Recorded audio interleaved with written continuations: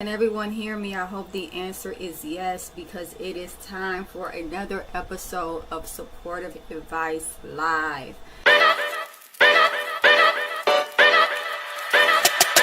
Yo!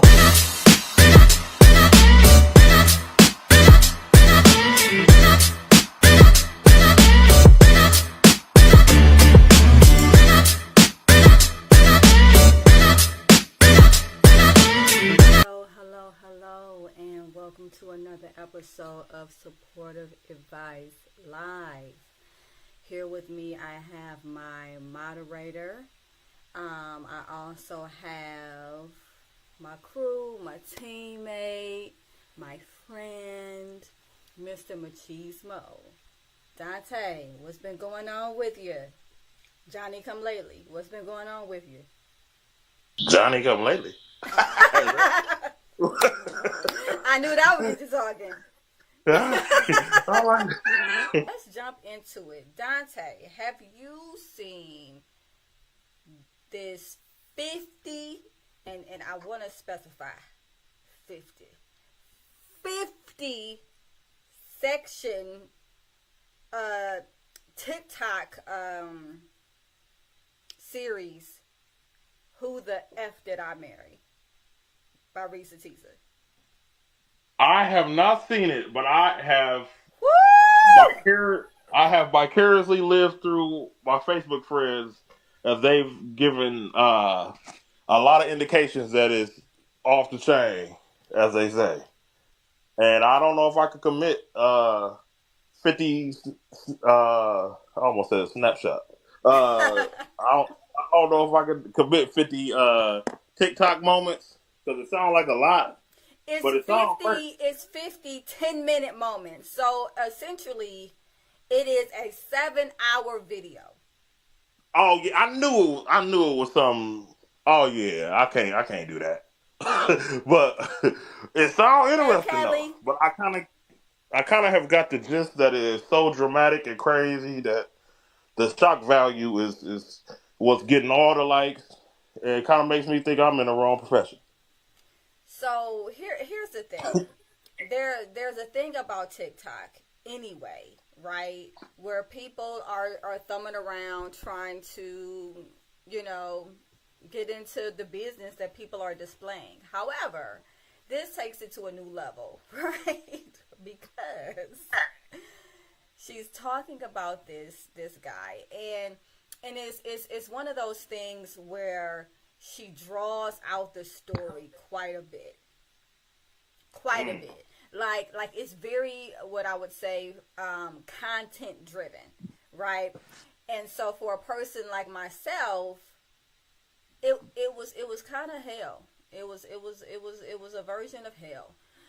Listening to the same details over and over again. And one might say, but you're a therapist.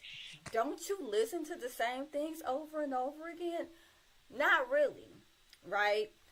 And not for free either. So with that being said, okay, I was like,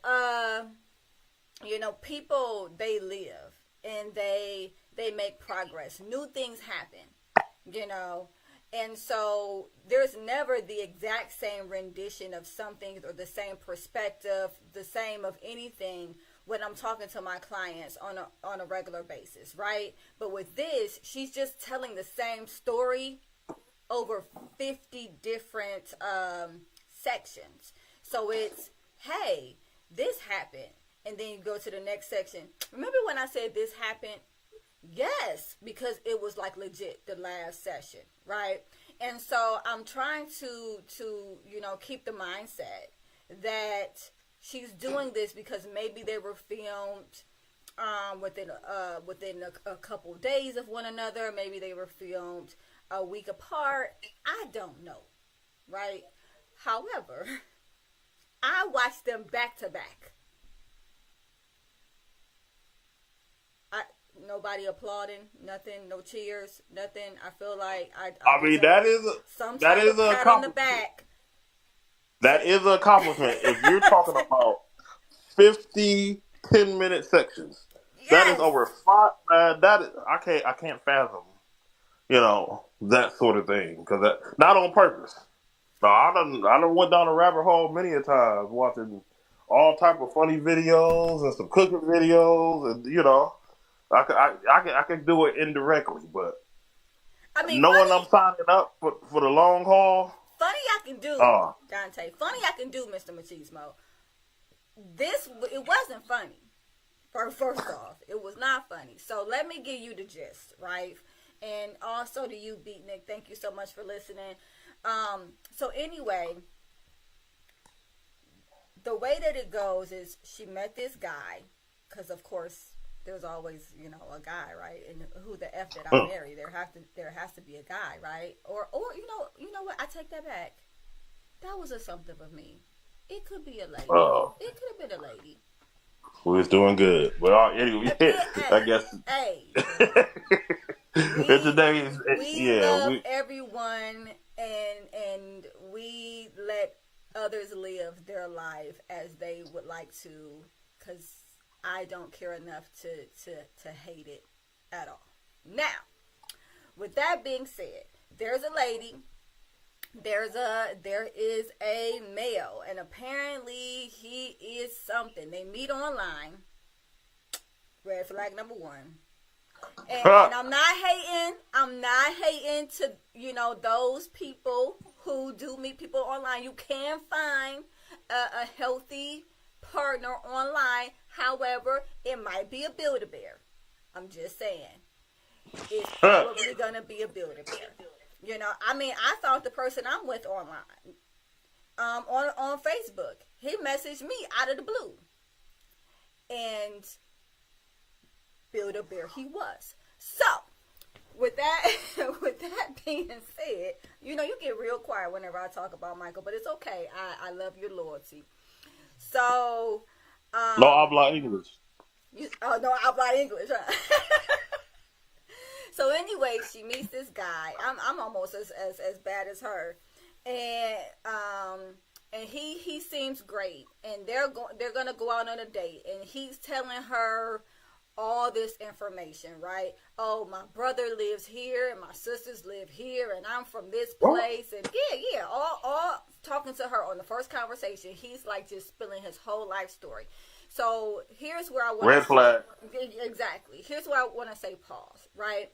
Because as a therapist, one thing that I can say to people is whenever someone's giving you too much content, something's typically wrong. And Stage 5 clinger. So, like when anybody comes into, my office, if they're giving me way too much content, like stuff that just is completely unnecessary, 9 times out of 10 is because there's something else that they're covering up. So this guy gave her a lot of content about a lot of different things, said that he played football and arena football, which is a thing. And he was in California and he was married, but his ex, cheated on him and broke up with him, and his ex lives in California, and she has 2 kids that don't belong to him, but he's really close to that. I mean, when I say he's poured it on, he's poured it on. So she's like, oh, cool, he's a sharer. All right, cool. So they go out on a date at the Cheesecake Factory because, why not? That's a great spot, right? And so they go for cheesecake, right? Her tire blows out on the way.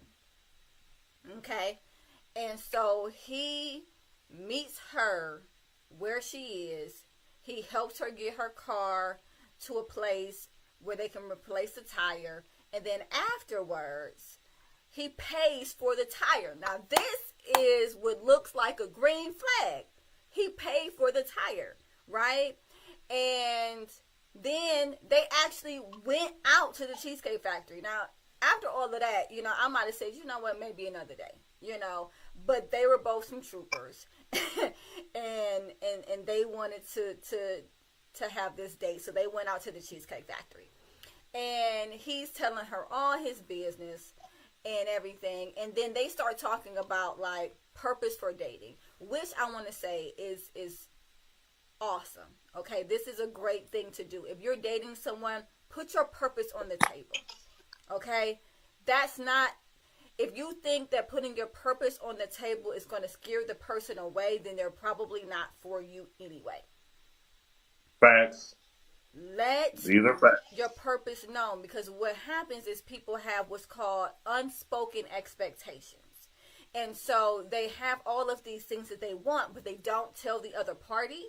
And then they get upset and they get resentful within the relationship or situationship because the partner hasn't all of a sudden guessed what they want, which is unfair to the partner.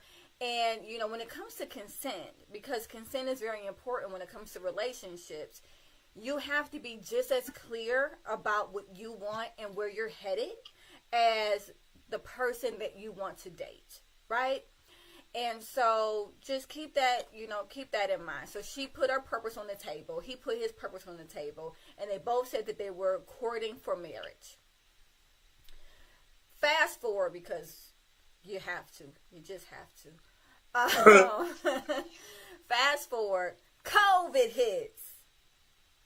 Da, da, da, da. Trauma bond, right? And so they're talking about where they want to quarantine. Now, he's told her that he works for this, big company or whatever, and they are going to put him up in a house. But for now, they have him in a studio apartment. Not nice studio apartment. And I'm just like, nah. I've gone on business trips, and they put me up in nice hotels. They're not going to put you up. If this is a big company, they're not going to put you up in some rinky-dink apartment while they're waiting on this house to come through. Nevertheless, they decide that they're going to quarantine at her house because she has a 3-bedroom, 2.5 bath townhouse. And of course he wants to get in on that, right? And so hey Carno, hey Joshua, thank you so much for joining. If you have any questions, you can always put them in the chat.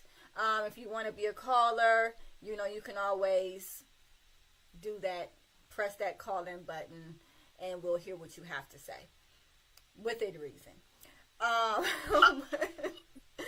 With that being said, they quarantine together. Now, mind you, this dude is paying all of her household bills.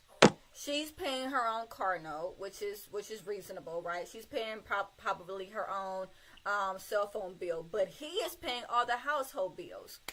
Clap, clap, clap for this dude. That's what's up. That was what looked like a green flag. Hey, he seems to be financially stable. He's able to pay all of these bills. Yay him, right?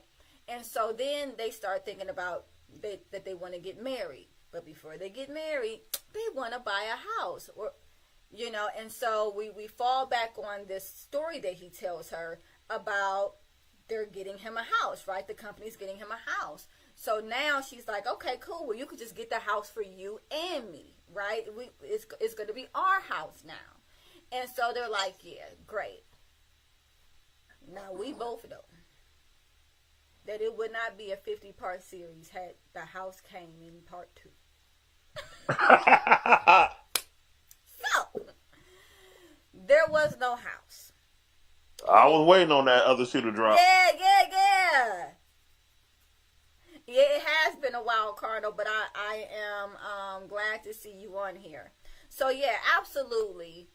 It's interesting because he gives her all of these excuses, all of these reasons why the house isn't going through, and all of this jibber jabber, essentially. Reasons. And then he lies to her because the house ends up being in contract, right, with somebody else, some other people who actually are serious about buying a house. And he says to her, it's in contract with them. Now, I will say there was a lot of things that it was hard for her to confirm because it was COVID. They were doing a lot of virtual tours. You know, she really, you know, she was kind of coming in on his coattails as far as she was concerned, because he was already supposed to be getting a house. So she didn't want to ask a lot of questions, blah, blah, blah. But here's what I'm saying. Ask questions. Once it went from the thing that he was doing to the thing that you both were doing, understand your value within a relationship. You can ask questions. You can ask questions, and you can have doubt, and you can ask for confirmation. If you don't feel like you can do these things within your relationship, it's because you're devaluing yourself, or you're attributing too much value to your partner. So just keep that in mind. So this whole time, she's not asking any questions, right? House falls through. She ends up getting pregnant. Within some of that time period, it was kind of all over the place, right? And so she gets pregnant, and then unfortunately she has a miscarriage. And you said, or just happens to get pregnant. Well, shit, she got pregnant. We're talking about Risa Tisa. Anybody who doesn't know who I'm talking about, I'm talking about Risa Tisa. And if you don't know who Risa Tisa is, get out from under the rock that you have been living under and join society. Now, with that being said, she gets pregnant. She has a miscarriage. He's there for her. She has a miscarriage, but then she has to go and have surgery, right? Because everything didn't pass the way it was supposed to. I'm not going to get into graphic details. This is not a medical show. This is a therapy show. Thank the Lord. So he didn't show up on time. So he volunteered his sister. Now I'm just going to fast forward. And I'm just letting you guys know before I even get into it. There's going to be spoiler alerts. Spoiler. So if you plan on sitting down for 7 hours and watching this series, you might want to click off now, because I'm about to just tell. I'm just going to tell stuff. So fast forward, this sister that he wanted to pick her up from the hospital did not even exist. She didn't even exist. You know who she was? An ex? An ex-girlfriend. Oh, and the plot thickens, right? Because sometimes we lean on people to say no, right? And so we'll offer something up, hoping that the person says no, right? So he offers this sister up that she's never met before, and she's like, no. I'm not gonna have this random person pick me up and they go back and forth, but he knows she's gonna say no, right? And she says no, and good for her, because there would not have been anybody coming to pick her up. So it unravels. Apparently there's another house that falls through. There's another pregnancy. That pregnancy falls through, and they're just 2 for 2 at this point. Nothing has worked out, right? Within the meantime, in between time, they get married. Don't ask me why. At some point, though, I do want to point out something. She said that she knew that the house was in contract. The first house was in contract with other people. However, she liked this dude, and she wanted to allow him to get out of the lie. So when that red flag was pink. That red flag was pink. And this is exactly what when I did the series Bagos with the students at Cuyahoga Community College around right after Valentine's Day. I was talking to them about setting their standards, right? And how sometimes you can start off with your standards very, very high, but then the more desperation creeps in, the lower your standards become. And this is a natural thing, right? Because all of a sudden it's like, well, maybe I'm not worth what I'm asking for. And if you're out there thinking that right now, I want to just tell you, you are. You're worth exactly what you're asking for. And I hope that that resonates with someone. So she said that she knew he was lying, but who else was she going to get? He was good enough. And so she went with it anyway. And this is a big problem. There's one thing when there's unreasonable expectations. I want this guy to fly. He needs to have wings. He needs to quack like a nut. Like, okay, that's not all that stuff's not gonna happen. And if you see a guy with wings, we would be running, not dating. I would be running, not dating. So, nevertheless, she had basic expectations. I want a man who cares about me, who has a steady income, who wants to be with me and wants to take care of me or build something with me. These things are not unheard of. But and then she wanted the person to tell the truth. But that was too much. The telling the truth part, that was too much to ask for. No, people, it's not. It's not too much to ask for. But she settled. And at that point, this is where a lot of the comments came in where they were saying, well, you're accountable.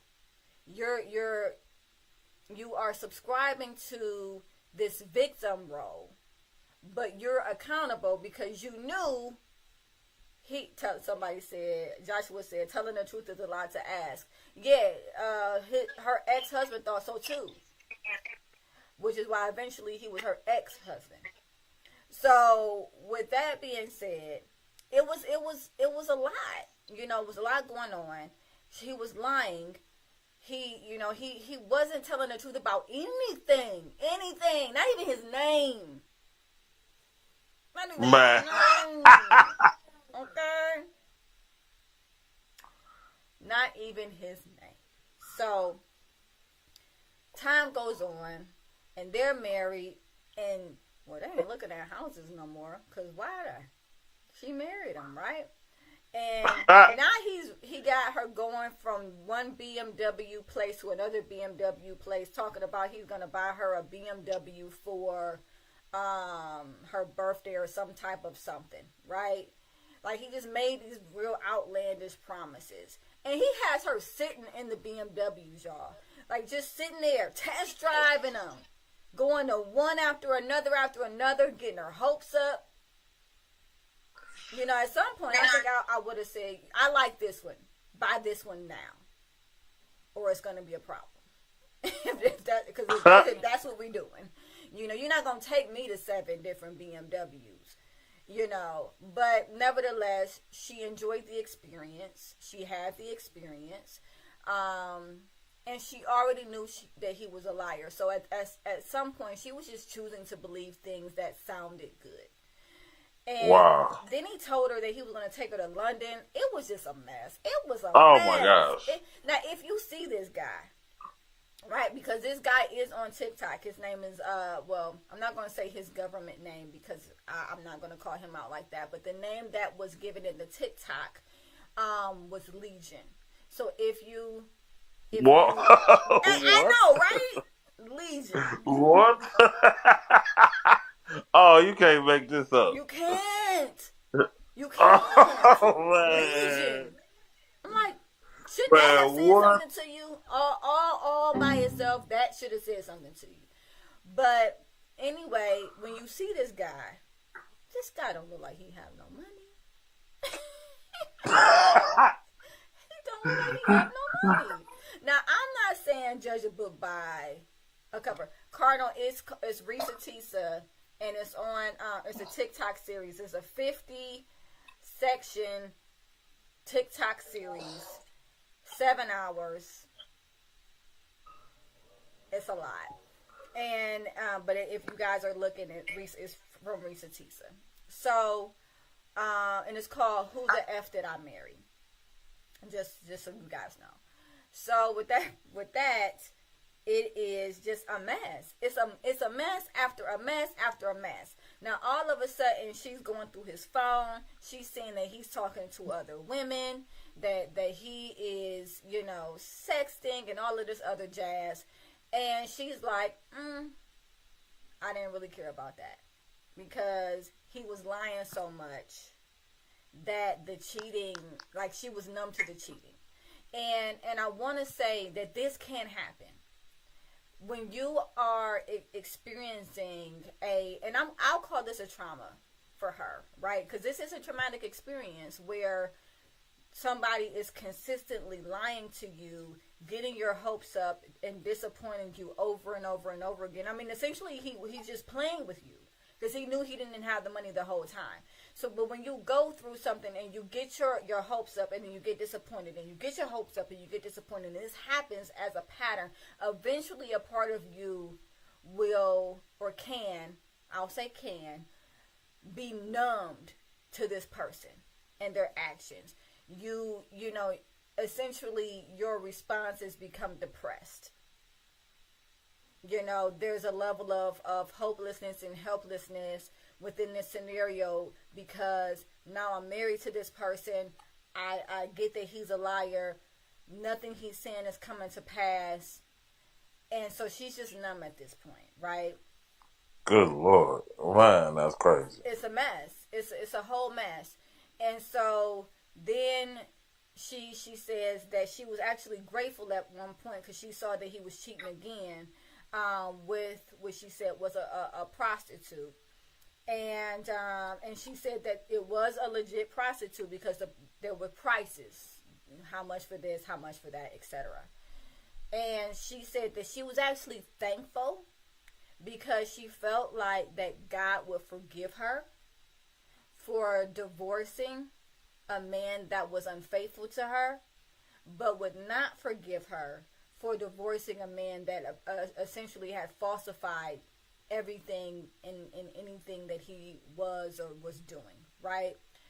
And I want to take a moment to say, I don't know what God everybody serves, and it's not for me to know, but I hope that no one is serving a God that wants you to be miserable with someone that is lying to you and breaking down your self-esteem and manipulating you every single day. Every day. I'm going to step off my soapbox in a minute, but I will say, do you really think that's what Jesus died for? If you believe in Jesus, if you believe in all of that, which she claims that she was a Christian and she believed in the storyline of Jesus and all of that, if you believe in that, you really think that's what he died for? So that you could be held at this high regard around divorcing someone that is lying and manipulating you, like, whatever. So anyway, I'm gonna step off my soapbox because sometimes you got to. But she was excited because he had cheated, and now that was her golden ticket to end the marriage, I guess. He had lied about everything. The girl hired a private investigator at some point. At some point, she had looked up his social security number, and the social security number that he had gave her wasn't the same social security number that she had found on some packet. So it was just nonsense. And he said that he had went to a school in California and that he had played football and all this other type of stuff. And none of that was true.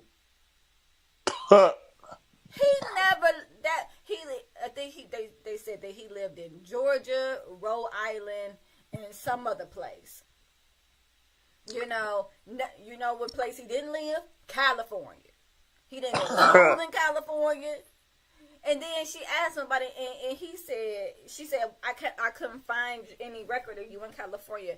He says, my father paid for me to be a private citizen. What are you That's the talking thing. about, sir? I'm about to say that's the thing. That's not a thing. I didn't think it was. Now you can pay money so that your number isn't listed in like the white pages and stuff like that. You Oh yeah, know, you can go to a website for that sort of thing. Yeah. yeah, like you can do that, right? But nah, player, you if you live somewhere and you put your information in to get a apartment or anything, you leave a trail. If there's no Right. trail, guess what, sir? There was no you. How about that? How about that? Okay? So she says to him, you lied about, California. And you lied about going to the college. And he's about to get defensive, and she says, just chill. Just don't even worry about it. Don't waste your energy. Because I looked it up. And you didn't go. So there. And she said that his eyes went dead.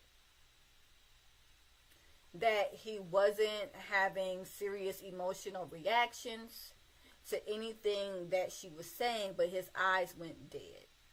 Oh, ooh. So to piggyback off of last week, he is a sociopath. Ah! He is having, or he is exhibiting sociopathic behaviors. Okay. See, now you done learnt me. Yeah, there you go. So and it's chilling because I've seen this. Because a part of therapy is building rapport and all of these, lovely things, right? But it's also a point in order to elevate anybody, you have to confront them where they are, right? If you never confront them where they are, they're never going to progress. So there has been times when I have had to confront a client and their eyes would just bloop. Just go dead. And so I knew exactly what she was talking about. And that's a scary thing when somebody's eyes go dead like that. Because he didn't care. He didn't care. And in all honesty, he wasn't there. After she called that out, he left. I don't know where he went, but he wasn't there. And I've seen that multiple times, and I'm telling you, individuals that can detach from themselves and from reality like that, no. He went to California for a fat burger.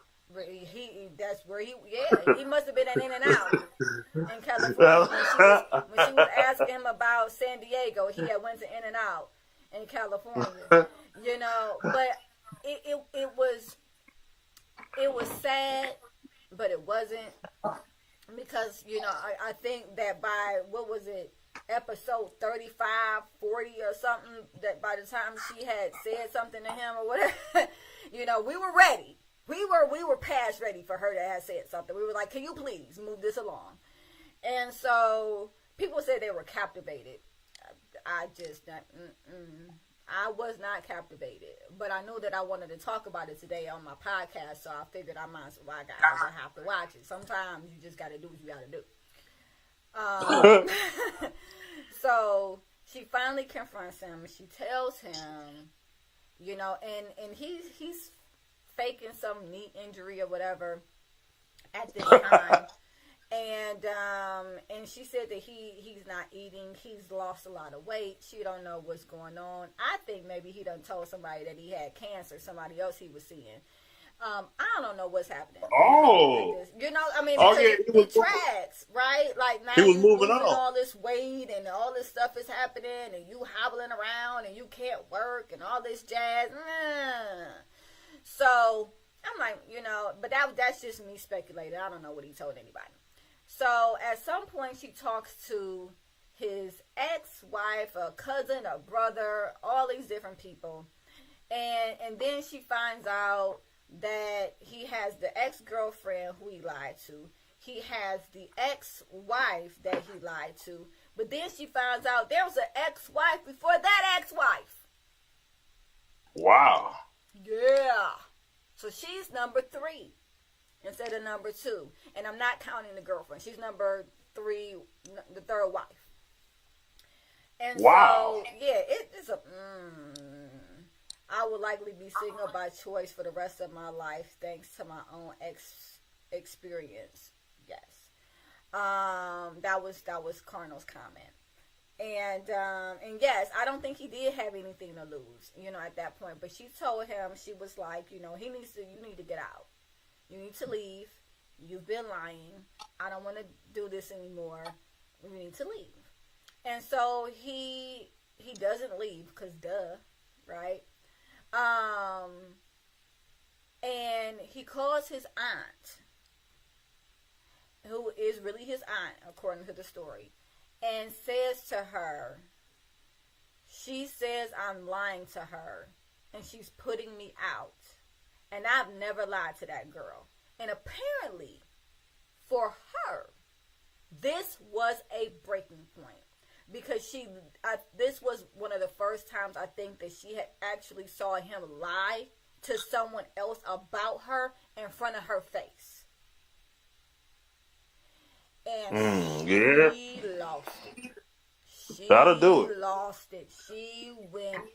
She said she had an Angela Bassett moment where she was darting around the room. Anybody seen Waiting to Exhale, where she was darting around the room. Now, this is where she says she snapped, where she separated or detached in some way from reality. This can happen. It can happen.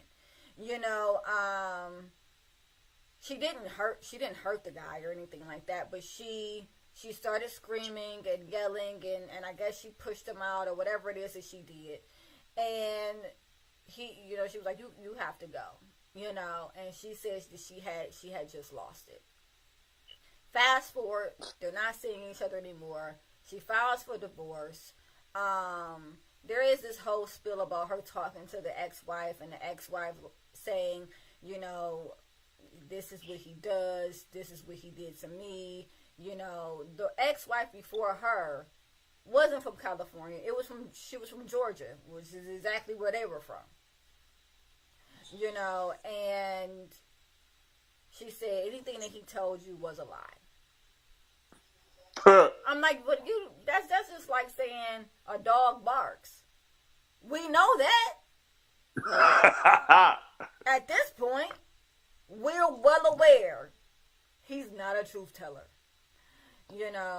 So they have this woman-to-woman conversation that's supposed to be so great. Woman-to-woman. Right? And I'm just like, I could have had a V8. And if you guys are old enough to know what that means, I'm not explaining it. So, she kicks him out and everything. He's gone. They're not speaking, but he keeps trying to call her. She done changed her number, blah, blah, blah, blah, blah, blah, blah. Stuff you do when you break up with somebody. And they get divorced. So the divorce is final. Now, he's talking about he wants his stuff back. But he gave her everything in the divorce. What exactly are you asking for, sir? He want that tire from the first date? I know! Say that! He like, I want that tire. I want you to pay me back for that Cheesecake Factory. All the bills I paid. I want them Tex-Mex egg rolls back. Pronto. Yes, I want them all. Give it all back to me. And essentially what he was really asking for was a TV. And some bags of clothes, I guess. I don't know. But the way that the divorce decree was set up was that whatever was in her possession, she kept. Whatever was in his possession, he kept. And they didn't go through splitting up anything else. Because everything, most of the things belong to her anyway.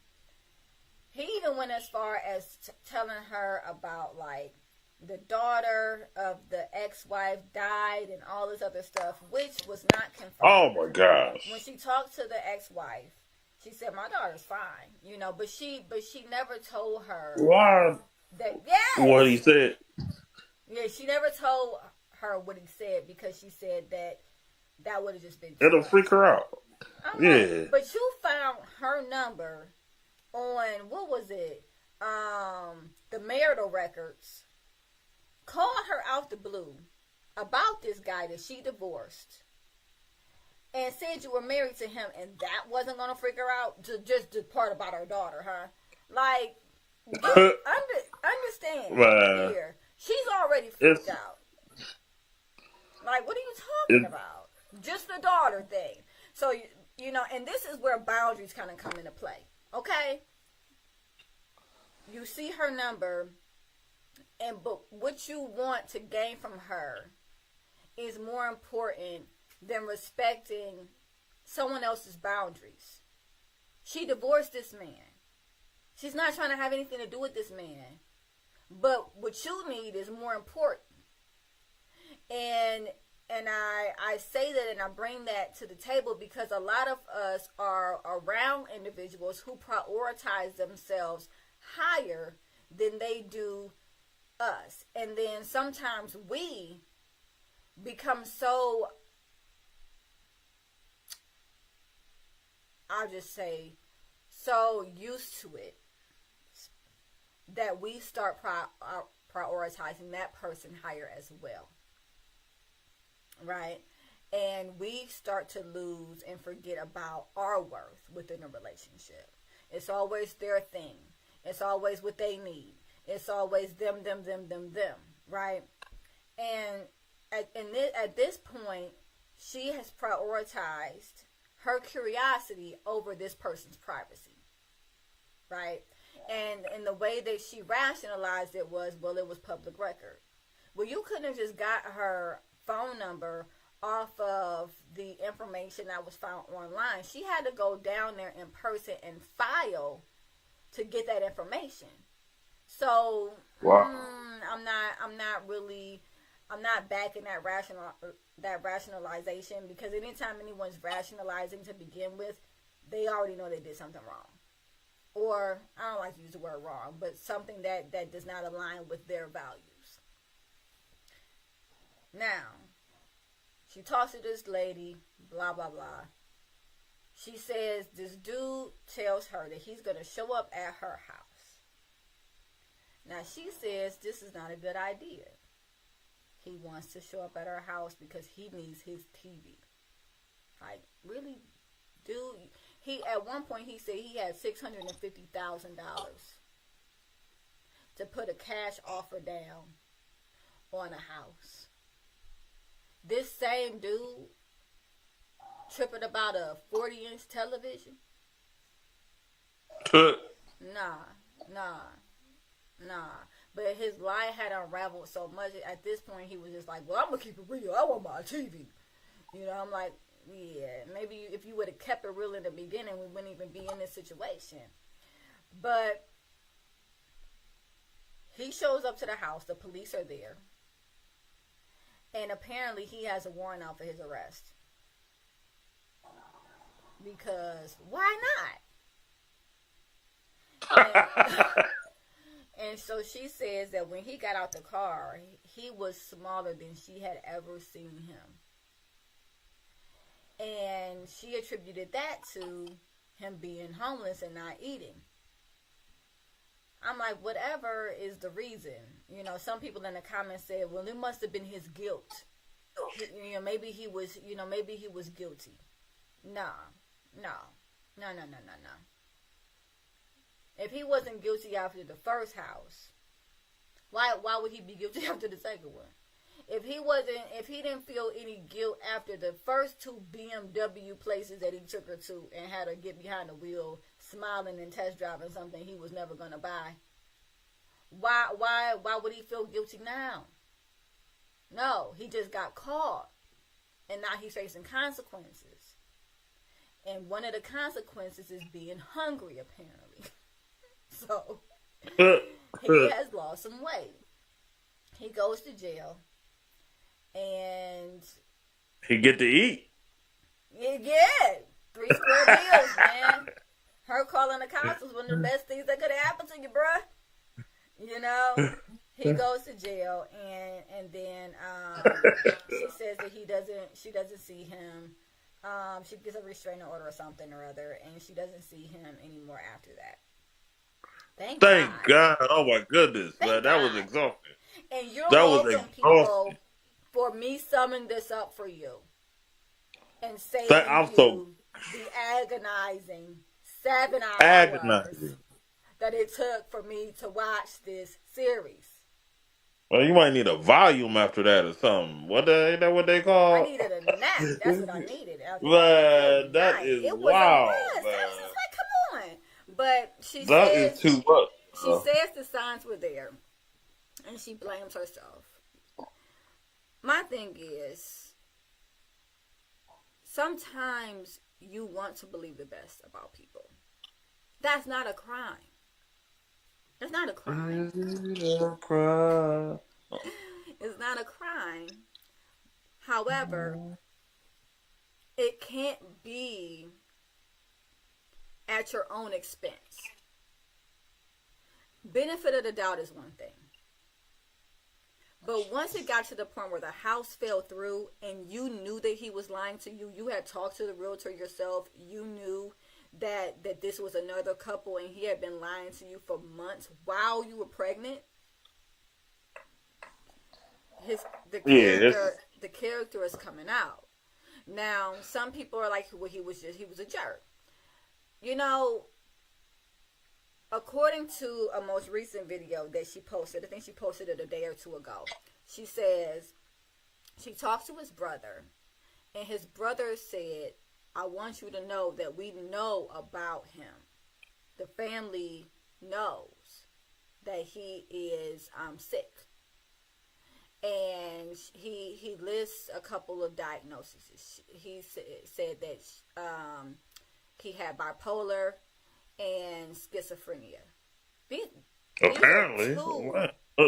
These are two very specific disorders. Now, interestingly enough, she didn't describe him as someone who went through various moods. She didn't describe him as anyone that was having the regular symptoms of mania, like not sleeping, taking on a bunch of tasks all at once, you know.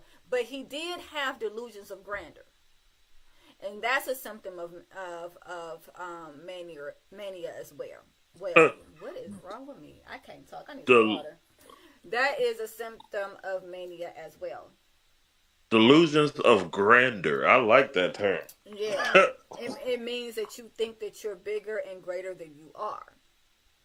Which I like that term. begs the question, did he believe his lies? Because there may have been a part of him that was believing some of the things that he was saying. You know, and being, you know, schizophrenia, that's a very serious and dangerous disorder. Now, they didn't say he had paranoid schizophrenia, but you know, he has a schizoaffective disorder, and so you know he consistently lies and he lives in his own reality, right? And so they said they knew this, and they tried to get him meds. But when he got older, he wouldn't take his meds, and that's the thing. You can't force somebody to take their meds unless they're inpatient. You know, he's sick. One guy said, and I don't remember his name, but this not his show, so I guess it doesn't really matter, right? He said that he called him smart slow. Let me let that sink in for a minute. I know a lot of. I actually call it a different term. I know a lot of brilliant idiots. That is. There are a lot of brilliant, but that's not to that extent. not that type of. That's a different dynamic. And grandeur, yes. And Carnot said we all do that, live in our own unique realities. We all have perspectives, right? Based off of our skew, based off of themes of our lives, right? Traumas that we've gone through, and whether we see the world as safe or unsafe, whether our locus of control is that the world is happening to us versus the world versus us having control of what happens within the world, all of those things. However, this individual dragged somebody into his world. And I think that a part of him believed, in all honesty, what he was saying. I really do. Especially if those diagnoses, okay. Especially if those diagnoses were valid. There's a part of him that was believing what he was saying. Because it sounds outlandish, but if somebody can believe that they need to put aluminum foil on their head so that the government can't track their thoughts, it's just as likely for somebody to believe they have money that they don't. And Dale Gribble. who? If you know, you know. Oh, Dale Gribble I don't know. from a show called King of the Hill. Oh, Yeah, it's kind of like I never knew his last name. I never knew his last Dale name. Gribble. Yeah, he was paranoid with the government. Yeah, that was Yes, definitely he did. Some of that. He was paranoid with the government, but he didn't realize that his son looked just like the Indian dude down the street. You know what I'm saying? That's your own reality. You want to believe what you want to believe. What's wrong with you? Wait, you guys don't put aluminum foil on your heads? No, I don't. Oh, yeah. I'm reading the comments, and I'm reading them out of order. No. So I was just like, oh, he was being facetious. That's fine. No, we don't. Facts. And nevertheless, he believes some of the things he's saying. But when the guy was talking, I think his name was Tony Gaskin, who said he was smart slow. And he described it. He said that he works with individuals with different cognitive delays. And he called them mental retardations. And he said that just because these individuals have cognitive delays doesn't mean that they're not smart and that they don't know how to manipulate people.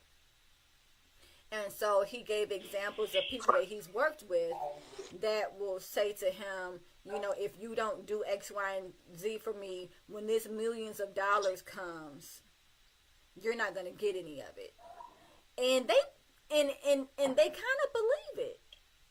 A part of them is like believing this story. It becomes their narrative. And I give it to Carnal. We all do it in our own way. We fall into our own narratives. However, I think that this guy, he could have some cognitive delays.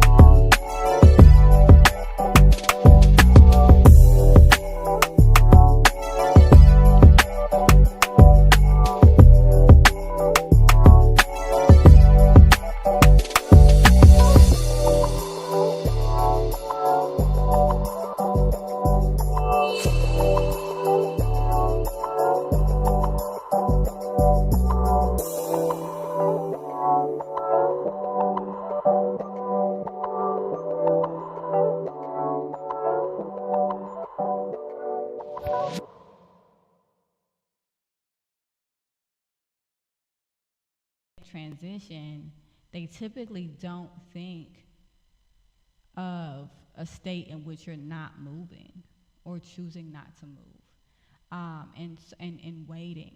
And I think that sometimes that can be the biggest part of transition is preparing, during that time of wait. So it's not necessarily that you're not doing anything, but maybe instead of trying to exert energy externally, you're doing some self discovery, and you are, kind of making sure that you're in a place to receive once that transitional period has been completed and you've hit that new level. Um, so I really think that that was an amazing point, that you had brought up last episode. And, for anyone who missed it, definitely um, you can log into to call in. Is public. And you can also go on again, Google Podcasts, Apple Podcasts, or Spotify Podcasts. See that, as well as YouTube and Facebook Live, supportive advice. And I think on YouTube it is Aquila Wheatley LMFT. Don't ask. Name is long. That's fine.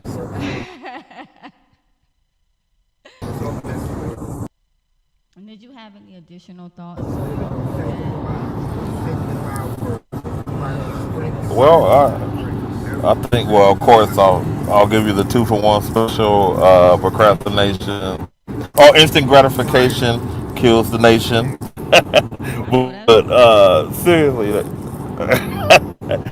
definitely like with transition, like the transition, like for me, was moving too fast and doing too much to sitting and being almost like a cat waiting to pounce, if you will, where you kind of get into a posture of calculated moves as opposed to just movement.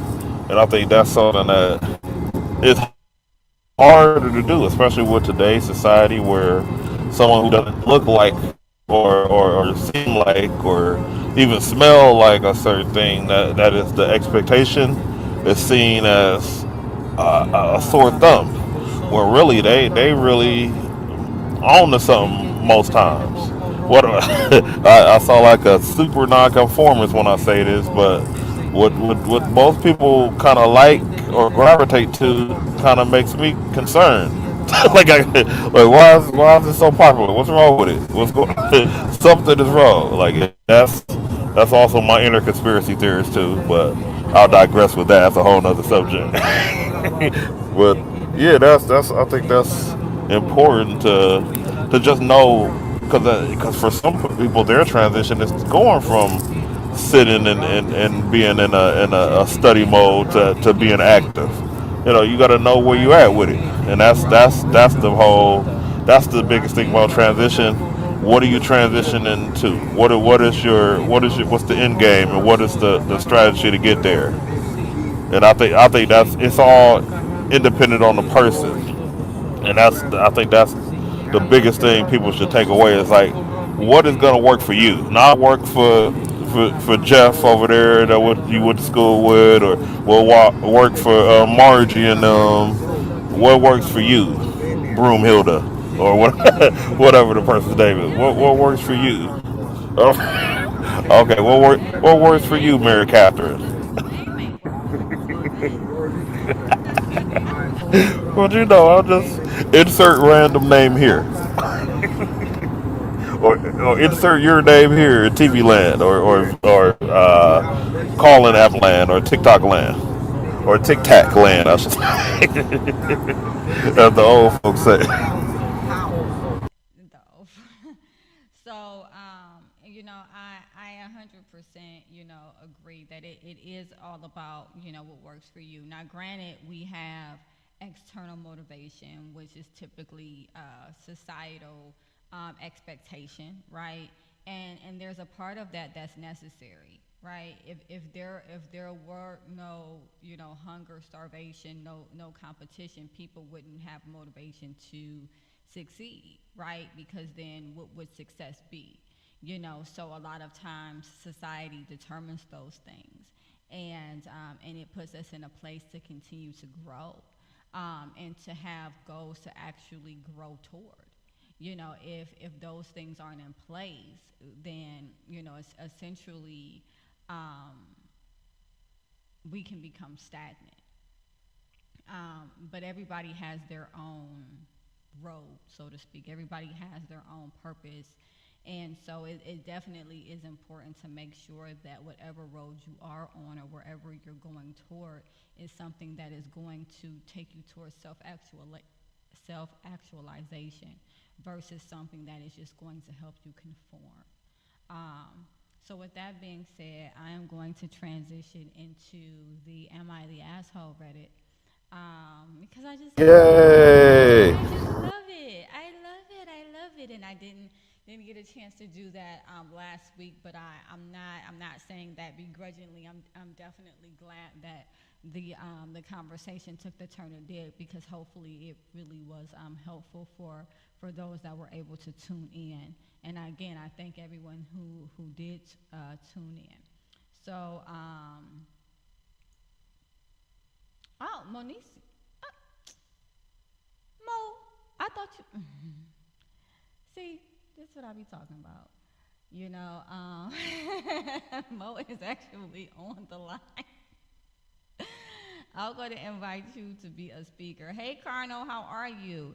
Jam Pop is stupid and consistently do stupid stuff. I try to avoid the the idiocy. Okay, yeah. Better this. Well, I'm glad you're doing better this week. Definitely. Um, and I'm glad that you are here to listen as well as share. Hey Mo, how are you doing? I'm surprised to see you.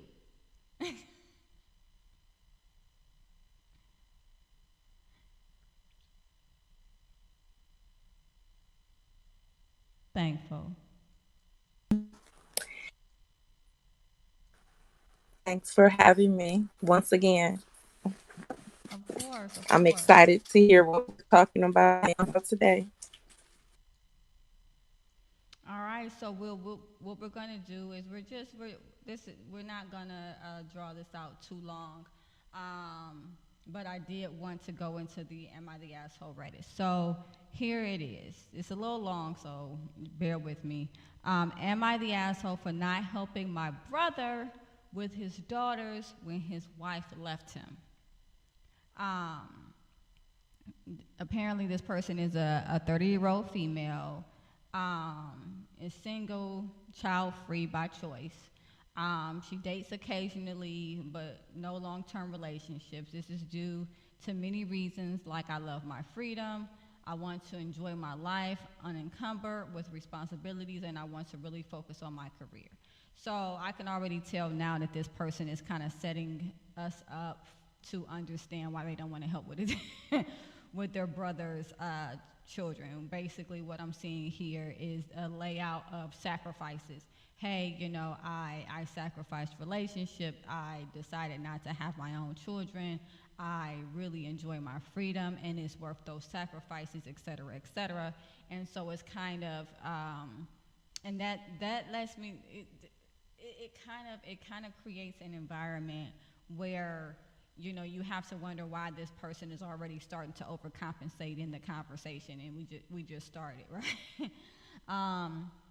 So it says, my older brother, who was 34, got married when he was 26. He has 2 kids, both female, 7 and 4. They had a traditional household. He wanted a partner who stayed home and looked after the family while he earned.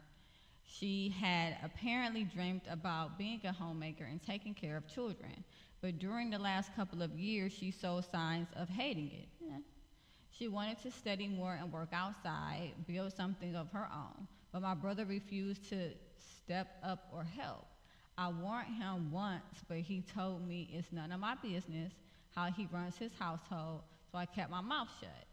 His wife left him a month ago. She just wrote him a letter saying she can't do this and she wants to explore her life.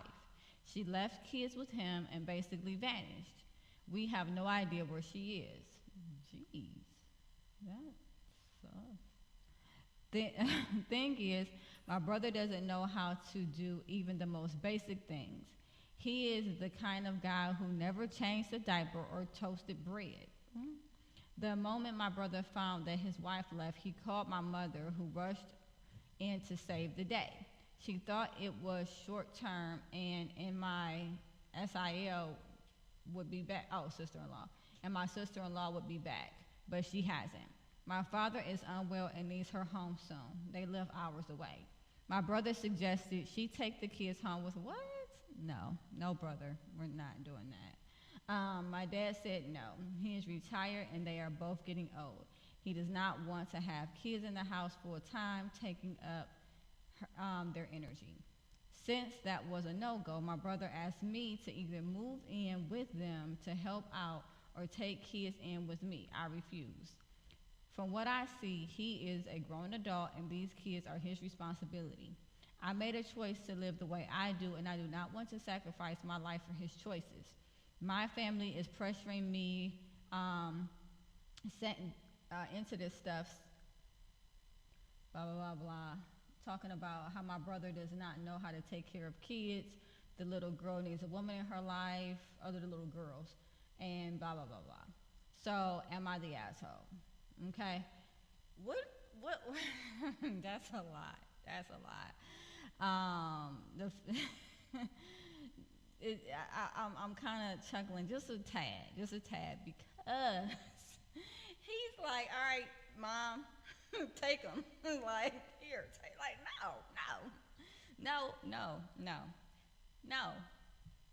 no. So I see Carnal seems awfully selfish. Help, not take over. So how old are the kids? 7 and 4. Both females, a 7-year-old and a 4-year-old. Now, I mean, I don't know. I mean, it's a hard one. You know, it's really a hard one because this person has established their life. They have made choices, you know, based on what they want out of life, and now, you know, the brother is like, well, I don't know what to do with these kids, so, you know, you need to help me, you know, or figure out what to do with your kids. You know, if you don't know how to toast bread, find out. You know, everybody had to start from scratch when it comes to being a parent. There is no manual. There's books. There's plenty of books. But there's no manual, you know, on how to be a parent to your specific child, because nobody has your specific child but you. You know, and so everybody has had to go through trial and error and figuring things out. You don't get to just say, oh, okay, well, I don't know what to do with these kids. Here, you do it. I guess that's just my opinion. But I'm your sister. Remember, you told me to mind my business. I know that's right, Mo. He said, mind your business. 100, you know. And, you know, and it's hard because it's like, and I was just talking to a client about this today. I have a client that is, you know, about to get married soon, and there were some concerns because of the way that their spouse, I mean not their spouse, but their fiance current viewpoints are, right? And one thing that I said was, viewpoints change, people grow, needs change, wants change, you know, and it's important to understand that, because in this scenario, at some point, she wanted to be a stay-at-home mom, and then she decided it wasn't for her, but she would not have known it wasn't for her until she actually attempted to do it, right? Says he should have been participating more from the start, and maybe the mom wouldn't have left in the, go ahead, Cardinal, you are on it tonight. You are on it tonight. Absolutely. You know, it seems like that he put all of that on her, and even if she took it willingly, which is fine if that's the case and if that was the dynamic in which they set up. But to not know how to change not a one diaper, or cook a meal, or it's like, as there is a part of that that's just autonomy, that's just independence, that things that you would need to know how to do even if you didn't have kids, if you never got married at all. These are just things that you would need to know to do to survive as a human being. So, Dante, thoughts? And yes, Carnal, I'm with you. Takes more than money, 100%. Mr. Machismo, is she the a-hole?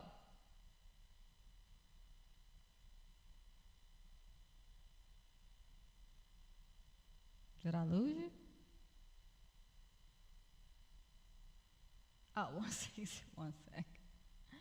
So, Mo, based off of the comments that I'm seeing, I take it you don't think she's an a-hole. You better know I don't think she no butthole, okay? Because first of all, she tried to tell her brother that, your wife is saying she's going crazy. Do you know how hard it is to deal with a 4 year old and a 7 year old? And then you have to be around them little people all day long and they don't listen. And you got to Mm-hmm. repeat yourself over and over and over again. And that was her life for how many years? And then she expresses to her wonderful husband, I would like to go out and be with normal people. And then you tell me no, and you don't want to support me.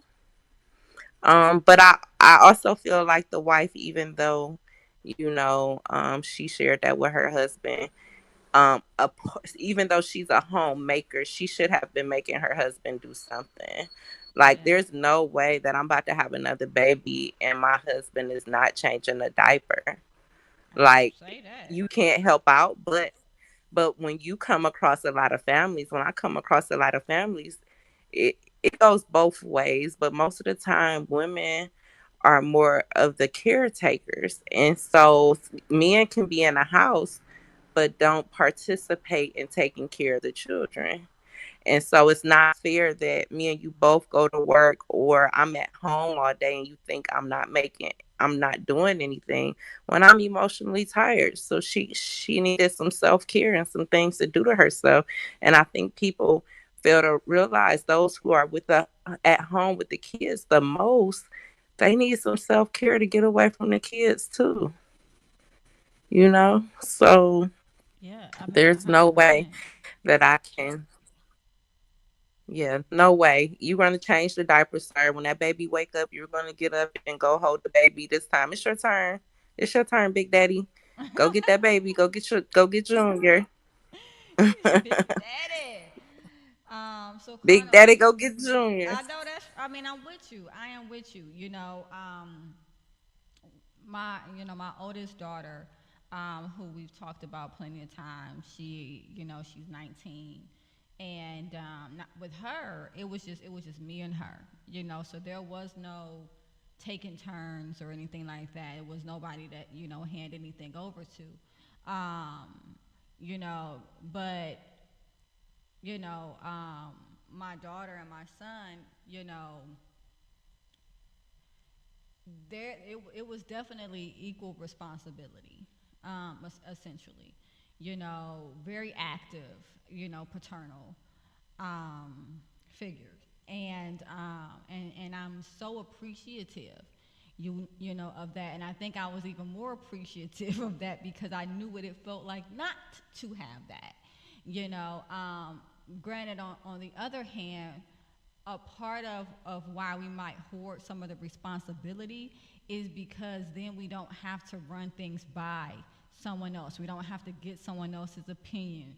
We don't have to discuss things and have conflict or get someone else's approval or come to compromise about things. And that was another aspect of it that I realized, because when it was just me and my oldest daughter, I didn't have to ask anybody anything. Whatever we were going to do was whatever we were going to do. But then with parents, with paternal involvement, now there is somebody who has an opinion. There's somebody who also has that child's best interest. There's somebody who was possibly raised, differently than we were. And so sometimes part of hoarding their responsibility is not wanting to have to share in the decision making. And so that's another concept. But I did want to make sure that I'm getting to Carnal. And he said women need to get their heads out of the clouds too, though, because they all want that millionaire lifestyle where they don't have to do much of anything. And then also he says discipline and structure, not until they are about 14 or so. And then yes, but he was at work all day. How was he gonna come home and work more to give you a break from nothing? So I think that essentially what we're saying is that there's different types of work. There are individuals that might go out and work outside of the home, and in that they're bringing in income. That income, supports those that are inside of the home, including that person. But then there is also a person who works inside of the home, and that is just as important, right? Because as he's seeing now, there's a lot that needs to get done that he's having a very hard time doing. So had she actually been doing nothing, then we wouldn't be having this conversation, because he wouldn't be freaking out because there's nobody at home to take care of the kids. So that role, as you can hear, in the dialogue there, was very, very important. Just as important as his role outside the house. If ladies want the man to do more, then they have to cede the lead to him. I don't know. Not fight him at every turn about every little thing. Women are fickle and chaotic. And so I'm going to kind of redirect, just because I want to stay on point. Because in this particular Colonel. In this particular case, right, the main focus is the sister. And so we have the brother that kind of pushed up against the change that his wife was trying to make, where she was trying to include him, ask for his help, work out. She wanted to work outside the home, go to school, things of that nature. And he kind of shot it down, or wasn't willing to help, with her growth and her goals, right? And so then she leaves, Now, whether or not she's the asshole is not really in question, even though, leaving your kids that's a pretty, that's a pretty a-hole move, in all honesty. But as far as the sister is concerned, she's established her life. She's made choices. She decided she didn't want to be in a long-term relationship because she liked her freedom. She didn't want to have kids. She didn't want to do all of this other stuff. And now her brother's like, well, I don't know what to do. You got to come live here. She doesn't. She doesn't have to do that. Would it be nice for him? Yeah. But one thing I tell my clients is we save others by empowering them to save themselves. And her moving in is only going to continue to enable him. The no is what's going to actually empower him to learn to do things on his own and establish a relationship with his children, in which you can tell he has not done. Mr. Machismo, you're back. Thoughts? Yeah. Oh yeah, the sister is not wrong at all. She has boundaries, and to be honest, them ain't her kids. So she can do what she can, but she can't. That's just unrealistic expectations from the brother. And then definitely the brother should definitely know how to change diapers. And like I don't even understand. And keep in mind, I'm coming from a unicorn perspective where I ain't got no kids, but when I do, like I'm gonna be I'm gonna know how to do the diapers better than the mama. But that's a discussion. So you know, um, it's just kind of a mess. I feel bad for the dude though because he probably he married for love, but he unfortunately had a situation where it didn't work out. But yeah, I mean, it was warning signs though, from what I hear, like where he just didn't catch them though. So there's that.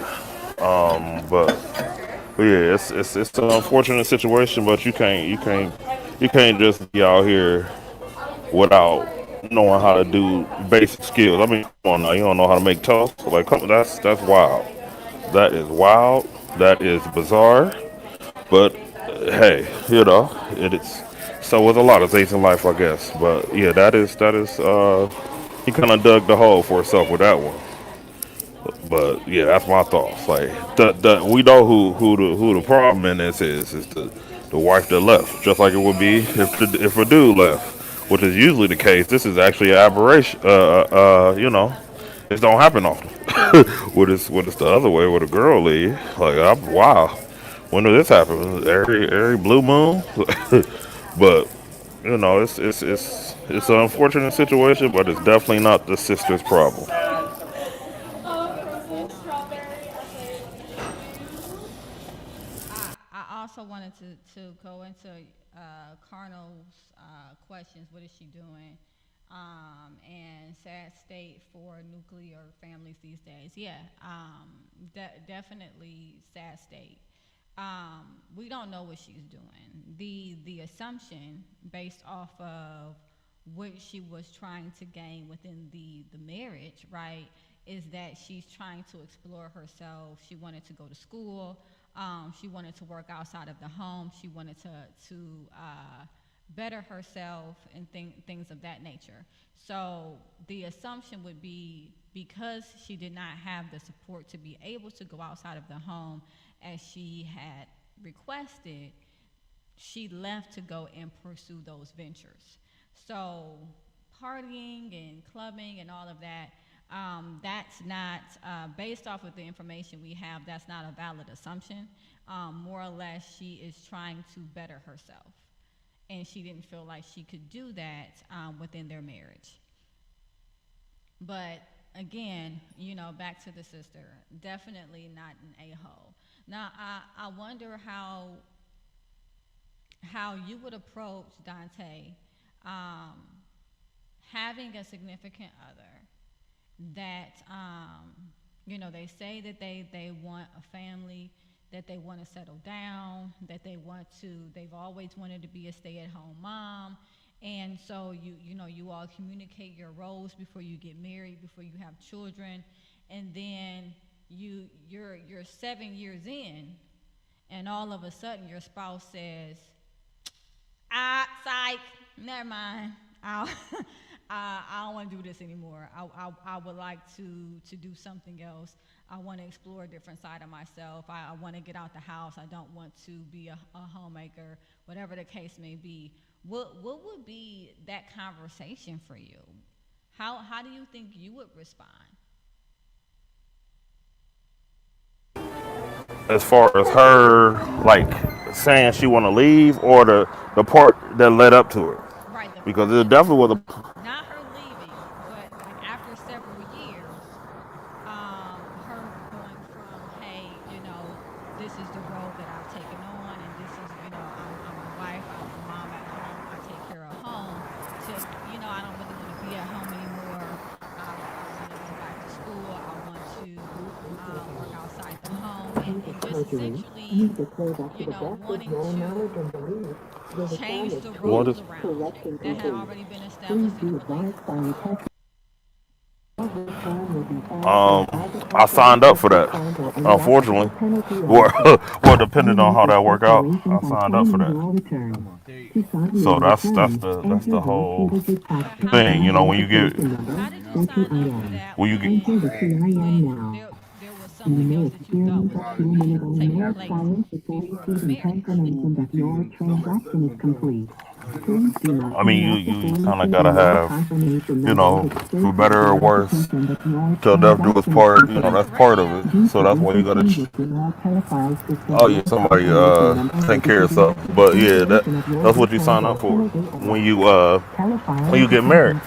Like you that's why that's you have to invest the people that you marry. Like that's why you kind of gotta.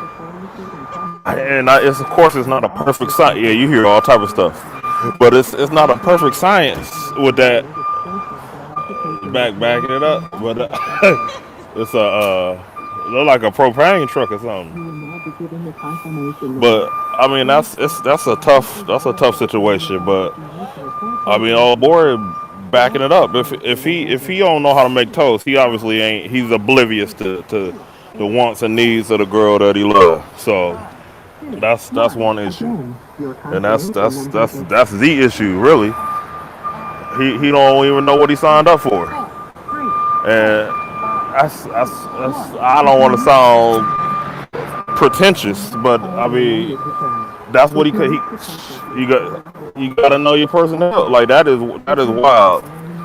But I think we had a similar discussion about the girls' search history. About you might not know certain stuff. You gonna know. I'm nosy. I'm gonna know stuff. I'm gonna ask stuff. I'm gonna know stuff. But everybody's not like that. So because my goal isn't not to be in that situation where 11 years later, who is this person? What is this? How did this happen? How did we get here? It's always signs. It's always signs. And in all honesty, I don't think that any of us. I'm gonna need you to mute yourself. but um, but I don't think any of us, get into these situations because we're oblivious. I think that there are expectations that are spoken, and I think that there's expectations that are unspoken. And I think that, sometimes when you're with someone, you learn them as they learn themselves. Like, the person that I am now is not the person that I was 8 years ago. And so I can't expect someone to know who I would be now when I didn't even know who I would be now. And so it's not necessarily always realistic, to think that um you would know. um Nevertheless, you know I want to switch it up a little bit. I want to switch it up. Mo, let's say I want to turn it around a little bit. Let's say you have a husband, right? That before you went and got married, he was the breadwinner. He was the person who went out. He made money for the entire family. He said that's who he always wanted to be, what he always wanted to do. You said that you wanted to be, the stay-at-home mom, and then and you guys carry out those roles for several years, and then all of a sudden one day he comes to you and he says, "Yeah, I don't want to work anymore." What is your Um, response to that? Right? um, um. Well, first of all, I've never been the person who don't work. My mother has trained me to work since I was 4. Ain't that right, Terry? She down at the bottom. Hey, Terry. However, Hey, Pickle. Hey, how Carmen. However, if I had to be a home mom, that would probably be torture for me. This is a fake Um, scenario, by the way. that would be torture. Like, and he said, okay, so no, I'm not, it's him the other way around. So Hmm. he's at home all day with the kids, and I'm taking care of the family. It's, No, he's at uh, work. This is the scenario. oh, he's at work. Your husband is at work, right? He works full time. He's always worked full time. That was the roles that you guys determined. You stayed at Mhm. home with the children. 7 years Jesus. later, he comes to God. you and he says, "I don't want to work anymore."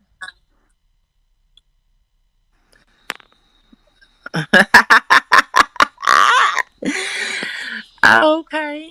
All right. Well, yeah, who's going to pay the bills? I'm agree with Colonel right now.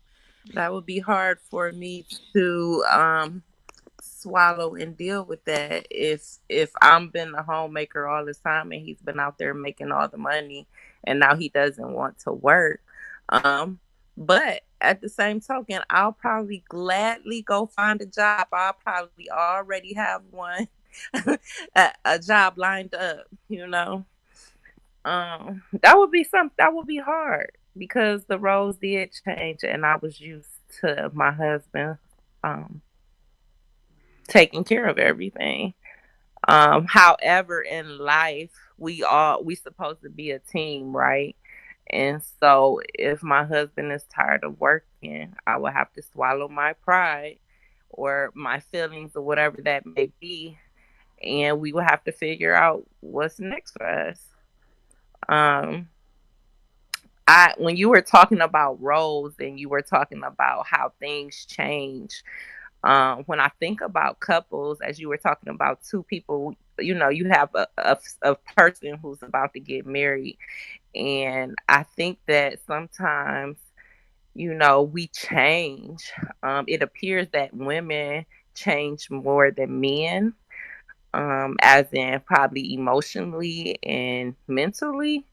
And so I find that that's a struggle, personally, and what I've seen with a few people where I work at when couples come in. So it appears that the women grow emotionally and mentally, and the men could be more content with life being the same for years, and the women um, want to grow and do different things and have different interests.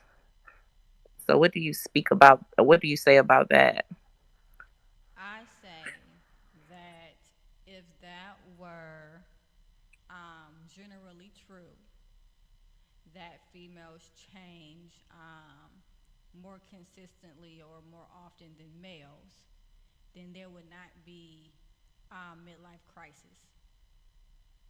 And a lot of times, what you'll see is you'll see women go through them too. They go through them too, but it's more socially seen and acknowledged that men go through midlife crisis because they get to a point where they're like, okay, I've been doing this for X amount of time. What's next? What am I doing? Who am I? How did I get here? I feel stuck. I don't know, And so that is their time typically when they start wanting to grow, change, and where becomes very important for them to do exploration. Now, what you typically will see is a lot of external change versus internal change.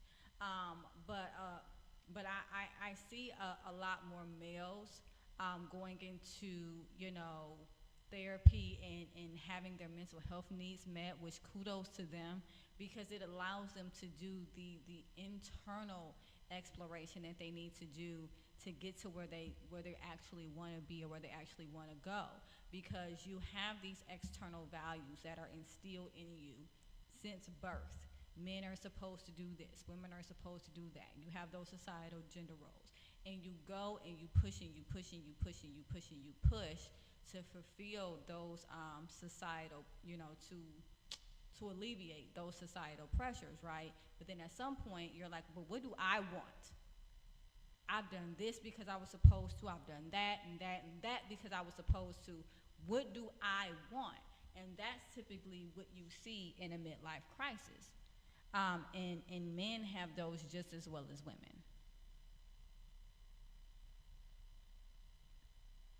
In what way did evolution determine these roles, Carnal? I'm curious.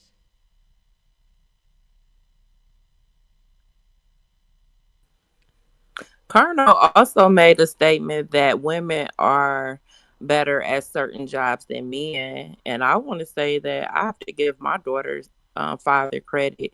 He did a lot of things when my daughter was born. He made sure he gave her baths. He got up out the middle of the night to get her. He held her all the time.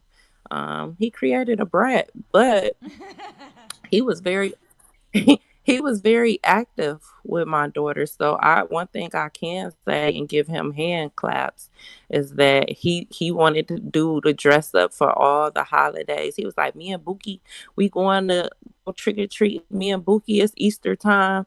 It's me and Bookie this and this. And I was like, geez, we will kind of fight over holidays. And after a while I was like, go ahead, bro.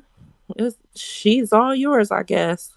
And so he enjoyed doing all holidays and everything, but he was very active. So my daughter's dad has been very active, and I appreciate him. So And I do want to say from the that, beginning. and I do want to say too, and I thank you, Mo, for sharing that. It is a stereotype that women are just born more maternal than males, or more nurturing, not maternal, more nurturing than males. That is not true. There are some women that are born, and they don't, they're not inclined to have children. They're not interested in that nurturing aspect. I talk to people all the time that are female. They're like, somebody crying in front of me, and I'm like, what do you want, man? Like, what? What am I supposed to, like, pat you, or like, and it's even harder to have those awkward moments because society tells you, well, you're supposed to know what to do. You're supposed to be nurturing. You're supposed to, and it's like, no, we're not.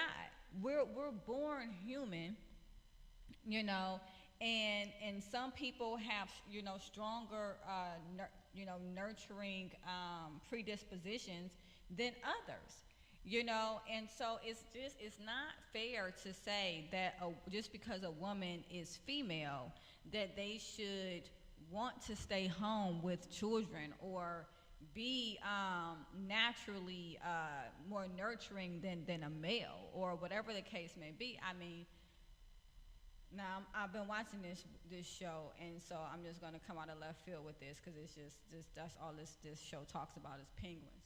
But the but the male penguin is is the one that actually hovers over the egg, and makes sure that it's okay and taken care of. It's not the female penguin, and so in other species, there are males that are the ones that actually produce, and not the women. And so, like, it's only in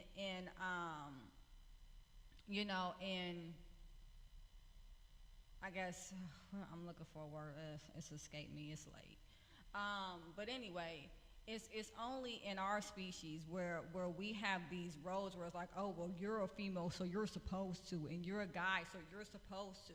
No, guy. There's guys who are inclined to cook, who love to cook. There's guys who love to clean. There's guys that are more nurturing. They're sensitive. They have greater emotional intelligence. There's women who have that, but it's not because of our gender. It's because of who we are as human beings.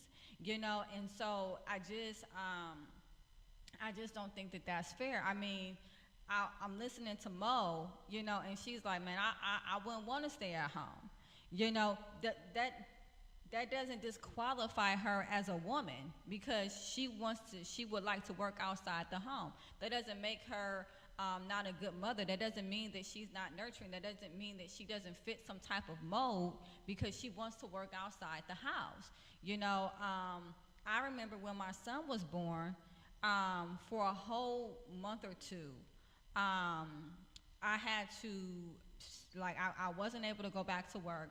I had to stay home with him. He was born in the wintertime. I was not able to leave the house unless he had a doctor's appointment because he was not supposed to leave the house because he was premature. I crawled up the walls, down and up and down and up and down. That was the longest 2 months of my life. Now I love my son. I love my son. I love my son. And also I'm very nurturing. But staying at home, not being active, not being able to go out, learn, grow, and experience social growth, that was horrific. I couldn't imagine that being every day. For no, no, no, I couldn't. I couldn't. It's like COVID-19. Oh my God. Sitting in the house all day, It is not. It's like not being able to no. have interaction. Horrible. Yeah, it was, and again, I love my son, and you know I'm very very nurturing, but there is a part of me that needs to be able to go out and do other things. There's other parts of me outside of being a mother. I'm a whole human being, and so I can't only fulfill one part of that and neglect every other part of that and think that I am going to be um, a balanced human being. I'm not going to be, and it seems like that is the Coco 19. I'm so priorities. Okay, I hear that priorities. And yeah, you know, there are priorities, but again, there is also propensities, and there are things that some people are innately better at than others, and it's not based on gender. It's just it's not based on gender, and we would like it to be because that makes things easier, that makes things black and white, but that's not the world that we live in. We live in a world full of gray, and it's just that mindset of, well, she's a female and and I'm out here working, so she needs to get it together and be okay being at home, that got due left, because you have to make room for your partner to grow just as you are growing. It's not one sided. Aquiva, I have a question about, so how do you approach a situation? You tell your significant other several times, this is bothering me. I'm tired of cleaning up after you. When you say things like that, you hurt me. You continue to tell a person how you feel, but they ignore your feelings, and this we see this in this case, and so she ended up leaving. She kept sharing how she felt and how she wanted to do something different, but he was not willing to hear or listen to what she was saying. He was not willing to adjust. So when you're not willing to adjust, to compromise and to help your significant other, um that brings on many problems. So, just so that I can better understand, it, how would I approach When what specifically? what do you do when your mate does not listen to you, when you continue to tell them how you feel and they ignore your feelings? After a while that gets old, and when we look at the scenario, the wife left because she kept saying she didn't want to be a homemaker no more. She wanted to go out and experience life, but she was being ignored.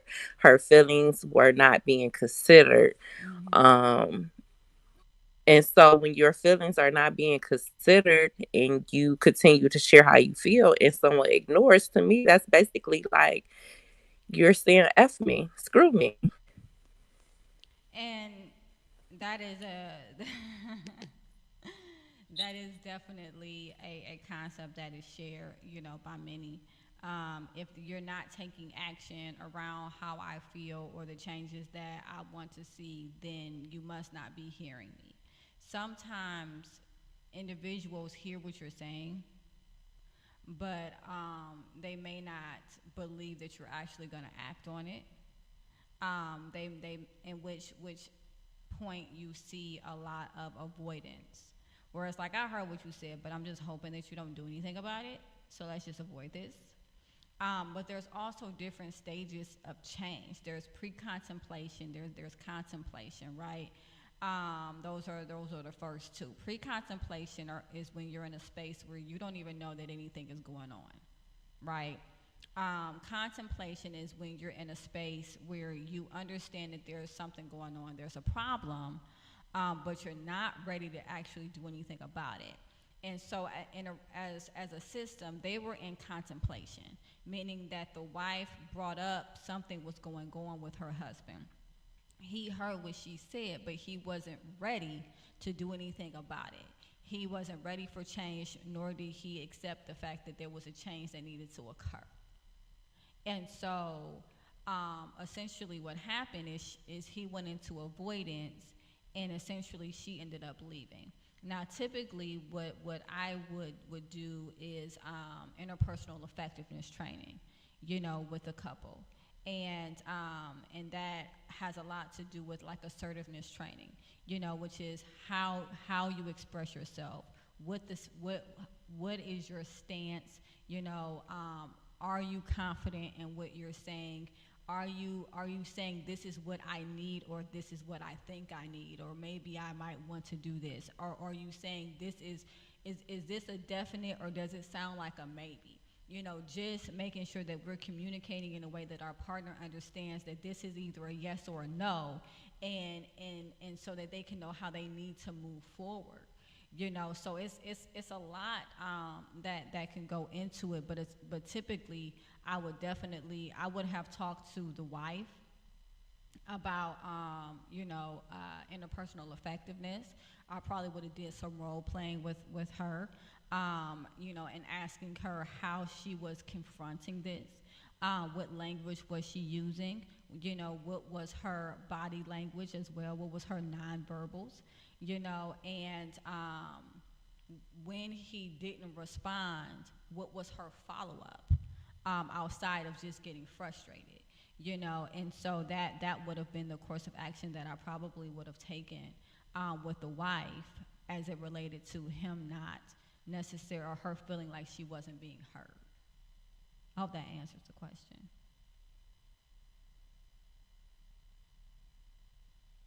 That was me quoting my wife. When I asked her to lay out precisely what it was that I was saying that was causing her pain, she could not even do it. Why won't you stop saying that? It hurts me. Oh, okay. You know, um,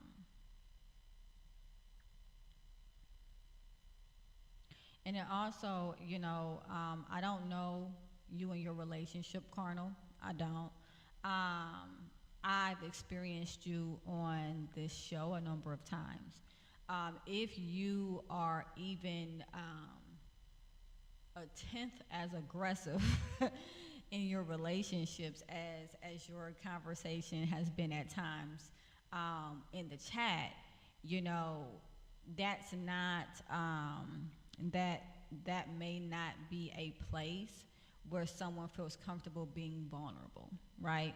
And again, I don't know the situation. I wasn't there. I don't know if the aggressiveness that you have now is because of the situation that you went through, or if this is kind of somewhat how you were within your relationship, right?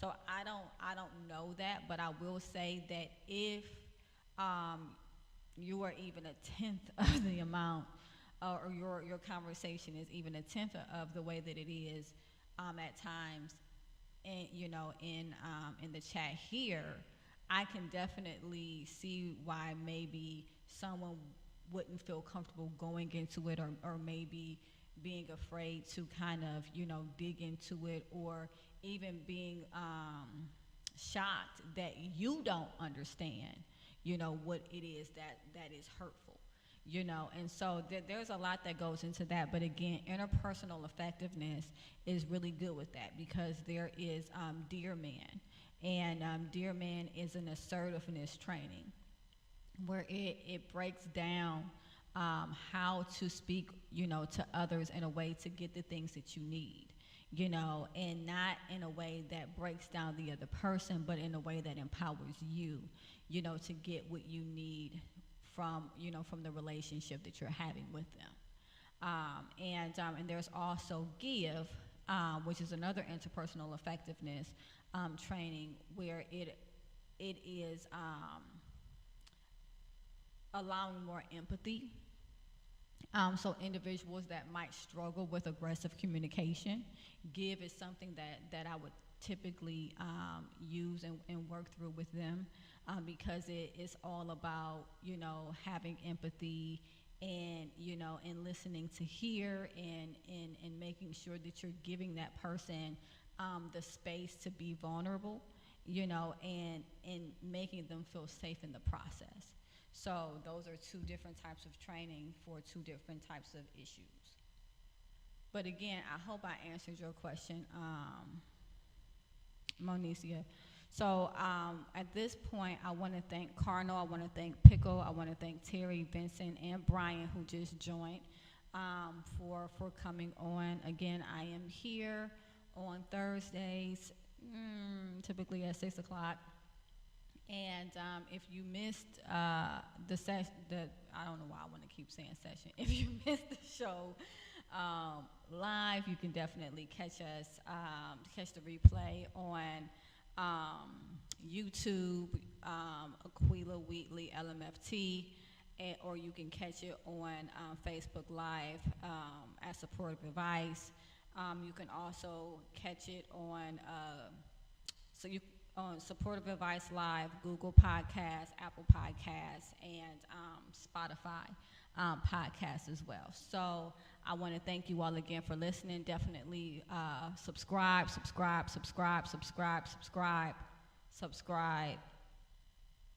What's happening? Jordan Peterson in the house, and then someone said no. I don't know what's happening, but I'm going to let that chat be the chat. And I'm going to again thank you for coming in, and I will catch you all soon. Thank you so much, you guys. Have a great evening. Bye, everyone. Bye, Mo. Thank everybody for Have joining. a good night.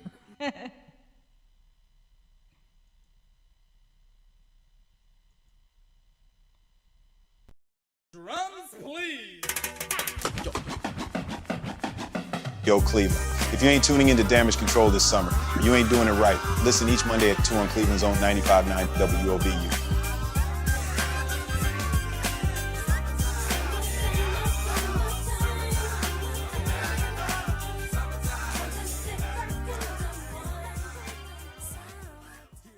Hello. Can everyone hear me? I hope the answer is yes, because it is time for another episode of Supportive Advice Live.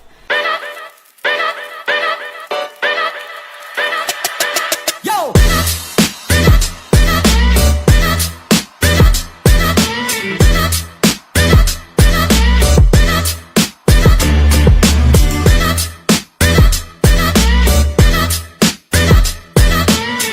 I'm so glad you guys are here. I am looking to take some questions. I want to hear from you. What's going on in your life? How often do you get a chance to actually sit with a licensed marriage and family therapist for free, right? And talk to them about different things that are going on in your life. So I am here, right? And I am pulling on you, the audience, to ask questions. Hey, Anna Marie, how are you? Oh, things are going good. I'm glad. Anything new happening in your life? Either Maria or Anna Marie. Any changes that's been going on that you've noticed you've been trying to adjust to? Anna Marie says dealing with health issues with my mom who lives with her. Oh wow. That can be hard. Um, you know, we think about different life stages, but we typically think that the one where we actually take care of our parents is further off than it really is. How are you coping with that, Anna Marie? How you been with that? Some days are challenging. Yeah, of course. Of course. Anna Marie, they would be. Um, what are some things that you notice you're feeling that you didn't anticipate? Oh wow, stroke and heart issues. Oh my goodness. Oh my goodness. I'm sorry to hear that. I really am. Um, and so it seems like she might need some pretty close care. Um, I'm really curious about how that's been affecting you emotionally, seeing your mom in that condition. You know, I'm not going to say that comment out loud, but I want you to know that you're not alone in that. You're not alone in that. You spend a certain amount of time as a child, and then you finally are able to go off on your own. You build your family of origin, um, and well, your family system, right? You live your life. You have things the way that you're accustomed, right? And then all of a sudden something happens with our parent. And then there's this conflict of, I love my parent. I want to be there for my parent, but it's a heavy weight. It's a heavy weight. You have every right to feel how you feel. And I want you to know you're not alone in feeling that way. That is common with adult children that are taking care of their parents. I've always been close to her, Anna Marie says. And that can make things even harder, right? Because it makes the conflict even more so, right? There is this, well, she was there for me, or, she did these things for me, or, she sacrificed for me.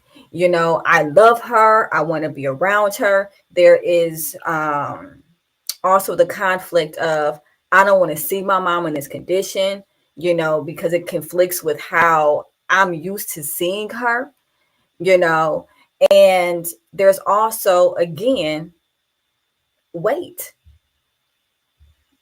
because you both still have a life to live, and now you're trying to find a way to live it together with swapped roles. That's no easy task, Anna Marie. I'm so glad you came on here to talk to me about this. Those are some tough emotions to be dealing with. I have a sister older that doesn't. Yeah.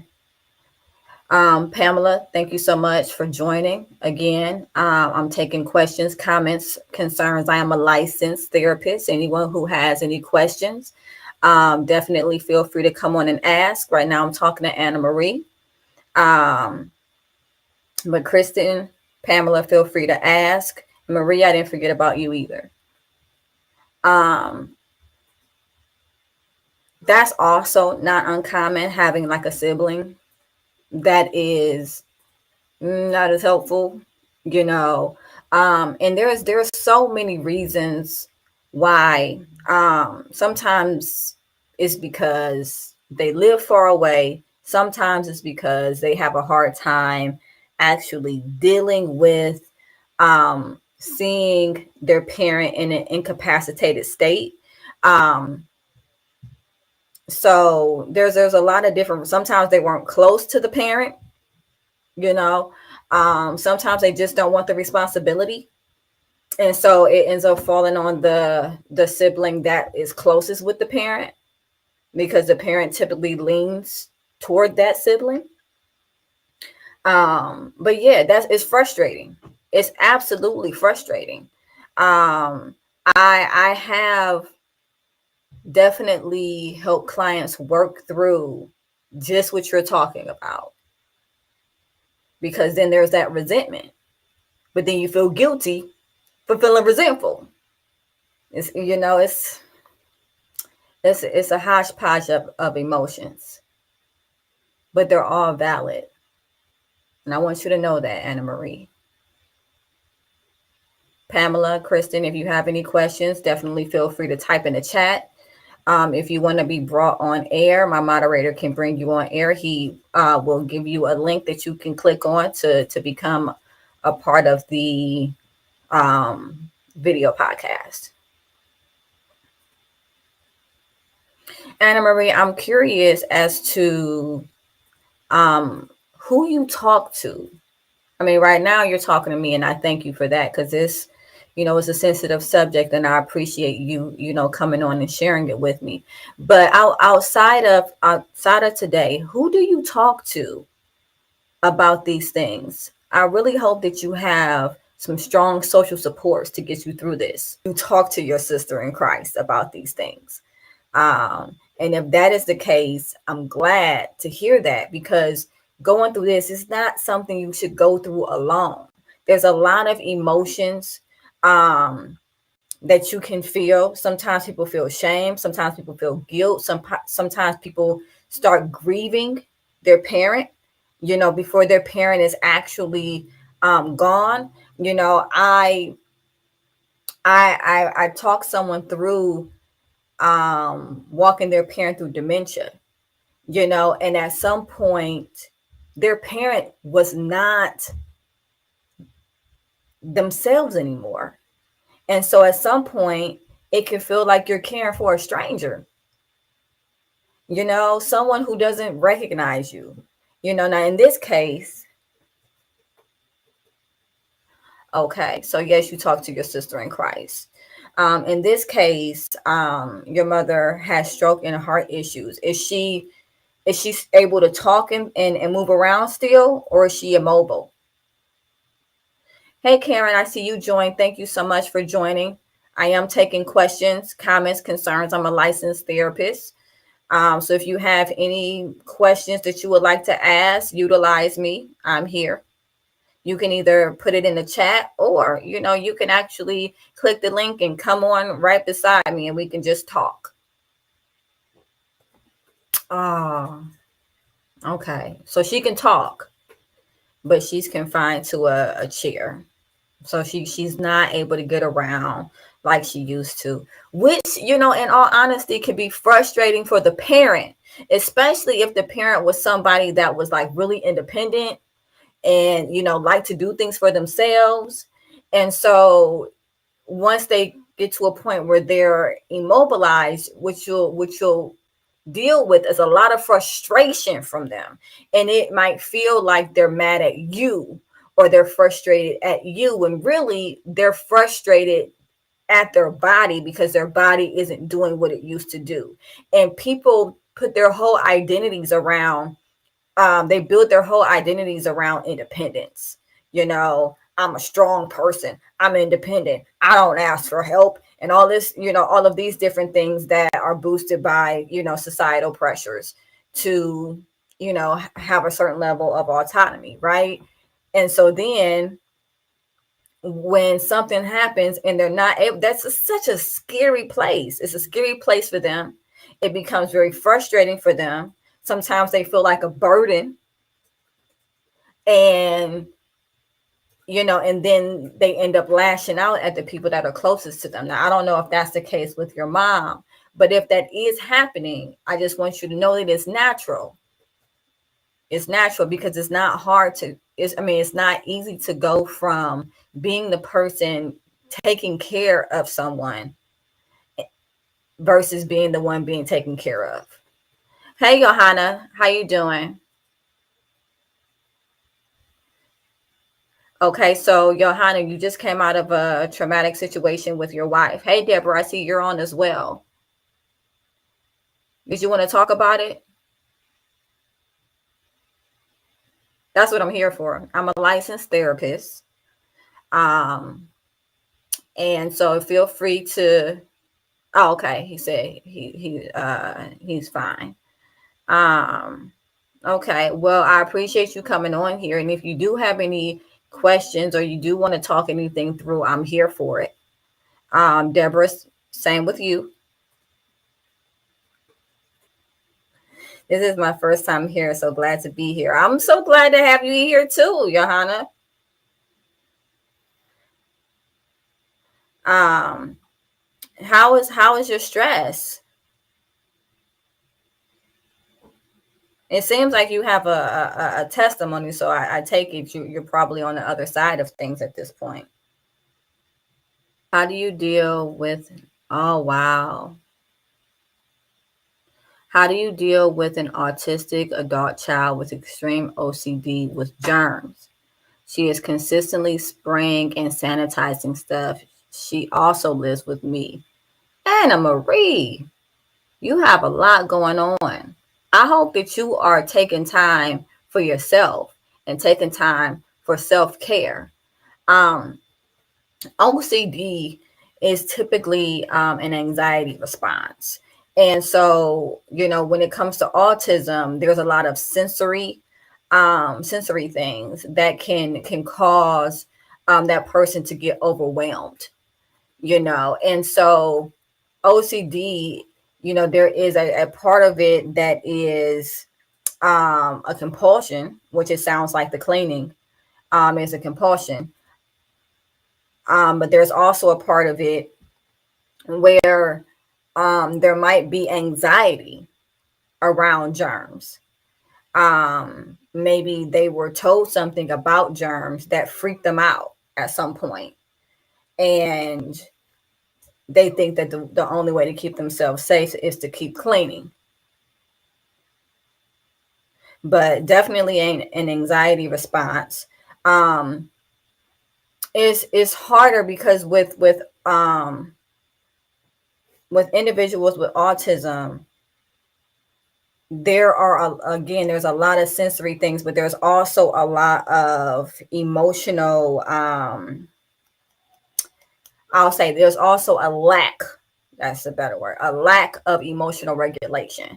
So they can go from 0 to 10, all of a sudden. So, sitting them down and saying, hey,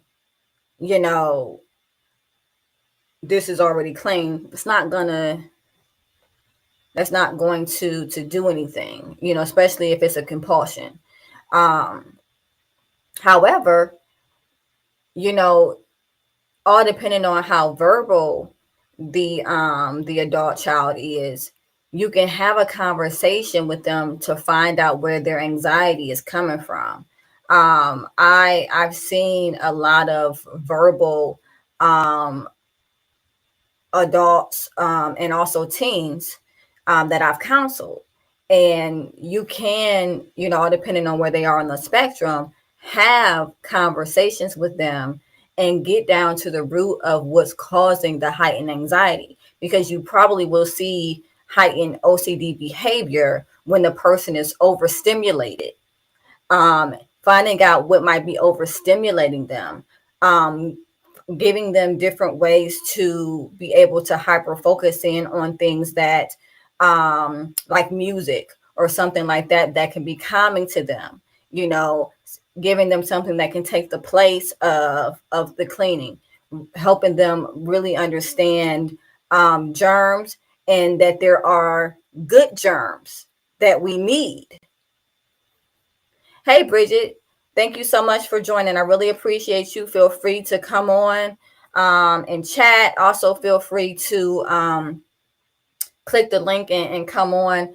I would definitely explain to them that there are good germs that we need, and the consistent spraying, they're not only moving away the bad germs, but they're moving around the good germs that we need, you know and see if that is helpful. But definitely sitting down, having a conversation with them, figuring out what is triggering the anxiety, what's triggering the overstimulation, when are they more likely to come out with their spray, like what's happening around that time, what's going on, is something too loud, is it all day every day, you know and sometimes setting an amount with them. What is an amount that's comfortable for you? How many sprays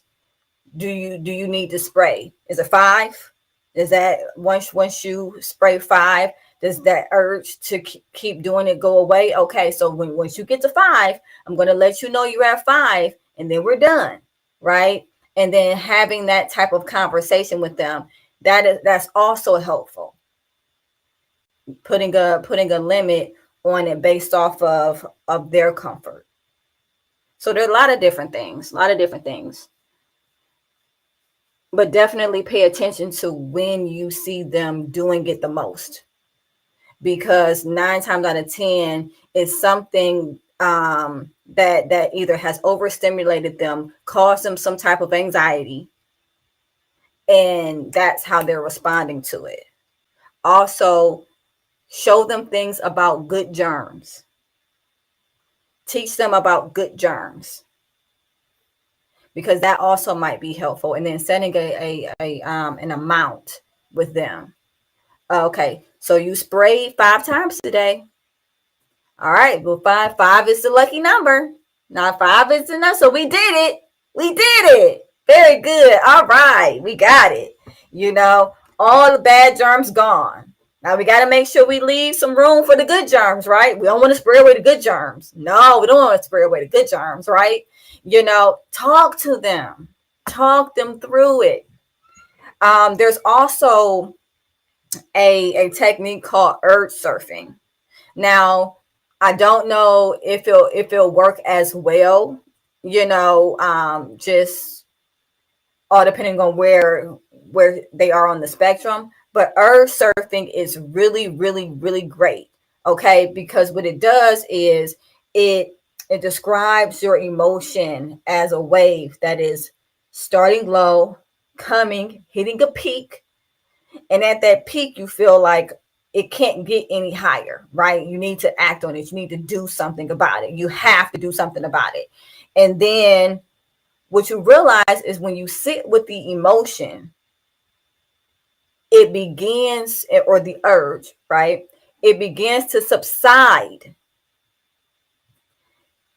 Now, it's not easy, and if you're willing, you can talk them through the process. You can say, okay, what are you feeling right now? What is it that's making, are you feeling it in your hands? Is it something in your mind telling you that it's not clean? What is it that we're feeling? Let me know as it rises, right? Talk them through it. Deep breaths, box breathing. Okay, as it's rising, it's getting worse, huh? It's getting bad, and you see them fidgeting or whatever the case may be. Okay, it's okay, right? It's going to get to a peak, but then it will come down. It will come down. Let's breathe through it. And do that with them. Help them to regulate as well. That's also and you can go on Google and you can actually, because I don't know if I'm able to share my screen here or not. But you can Google urge surfing techniques. There's a lot of them. There are ones that are audible. There's ones that actually have a script where you can actually walk them through the script. Um, Either way, you'll be able to. And there's also one that it's like a bell curve, but it's in the form of a wave, and you can kind of walk them through, tell them to point to where their emotion is at that point. And if they keep on pointing to the top one, let them know, okay, all right, let's do some breathing. Let's work through the exercise. Hey, Marlene. And then let them know, to let you know when it subsides, and then reward them, because positive reinforcement, I mean, that's always a thing. And whether you're an adult, a child, and an elder, positive reinforcement will continue on a behavior. I hope that answered your question. Anybody else have any questions? Marlene, Bridget, if you have any questions, any scenarios you want to run by me, that's absolutely fine. Again, I am a licensed, spelled LICENSED, therapist. And I'm taking calls, well, not necessarily calls, I'm taking comments, right? I'm taking comments, and I'm also open to someone clicking on the link and coming right on. You can talk directly to me. I can talk directly to you. Anna Marie, I really hope that I answered your question. If there's any follow-ups, let me know.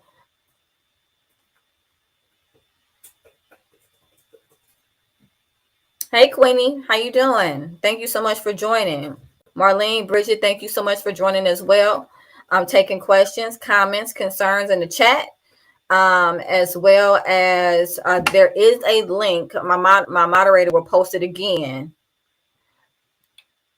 My moderator will post it again so that you all can see. You click on the link, you can actually come on with me. So I know some topics are kind of sensitive, so I understand if you don't want to. Okay, someone says, Marlene, my granddaughter moved out at 18, says she has nothing to say to her mom. Yeah, that is a hard one. That's a hard one. So what I'm going to explain is the differentiation process. So we all go through different, and Marlene, I'm directing this towards you. Mom was always good to her. I bet she was. I absolutely bet she was. And this might be out of nowhere, where you're just like, I am still talking to her. Okay, so she's talking to you. At least she's talking to somebody. He's talking to you. He's not talking to mom. Mom has always been good to her. But is there a significant other somewhere in this mix? A lot of times there's a significant other somewhere in this mix.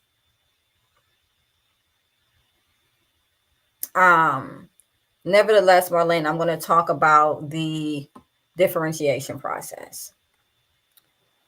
Kids think their parents are the world because the parents are the world. Her mom has a boyfriend. Okay. So mom has a boyfriend. Is the child an only child?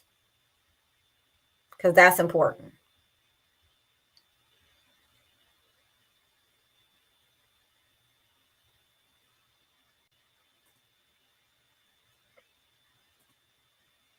That's something to know. If she's an only child, at what point did the mom get the boyfriend? Like how old was she when the boyfriend came into the picture? Are there siblings that she helped out with? Was the mom a single mom at any point? Because all of those things are 8 years between. Okay. So I take it that the boyfriend came in when your granddaughter was 10 then, if she's 18 now and she just moved out.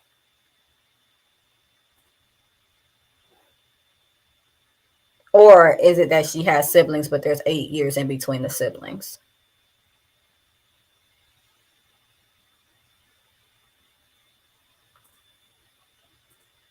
The reason why yes, it's 8 years between the siblings. I take it this one is the oldest. The granddaughter is the oldest.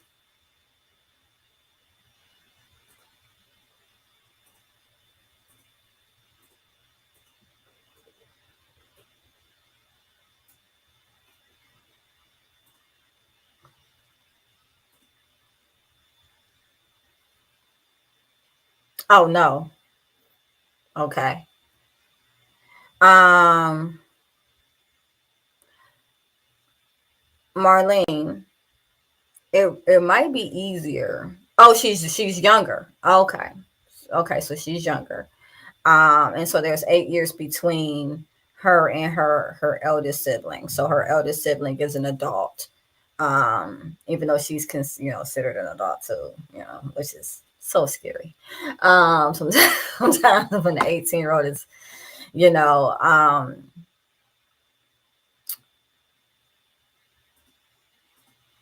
so I'm going to go into the differentiation process. When a child is young, their parents are their whole world. And the parents can't do any wrong, right? Like whatever mom and dad say, or mom or just dad say, is gold. It's gold, right? But then as they go through different life cycle phases, they run into outside influences. They go to school, they make friends, they gain crushes on people, they have significant others, whatever the case may be. And then as they get older, they start to develop their own value system. And so then they start to judge the parent or parents based off of that value system. Hey, Kersha. And so essentially this is a time period in which, imagine you met Superman and he was just a man, right?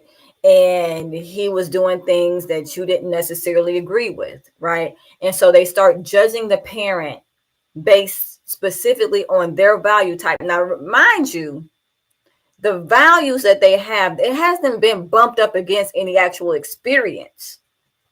They haven't gone out into the world yet. They haven't lived. Like, they're judging the parent. Hey, Sylvia. They're judging the parent just based off of this bubble that they're living in and choices that they think that they would make differently, right? And so this becomes a very contentious point between the child and the parent, because the child doesn't understand the parent, because the child isn't going through the challenges that the parent is going through, but they're judging them as though they are. So essentially what happens is they start to separate from their family of origin. And they will distance themselves because they have to figure out, hey, Sanjita, they have to figure out who they are outside of their family of origin, what their values look like versus what are values that were loaned to them, what they actually care about versus what they don't care about, what their experiences are going to be versus what they've experienced within the home. And a lot of times it's a very hard process because the difference in values will cause a rift between the parents within the family of origin and that child that is supposed to, eventually leave the house or whatever, and so this happens a lot. It happens a lot, we want to be able to talk our kids through the differentiation process, but a lot of times the differentiation process involves a break between the parent, the parental unit within the family of origin, and the person that is trying to break off and find themselves, right? You can liken it to leave and cleave, right? Is that same concept. At some point, you have to separate and make your own family, but you have to discover who you are in the process, which a lot of times, unfortunately, means breaking from your original family of origin. Um, Marlene, I'm curious. How's mom taking it? Cause it could be rough. How's mom taking it?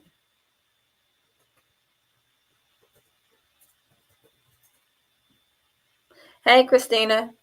Thank you so much for joining. In case you guys aren't aware, I am answering questions live. I am a licensed therapist in the state of Ohio. And so I am answering questions. You can write the questions in the comments, like Marlene. And or you can come online. Mom is wounded. Yeah, it's a hurtful process. It's a hurtful process. But it also has to happen, because if it doesn't, the dynamics of the relationship never get a chance to shift. Your granddaughter is someone's daughter, but one day she might be someone's mom, and one day she might be someone's wife. Hopefully it happens in a reverse order, right? But nevertheless, she's going to be her own adult, and she's going to have her own family that she creates. If differentiation never happens, then she never gets a chance to get out of that role of being just a daughter. That break has to happen, because then mom is able to see her as a woman instead of her baby girl that has always lived at home with her. And it hurts. It hurts. And tell mom I feel for her. I really, really do, because it hurts. But also tell mom that the fact that her daughter is going through the differentiation process means she did something right. Let her know that. As much as it might not feel like it right now, the fact that her daughter is successfully going through the differentiation process means that she did something right. Her daughter has what she feels, she has everything she needs to be able to go off on her own. She feels secure. She feels confident in her ability to make decisions and live on her own. That's a big deal. That's a big deal. And it's because mom did something right, not because she did something wrong. So let her know that. And I thank you so much for your question, Marlene. Margie, I see Margie is on, also Teresa. Christina is also on. Sylvia, haven't forgotten about you. Hi, Kersha. I am taking questions. Questions about family, questions about life, questions about attachment, questions about whatever's on your mind, whatever's on your heart right now. I am a licensed therapist in the state of Ohio. And so I am here just to talk. Take advantage. Utilize me. And again, Marlene, thank you so much for your question. Anna Marie, thank you so much for your question as well. I appreciate you both coming on here and talking. Yes, absolutely. Absolutely. We will pray for them 150%. But also remind your daughter that the differentiation process means she did something right. because sometimes during this process, a parent can feel like, well, what did I do? Or what didn't I do? Or what did I say? Or what didn't I say? Or maybe I pushed too hard. Maybe I didn't push enough. Maybe I didn't give them enough. Maybe I gave them too much. And they start to doubt themselves. Hey, Anthony, they start to doubt themselves. And so a part of the building process for the parent is realizing what differentiation is, and that if the person is going through that process, if they have the confidence to go out on their own, it's because you've instilled in them something that makes them think that they can make it. That's what you want. Believe it or not, as painful as it is, that's actually what you want. Hey, shout out to Miss Ronice. Hello, hello, hello. Marlene C. Ronice, that's my mom. And in all transparency, we're very close now. We are very close now. But there was a time that I had to go through the differentiation process with my mom. And we spent a lot of time apart. And it was hurtful to me. I'm sure it was hurtful to her, but it allowed her to see me transform into a woman. And then it allowed me to be able to go through what's called the exoneration process, where when you go through something and then you start to realize what the other person might have been feeling and thinking, and that they're just human, just like you are. And all of those, that pedestal that you put them on, that you were so disappointed they fell from, you kind of move it to the side and you see them as a person. And, and the parent gets to see the daughter as a person as well, and not just a part of themselves. Mom, how would you say the differentiation process was for you? When I was kind of coming into my adulthood around I was probably like 19 or 20. Oh, thank you, Mom. I love you. I love you so much. Whatever. But when I was 19 and 18, about between 18 and 20, I remember saying all the time, I'm grown. I'm grown. I'm grown. I'm grown. And it was so important to me that people see me as grown. I don't run around saying that anymore, because I walk in it. I talk in it. I've accomplished things in my life that I feel good about. I don't have to run around yelling at everybody that I'm grown. But when I was 18 through 20, hey, Adrian, that's exactly what I was doing. You can't tell me I'm grown. I'm grown. And it's funny because that's typically when we need the most help. But Mom, I want to go back to you. What was that time period like for you? I know what it was like for me. My mom says it was hard but exciting to watch you grow and become the person you are now. It took some time, but one thing that I appreciate about my mom is that, at some point she allowed me to be. She didn't always agree with what I was doing or how I was doing it, which is fine, right? Because that's just life. But she allowed me to go through my own process. My mom said, yeah, you did say that all the time. Like, we all know you're grown, Aquila. Yes, but I was saying it all the time because I didn't feel grown.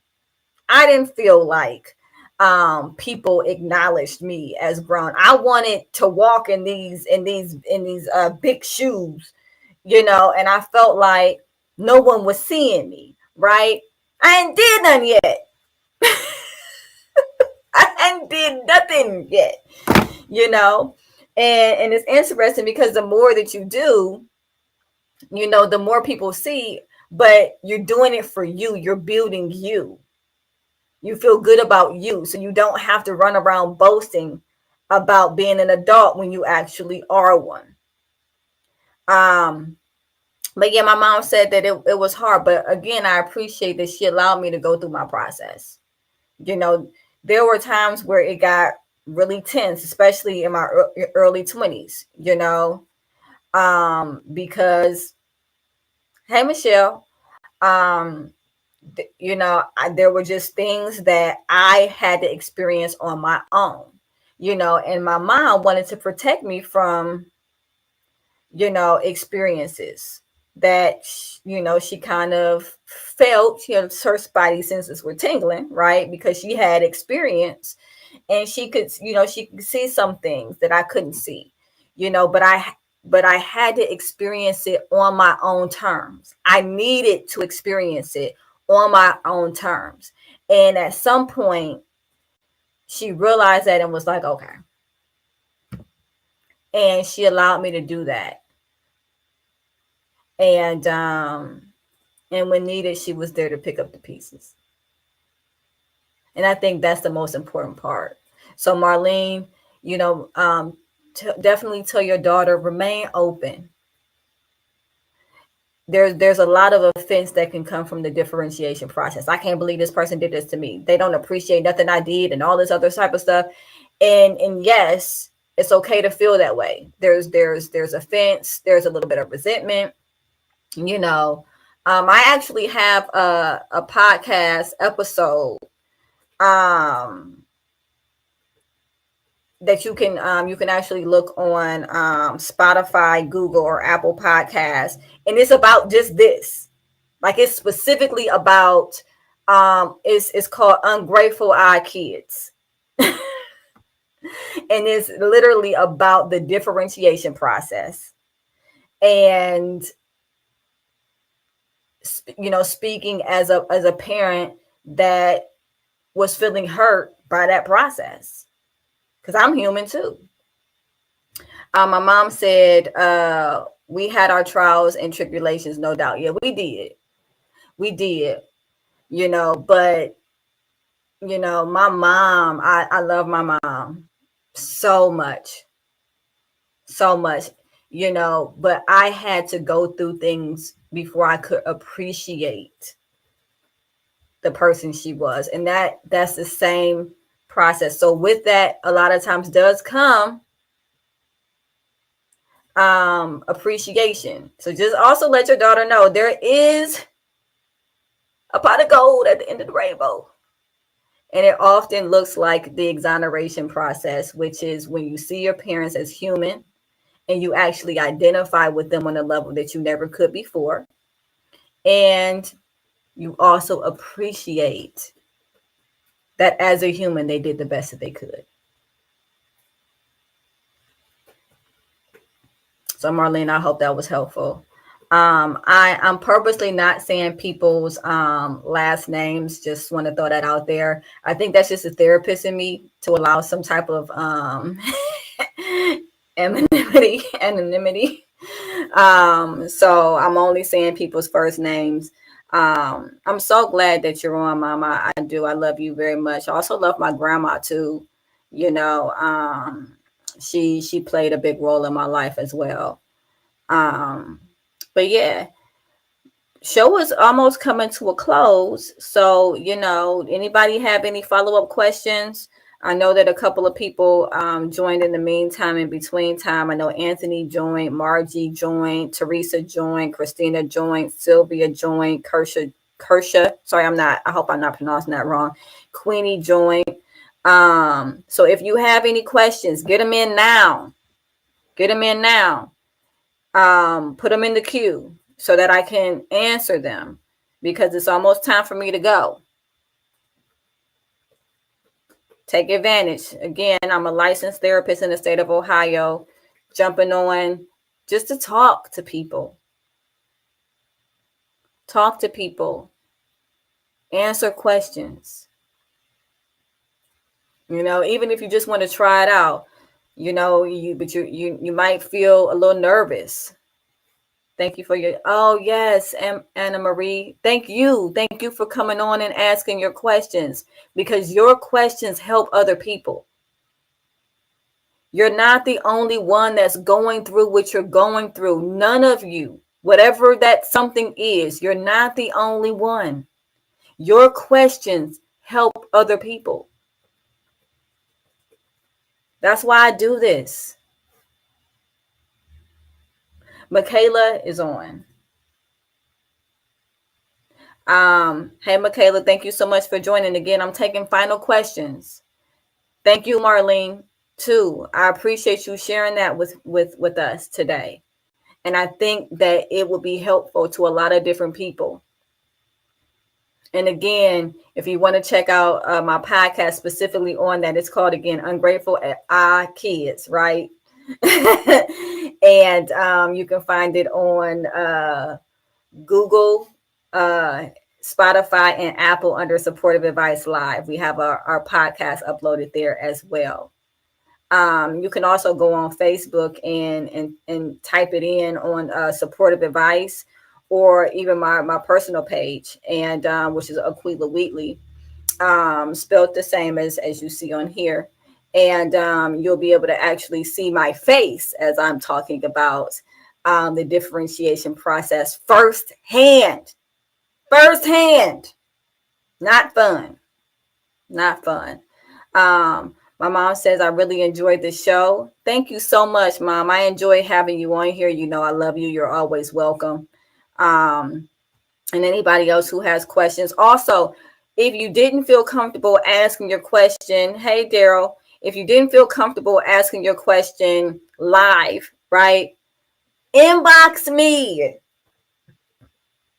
You can inbox me on Supportive Advice. You can inbox me on my personal page, Aquila Wheatley.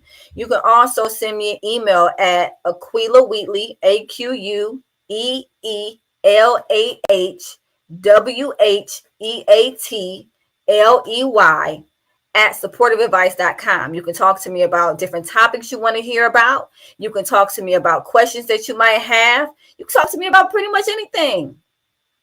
So just, inbox me, and then, it might be our next topic. So definitely don't hesitate to do that. And make sure you check out some of the other podcasts. I'm sure you all, could get something out of those as well. All right. If you have questions, get them in the queue. Again, I'm a licensed therapist, just taking questions.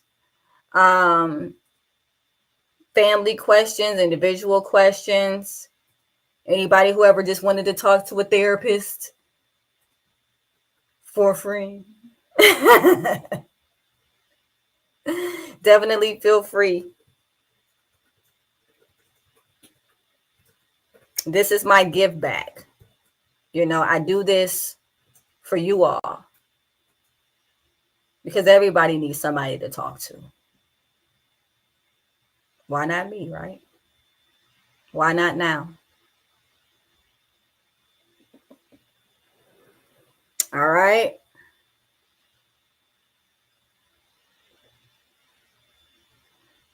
So at this point, I am going to cut to commercial. When we come back, any final questions?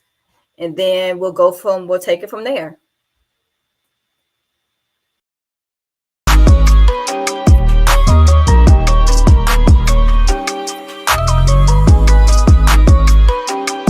Let me get part of your journey.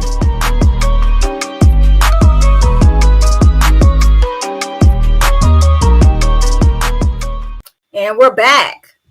And in case you didn't get a chance to write that down, the website is www.supportiveadvice.com. No spaces, supportiveadvice.com. And you can also reach me at 440-423-5955 to schedule appointments.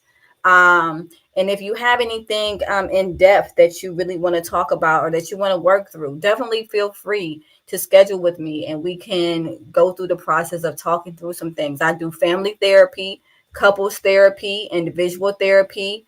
The only group that I don't typically see at this point, children. But Ohio Guidestone has a great early childhood program. And so definitely look into programs for children because they need love too. And they have issues too that need to be talked about and deserve to be heard. That number again for you guys to schedule with me is 440-423-5955. More conveniently, you can go right onto my website. It gives you access to my calendar. And that website for you is supportiveadvice.com. Supportive advice, all one word, .com. And if you have any questions, concerns, if you have any ideas that come to you in the middle of the week for a topic that you want to hear about, hey, Esther, a topic that you want to hear about that maybe you didn't think about, or a question that you had, hey, McLeod, maybe your name is Richard. Hey, Jamila, just questions, things that you didn't come to mind when you were sitting here. Inbox me. It could be our next topic. I can answer it on the next show. Definitely inbox me. Thank you guys so much for your time and making this a worthwhile investment. I appreciate you all so much. I really, really do. Please join us again. We are here on Thursdays, typically around 6-ish. If you get on at 6 and you don't see me, hey, Ether. Esther, I'm sorry. Blessings to you too. If you get on and you don't see me, just wait a minute. Just wait a minute. Okay. We will be here on Thursday around 6-ish, right? Esther, so glad that you joined us. We're actually at the end of our show. But I really hope that you come back next week. And if you have any questions or concerns, or anything any topics you want to talk about, definitely inbox me on my supportive advice page. You can also inbox me on my personal page, Aquila Wheatley, and you can send me emails to aquilawheatley@supportiveadvice.com. If you're interested in actually scheduling an appointment with me, I talk to families, couples, and individuals. Feel free to go to my website at supportiveadvice.com. Thank you, everybody, for joining. And we're going to close with a commercial. Have a great day.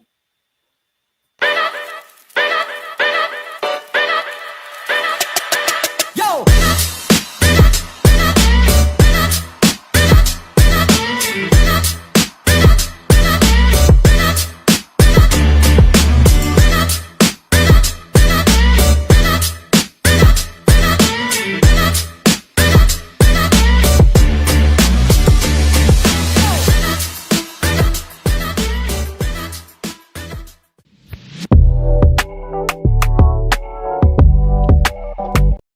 Everybody, and welcome to another episode of Supportive Advice live. I have Mojo with me, aka Monicia. How you doing today, Mo? I'm doing okay. How are you? I am all right. I'm all right. It sounds like our energy is in the same spot, though. Most likely. I don't know if life is lifing or if it's the holidays. I don't know exactly what's going on at the moment, but it could not be, as far as I'm concerned. Right. I agree. So we got Mr. Machismo on here too. I thank you. I know we've been absent, y'all, for the last couple of weeks, but don't we deserve a holiday too? I think we do. We deserve a holiday too. So we got families and people that we're spending our time with and prioritizing, and sometimes you got to take a break. And I can't say that to other people without then having that same grace for myself and the team, right? So for those who pick up and listen, thank you, and for those who don't, we'll catch you next time. I'm gonna invite Mr. Machismo, aka Dante Holloway, to join us because he is one of our panels, as well as Mojo. How you been, Dante? My name is Jackson. It might be some hackers on here. Oh. We give a government name. No, I'm just kidding.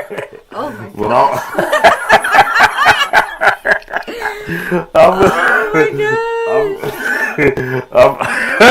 But when you put it that way, my name is. No, I'm kidding.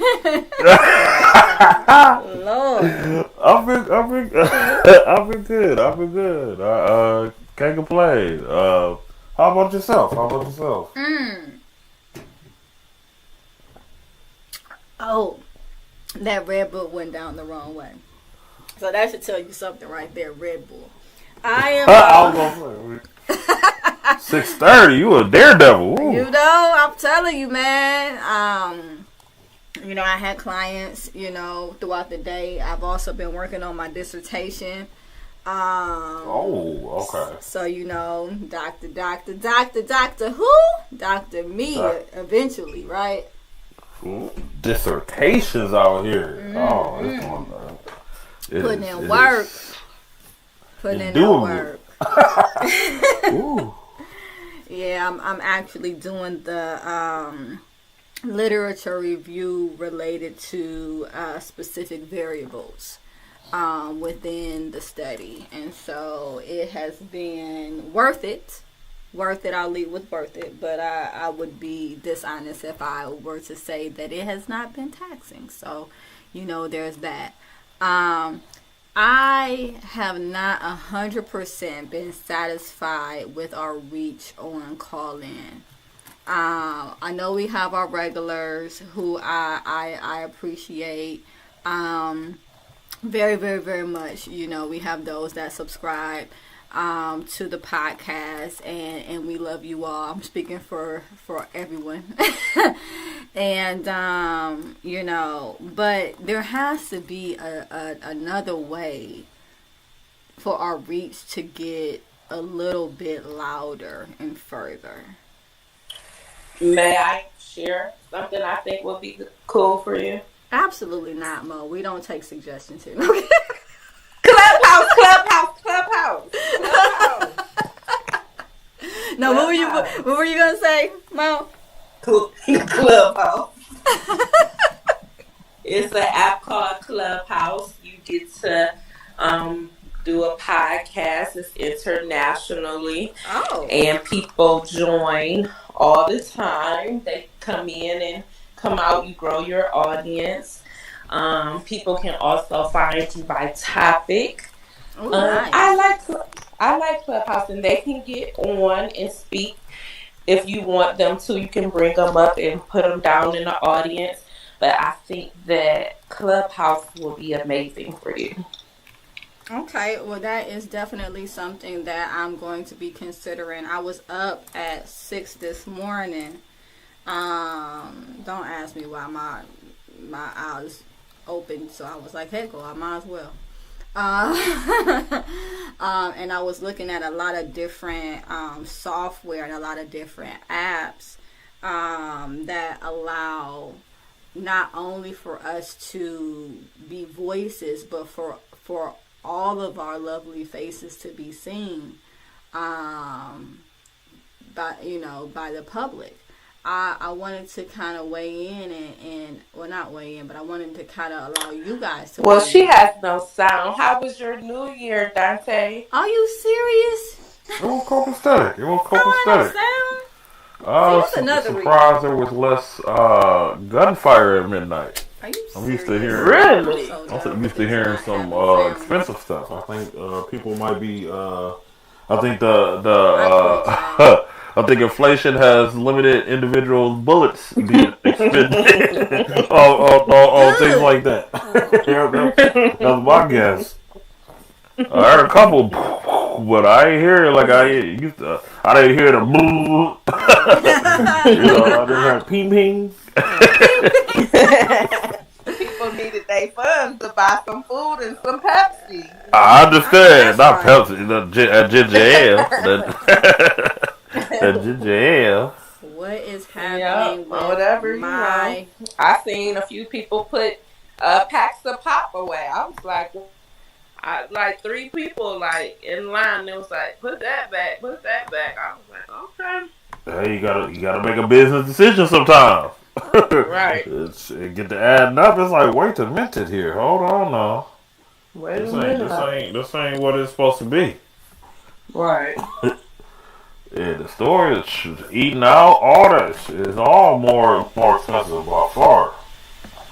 So, is there anything you're expecting big in this first quarter of this new year?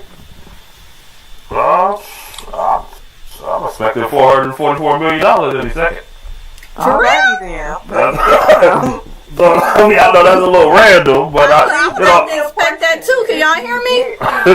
Can I hey, that's get what in on worked this? out. We can figure something because I would have to do something with it. It can't just sit. I'll tell you that. It gotta move. And I think that's something that we, depending on how you grew up, don't realize. Like money is never supposed to sit. I And know that's that's something that, right. like, within the last, I'll say, 2 years, Can y'all hear I me? really just caught the concept of like. It sounds crazy, but literally, money is never supposed to just sit. Okay. Money should never just sit. Can y'all hear me yet? Learning Well, that's a something. whole another discussion. But the same, Alright. same question for you for this first fiscal quarter. What do you got going on, big? What do I have going on big? Hmm. Can anybody hear me? Nope. I was struggling with some projects that I shared with you guys last year, and I needed a little boost of motivation and not procrastinate. And so I did give me a business coach. I invested in one of those. Hello? Um, my kids at work, I'm Hello? excited. Some of them are enjoying. They're allowing me to speak about God. So I think that's pretty cool. They're enjoying the NLT version of the Bible. So I'm kind of excited to work with them. And, Hello? and they're like really excited about it. I'm surprised. And what else? So one of my business avenues, Hello? I am going to. That's my whole focus for the month of this first quarter. My first quarter is January through April, and so I'm believing for a building space. I'm Can believing y'all hear for. me?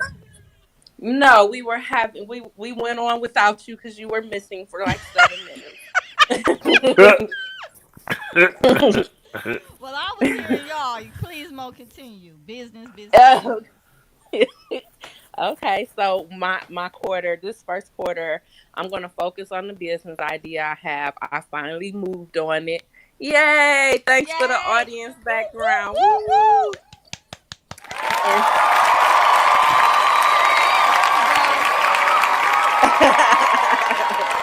Thank you, bro. I don't mind waiting for the audience. That's Okay. So I started that, and that's my first quarter. So I broke down some goals for the year, and I did it quarterly. And my quarters is every 4 months. But my first goal is this business. Well, that's one of my goals in the business, to get everything done on paper, to apply for some grants this month, my website logo, all that. So that's one of the big things I'm doing, and I'm just so excited about it. That And of sounds course, amazing. and I also did my That's other dope. goals in each area. I had a mentor, and she said you should have goals in your emotions, your spirituality. Let me give an example. So if it's emotional, if you have anger issues, you write down, I want to work on anger. And then you, of course, write your objectives. How will I work on my anger? Spirituality, maybe you want to read your good book. Um, how long a day, Then you should have career slash education slash trade goals. And then what else? Physical. And I think I'm missing something. Mental? I think it's mental. But Mental, she spiritual. stated you should have, oh, did I say financial? You should Oh, have that's goals. another one. Yep, you should have goals in all those areas. So I wrote my areas down and I added house projects too. So we shall see how this goes. We sure shall. I hate to take y'all back, but I kind of was back left where I got dropped, and I wanted to ask you all about the yeah. I mean, hey, sometimes you get stuck where you get left. You know, that's a message all by itself. But I wanted to ask you guys about the platforms that allow not just for myself to be seen, but for you all to be seen and heard. I wanted to know how you guys felt about that. That would be cool, actually. Mo? Oh, wait a minute. Am I talking? Can Oh, can you anyone hear me? hear me? Can you hear me? Yes, I Can can, you I hear can me? hear you, Mr. Oh, Deceitful. I can hear you. I can hear you. I can hear you. I'm down. I'm Okay. down now. You probably see some computer monitors, but I ain't got no problems because I'm over here multitasking. So it's Ooh. you Can get I to see get you some to multi. create me a space? You said what? I need it. I'm gonna need a space created by Aquila. Okay. Her office is amazing, you guys. You should drop in and do a session. It's wonderful. Book ahead. Book ahead. Supportiveadvice.com. No, Yeah, but I am looking. There it is. is. It do look Oh, you like it? You like it, Dante? make you want to just go get some counseling while you. Yeah, oh yeah. I'm like talk about anything. just to get in there and sip some lemonade or something. Man, it's cozy. One of my clients came in. It was like, "This is nice." I was like, "Well, thank you. Your dollar's at work." I'm like, hey, that's the whole thing about business, reinvesting. Reinvesting. Hmm. But yeah, I was looking at an app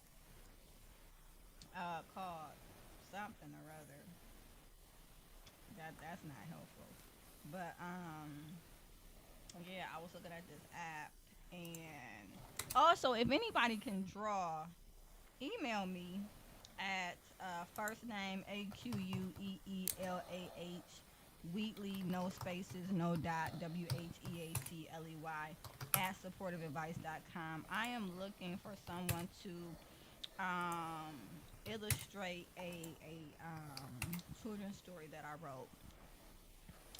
Now, one would think that when you have a significant other that is an artist, you wouldn't have to make those types of call outs, but you know.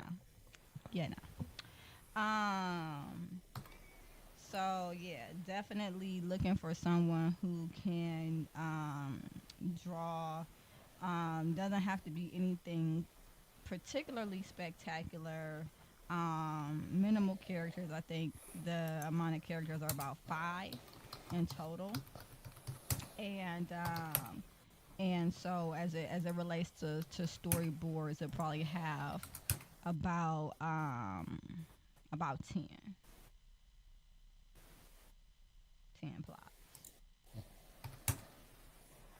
So yeah, I, anybody.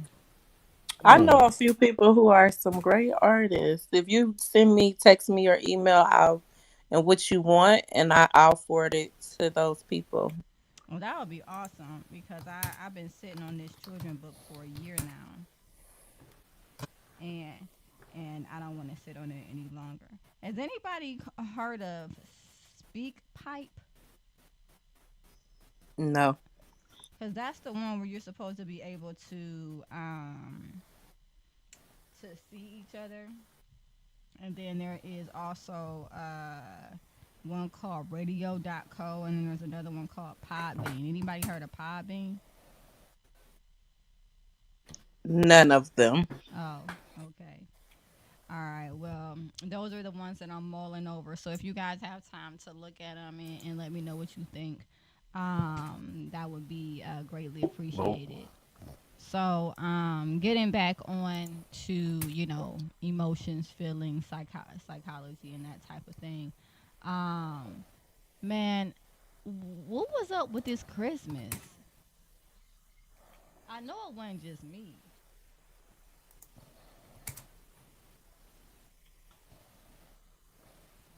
Hello? Well, I'll say for me, my Christmas, it wasn't it wasn't what I expected There wasn't a either. lot of people in the. Yeah, I didn't put up a tree. My daughter didn't put up the tree. I was like, "You don't even want the tree?" She was like, "No, forget the tree." I was like, "Great," because I didn't want to put up the tree, and she usually puts it up anyway. And I was like, "Well, I guess I could if she doesn't want to do it." She was like, "Nope, it's fine." And I was like, "Okay," I quickly agreed. I know that's Uh, right. So, yeah, I don't know. Christmas was kind of like, I don't know. Yeah, it was, it was lackluster. And I'm not talking about the, spending time with family and things like I'm not talking about that part of it, but I'm talking about the catching the spirit part of it. Like the, warm and cozy, feeling that you get around Christmas. Like I just feel like that is decreasing each year. And I wonder if it ties in at all to stores starting to advertise earlier and earlier and earlier. Like this time, Hmm. a Christmas there was a Christmas advertisement in October. I never thought about that being a. Because a lot of people were saying that they wasn't really in the Christmas spirit. But I never thought about people it being like a market saturation type of thing where you Yes, see it so early, it's like, oh no, big deal. You no, get jaded you're in a way. right. I heard a lot of people talking about they felt like it is becoming way too commercialized and that it's all about profits for um big chain stores versus actual togetherness and promoting. And in all honesty, if you look at the commercials throughout the years, there were a lot more commercials surrounding like family togetherness.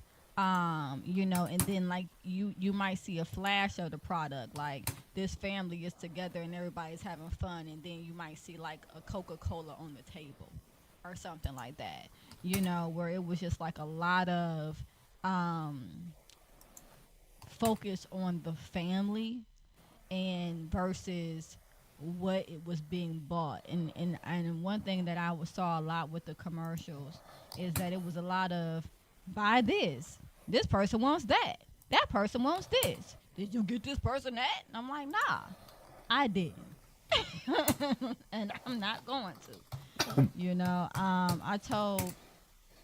I told my kids, I was like, don't give me no Christmas list. Do not give me a Christmas list this year. This first time since they knew how to write that I told them not to give me a Christmas list this year. I was like, I'm going to get you what I want to get you. Because, you know, I'm not going to go and check these things off the list that don't have any significance to our bond or any significant value. I'm going to buy you things that actually mean something. And you can value that, or you can choose not to. And I mean, it went over well, but I was just like, no, I'm not doing. I'm like, I am not Santa Claus, man.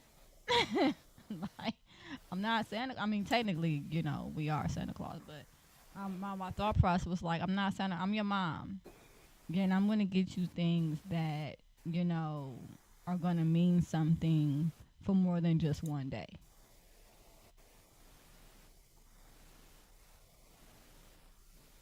Did I go out again? Nope, we're just listening. Oh. We're being great listeners. But yeah, I had a lot of clients, that also were saying, that they weren't in the Christmas spirit either. And, and it let me know, like, because clients are, all different, as far as like social economic backgrounds, race, gender, and it seemed to be this shared miss me with this year type type um type deal. People just weren't on it. Um, but I find that it's interesting because, not to get all, Bible or anything, but um, Christmas is pagan anyway, and maybe it's ran its course. Can y'all hear me? Yes, you said it ran its course. Mr. What do you call him? Dante. Machismo, Mr. Machismo. Machismo. He said he has no sound. You probably need to go back in and out, Dante. I hear her now. Yeah, Mm. so I think that there is a possibility, right, that it's ran its course, like winter solstice, and I don't know if it's called Eden, the celebration that has a lot to do with the Christmas trees and the Christmas wreaths, and even the way that Santa Claus looks. Now, granted, the character was based on a real person named Saint Nicholas. However, the way that he's drawn, the way that he looks, the way that he's portrayed, um, is not based on the likeness of that person. More or less, it is based on um, the the Winter Solstice character. So, I'm wondering is if, like, it's getting to a point where that part of it is just is ran its course, and maybe we need to get back to something deeper.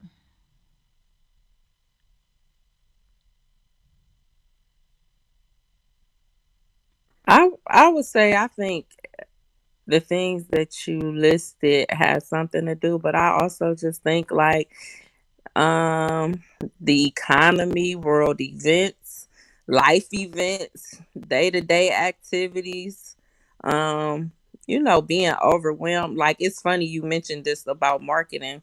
The other day, a guy on Facebook, he took a picture, and they had, at the stores, they had Valentine's things out already. He was like, "Man, come on now, come on. We just spent all our money on Christmas." He like, why are they advertising for Valentine's Day already? Like, give me a Right. break."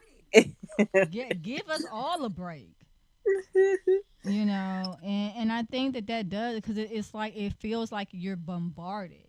It's like you don't get a breather. It's like, okay, um okay, soon as Halloween comes, and if you have kids, or if you're somebody who likes to go out and celebrate, All Hallows Eve, then you're buying costumes and candy, and then right after that, you know, or even alongside that, they're putting out the stuff for Thanksgiving, and then it's almost like Thanksgiving ain't even a holiday no, no more. They're like, we're just gonna smush that on out the way, because like that lasts for 2 seconds, and then all of a sudden you see all these Christmas decorations. You're just like, can I get a breather? Like, come on, like you got people coming over and decorations and you're buying food, for people that's coming over, or people doing potluck and they're buying food, and I mean, it's like, I don't know. When I was a kid, I remember liking Thanksgiving. I remember liking the experience of family, coming together. But I also don't remember it being as commercialized, all the holidays. It just like bam, bam, bam, bam, bam, no breaks. Um, which is something that probably is going to really eventually, you can only take so much from people before they're tapped out. And not just tapped out financially, but tapped out mentally, tapped out emotionally, tapped out, in a bunch of different ways. And it seems like people are tapped out. Tap, tap, Tap tap tap tap. tap. Tapped out. Yeah, That's the tapped word. out. People are tapped That's the out. word. Tapped out. You know, I wanted to go look at the Christmas lights on Noble, and I didn't even go to see those. And but speaking of Mr. Machismo talking about he heard ping ping ping on New Year's, he said people couldn't afford bullets. There was actually a report that there was shootings downtown after the lighting of the town square Christmas tree, and it's just like, come on, like what is? I'm like, come on, like what's going on? So maybe they exhausted all they pop piles then, and they didn't have none left over. But I didn't hear any. I didn't hear any gunshots at all. I didn't hear none. And then again, I normally don't hear them over here where I am. The police, they don't play that. Where I am, I heard a few more pow pow pows than Dante stated. But I would like to say he had a great point. It was not like before, so that's interesting. It wasn't a lot as usually. So yeah, I think he's on to something. Everybody had to use their money to get food instead of get bullets and ammo. So Well, that's good. wonderful. Yeah, I'm about to say, it's Right. like, no, we cannot hear you, Mr. Machismo. That's all, one good thing about inflation is that ammo apparently is also more expensive. But you know, I was talking to some colleagues about the job market, and that you know this is the first, not 2024, but 2023 was the first year. I think 20 I would say 2022, 2023 was the first years that I ever seen anybody close down due to lack of staff. I had never seen that in all of my years of living. I never seen like a restaurant saying closed due to lack of staff, or a McDonald's that's not taking no more orders, or you know the Dollar General closed at 4 o'clock instead of 10 o'clock because they had low staff, and I'm just like, what is happening? Am I the only one seeing this trend or what? No, me and my coworker was talking about that last week. I said, no, actually, I had one of the kids in the nurse's office, and I said, like, what are people doing since COVID? Because everywhere is short, from Aldi's to Walmart's to Finest to Kroger's to not Dillard's. not I'm finest. everywhere. I know, right? You knew what I was talking about. Oh yeah, I know. And so it's interesting because I would like to know what is everybody doing to make money? Like, I, what are they doing? Because I don't want to go to my job 5 days a week anymore either. I need to catch the new thing of what everybody else is doing, because I don't want to work there 5 days a week. And while we're talking about that, I think companies would do better off if they had, people work 3 days, off 3 days, on 4 days, allowing people to pick their schedules. That might assist with the workforce. So, oh, and the pay. They're not paying good either. So, there's a lot of companies that are paying like $14 an hour, $15 an hour, and and I told my eldest daughter, we were talking about this some years ago, actually. Some years ago. Nope, not now either, Mr. Machismo. Not no. See, now you know how it feel to get dropped, and then it's not fun. But no, I mean, I'm kidding. I appreciate that you guys don't stop whenever my sound stops, because then it would just be very boring, I'm sure. But I was telling my eldest daughter some years ago, she was like, they're trying to raise minimum wage, and I was like, And she was like, what do you mean? Don't you want them to raise minimum wage? I'm like, well, I don't know. Do you want to eat a $20 hamburger? mm, Because that's what's gonna happen. I'm like, because if you think that the companies are gonna take a loss, you got another thing coming. that's so true. They'll say, okay, well, we paying people $15 an hour, burgers $22. You want cheese, it's 25. You be like, it's just a burger. Well, that's what you asking for, and so $14 is gonna feel like $2 because everything is gonna go up because businesses still want to make a profit. It's not going to ever be, well, I won't say ever. I won't say ever. I don't like saying ever. But, a lot of times it's not going to be the business that eats it. It's going to be the consumers. And I think that's a lot of what we're seeing, because now you have places that are like, okay, yeah, I'll McDonald's, I'll start you at $14 an hour. But if somebody wants a value meal, it's $12.99. You're like, wait a minute, how's that a value? Like, you can't even call them value meals anymore. Just call it a meal. you know, because I'm like, at this point is not a value. And so the people are making more on paper. It looks like it, but the economy and the inflation is making it feel just as it was. And I told my daughter the other day, I said, you see what I'm talking about now?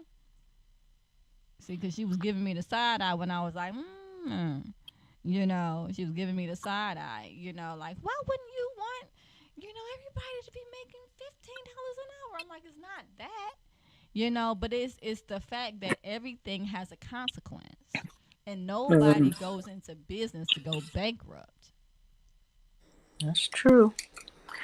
Another thing I think that's taking many people. I know a lot of people who are driving now. They're doing a lot of driving. They're doing Mm. truck Yes. trucks, box truck deliveries, and they don't have to deal with having a supervisor, or they're doing it on their own time when they want to do it. And I was kind of surprised about, knowing how many people are driving or getting box truck businesses to deliver things, and it's making good money. I will say one thing that somebody said to me is everybody decided during COVID that they were going to be entrepreneurs. Yeah, I and think for real.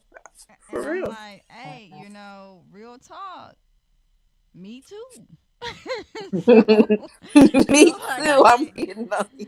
I can't be like hating on nobody else. 'Cause I'm like, hey, I didn't start my business during COVID, or anything like that. I mean, I already had my practice going, but I really kind of took a leap, into putting all my energy into my practice, after that point, and kind of divesting from a lot of corporate um, options as it related to being a therapist and building up the brand of another company or whatever the case may be. And so you're right, there's a lot of people doing box truck, there's a lot of people getting their CDOs, there's a lot of people doing DoorDash. Let's not even DoorDash, what is it, what's the other one, Uber Uber. Eats, Mhm. Ubering, not for the eating but for the cabbing. And then The there's Amazon Flex. Yep, Amazon Flex, Lyft. Like, there's just so many other options now where people are like, I don't gotta work for you. I could just do my own thing, Man, and I can't so wait to say that. I know that's right. But you just said like a little while ago that you're leaping into your own business, right? Yeah. Yeah, Yeah. but sometimes I think frustration. You can say you tired about something, but and keep saying you're tired about it, and but you never really take action Hmm. in the area. And I was asking myself, like, well, Monique, are you really tired because you still not doing the ideas that you have that could take you away from a place, And so carving out that time to actually take the action steps or applying, not just having a thought, not just putting it on paper, but application, applying some of those thoughts and skills, and completing some tasks to get where I want to get to.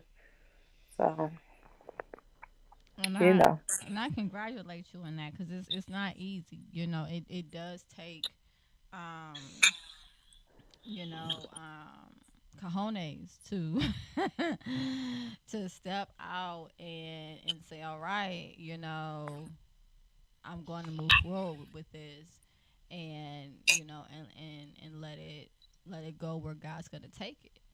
um Mhm. and so congratulations on making that move, um because that it can be exciting, but it can also be anxiety provoking. So definitely, whenever you need to talk, well, I won't say whenever, but Right, because you're a like, busy because if lady. it's 1 o'clock in the morning, I'm not answering. That's just the truth.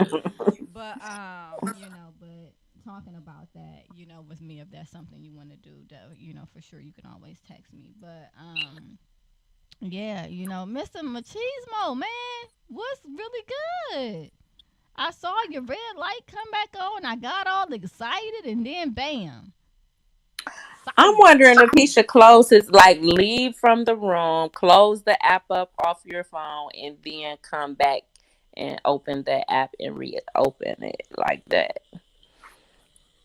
And normally I have to like refresh, and then I have to go. It's just a lot. It's a lot. My sound, it leaves and it don't ever want to come back. But I be like, come on, man. I be talking, I be saying stuff because I'm always saying something, you know. But I don't know. A lot of people pre-record their podcasts. I was thinking about us doing something like that, maybe pre-recording, and plan them. I don't know. I guess we can kind of just shoot around and and see. I like the live platform because I want to be able to meet people where they're at, in the moment, and kind of allow um, the podcast itself to be led based on the needs of the people, but that is only conducive if the people can find you. So, what was the what was the name of the cotton? What was the name of the? What you Cotton Club? What you talking about? It's called Clubhouse. Clubhouse app. Clubhouse. You talking about the Cotton Club? That been gone. It sure have. It has a long time ago, boy. I'm telling my age though. Um, I'm like, what? I sometimes things come up and you just be like, what was that? What was that? Cotton Club dads. What dads? What? Daddy-o. Oh yeah. Daddy-o's. The Mirage. Don't get me listening. The Not. mix. Don't I get remember the let me Mirage. stop. I remember Daddy O's. Oh, that was in the back of the mix on 141st. Oh, oh. All right, Dante, you back? Mm-mm. You know, you're not back. Oh, Vlad the man. Welcome. yeah. I'm tired. Lightweight. I think I'm tired. I don't know if that's something Um, you're supposed to say on live podcast, but it's just been one of those days. I wonder if it's the snow. it's okay sometimes. Sometimes we are tired, and being authentic on your podcast, that's what people love. Or I love when people are being authentic. Sometimes you're just tired. You need the rest. You do a lot of things. Congratulations. Working on your dissertation, Whoop, whoop. inspiring all of us other people. I I hope even so. got online to look at a doctor program at Cleveland State. I was trying to find What? something. Yeah, I saw something for reentry for individuals who just got out of jail, like a study on community relations. And so I was like, ooh, that interests me. So I need to go back on there and look. But Jesus. Ah, That that's is all I do. awesome. That is But awesome. I love the reentry population. For some reason, well, I know what reason, but I love the reentry population, and assisting those who really want help. And I feel like many systems fail the reentry population. And so I would love to do something with that population. Yep. I think that's awesome. My brother, he actually got his doctorate in 2022, Mhm. and I hope I get this right. He got his doctorate in ministry, Mhm. um Oh, and in apologetics. And apology. yeah, like really being able to debate the word of God. Mhm. Which we know there's going to be a place for that, for sure, for sure. Mhm. Um, but I had just talked to him recently, about considering being a. Don't tell me. Don't even tell me. It's the person that hospitals. Chaplain. Yes, yes, that. That's what I do. I know. That's why I was saying don't tell me because I was like, Lord, I know this what she do. A chaplain. Yeah, I was talking to him, and I was like, have you considered that? Because he has a hospital background, and he was in the army, and I know that there's chaplains that are through the army, and Hmm. and he has a very strong ministerial background, as well, and he's an elder, at the church that he attends, and so I was like, these pieces can go together to do something, They all go. Yes, he can do. He could do reentry to prisons. He can work with the elderly in homes. He could do hospice. That's why I didn't go that route. My mentor again, back in the day, she was in the ministry, but she was a psychologist like you. And I said, well, I really don't want to do MDiv because I'm not really big on being in the church. Because I really prefer not to be. But that's what I felt God was telling me to do. So I went in and we talked about it. She was like, be a chaplain. She was like, that way you're going to get paid for your work because in ministry, just getting the MDiv, people who are pastors and depend on the church for salary, it'd be a struggle for them. right, And so right. she was like, go in the path where you can make money and people in the world know what a chaplain is versus they know it's somebody who say I just got my MDiv degree or my doctorate in ministry basically. And so that's what I did. Yep. Yeah. And he can also start his own he can start his own business like a consultation business and assisting other people in those areas as well, whatever his expertise is in that. Yeah, it sounds like he has a lot of options, but it's interesting because you get a doctorate degree, you're like, okay, so now what, right? And then you know with what I do as a therapist, it's a PhD. It the pieces, they fit together. They're big pieces and they fit together. But but with different degrees, sometimes the pieces are a little smaller. And you're like, okay, where was it? This one looks like this one, kind of looks like this one. Where does this one go? And so I just pray that he stays encouraged, and all the other people that have gone and gotten advanced degrees, and maybe they're not sure exactly what they're purposed for as it relates to using or expanding upon that degree, from a um I don't want to say commercial, but from like an occupational standpoint. I just pray that individuals stay encouraged, and just remember there was something in you that knew that it was meant for you to get that degree, and that if you had the motivation to go forth and get it, then there's definitely something that it can be used for. um, yeah.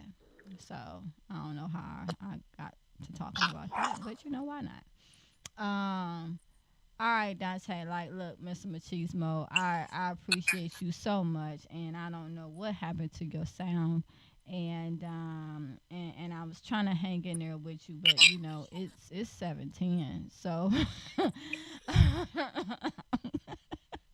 me and Mo gonna have to jump off, and we appreciate you. But And I would like to tell you to get some rest, please. It's okay to get some rest. You are doing a lot. I couldn't imagine. You have your own business, you writing your dissertation, you have a family, and many other things that I don't know about. And so I would like to welcome you to rest tonight. well, thank you. Call my kids up. Tell them that you welcome me. Tell them you have instructed the. No, I'm kidding. Find a Um. TikTok and send it to them. Go They'll night night. understand the TikTok. Oh, Go night. did Mr. Machismo say go night night? Did I hear you? Yeah.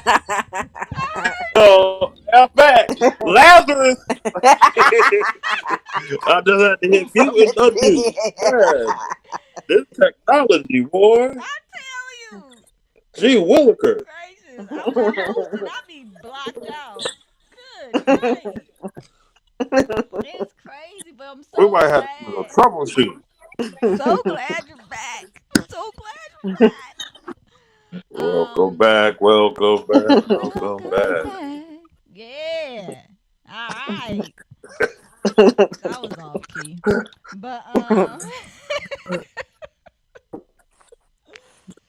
But I appreciate you all. I really hope to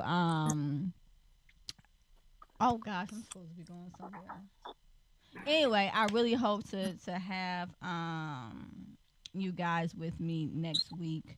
Um if nothing comes up. Yes. Hey, how you doing? Um bye. All right. So, that was my significant other making an appearance and then, leaving.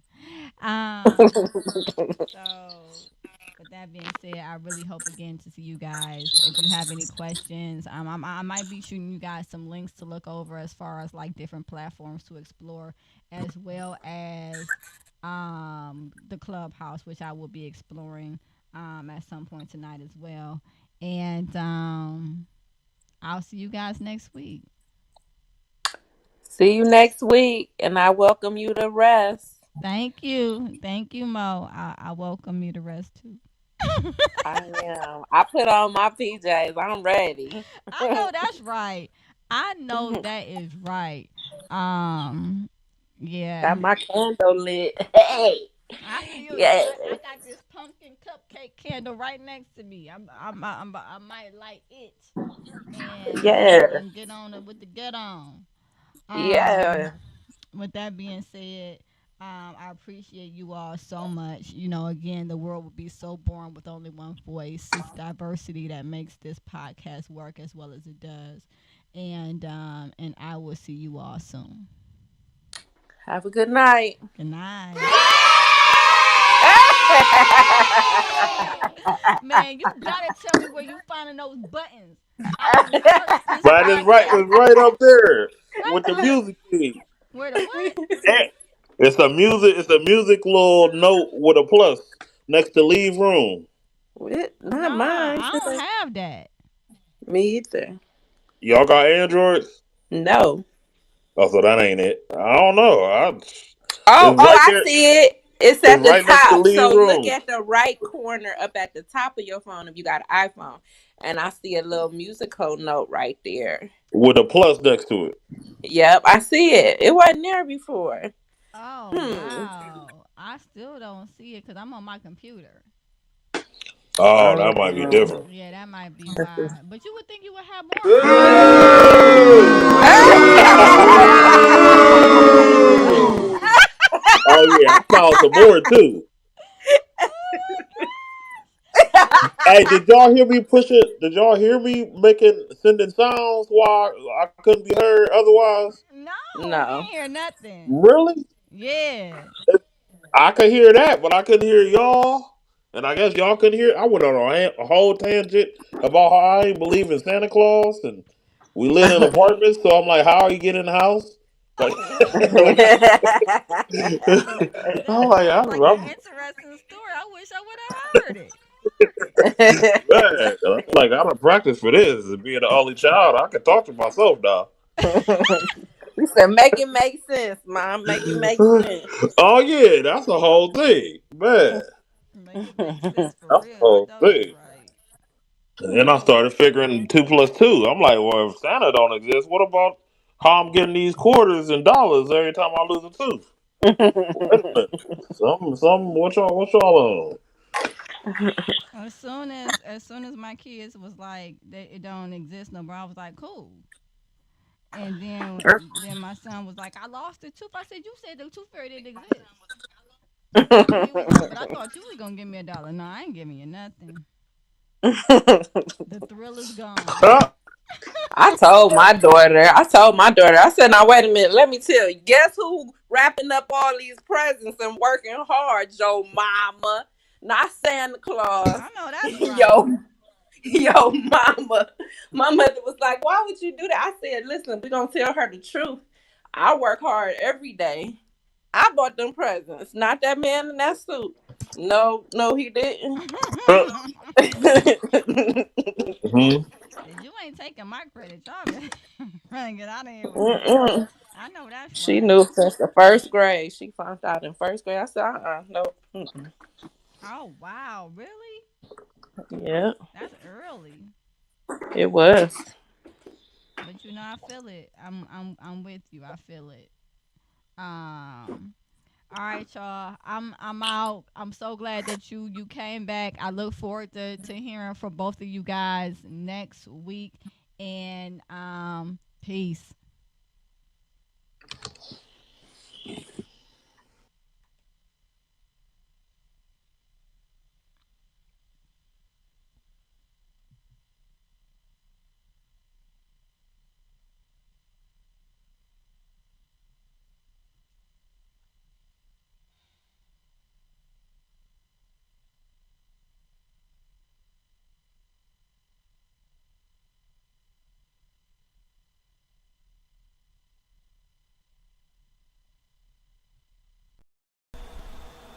Hello, hello. Can everyone hear me? I hope the answer is yes, because it is time for another episode of Supportive Advice Live with your therapist and host, Aquila Wheatley, a licensed marriage and family therapist in Cleveland, Ohio. If you're like, who is this person? Why is she on here? Well, stay tuned. You'll find that out. But you can also visit my website at www.supportiveadvice.com.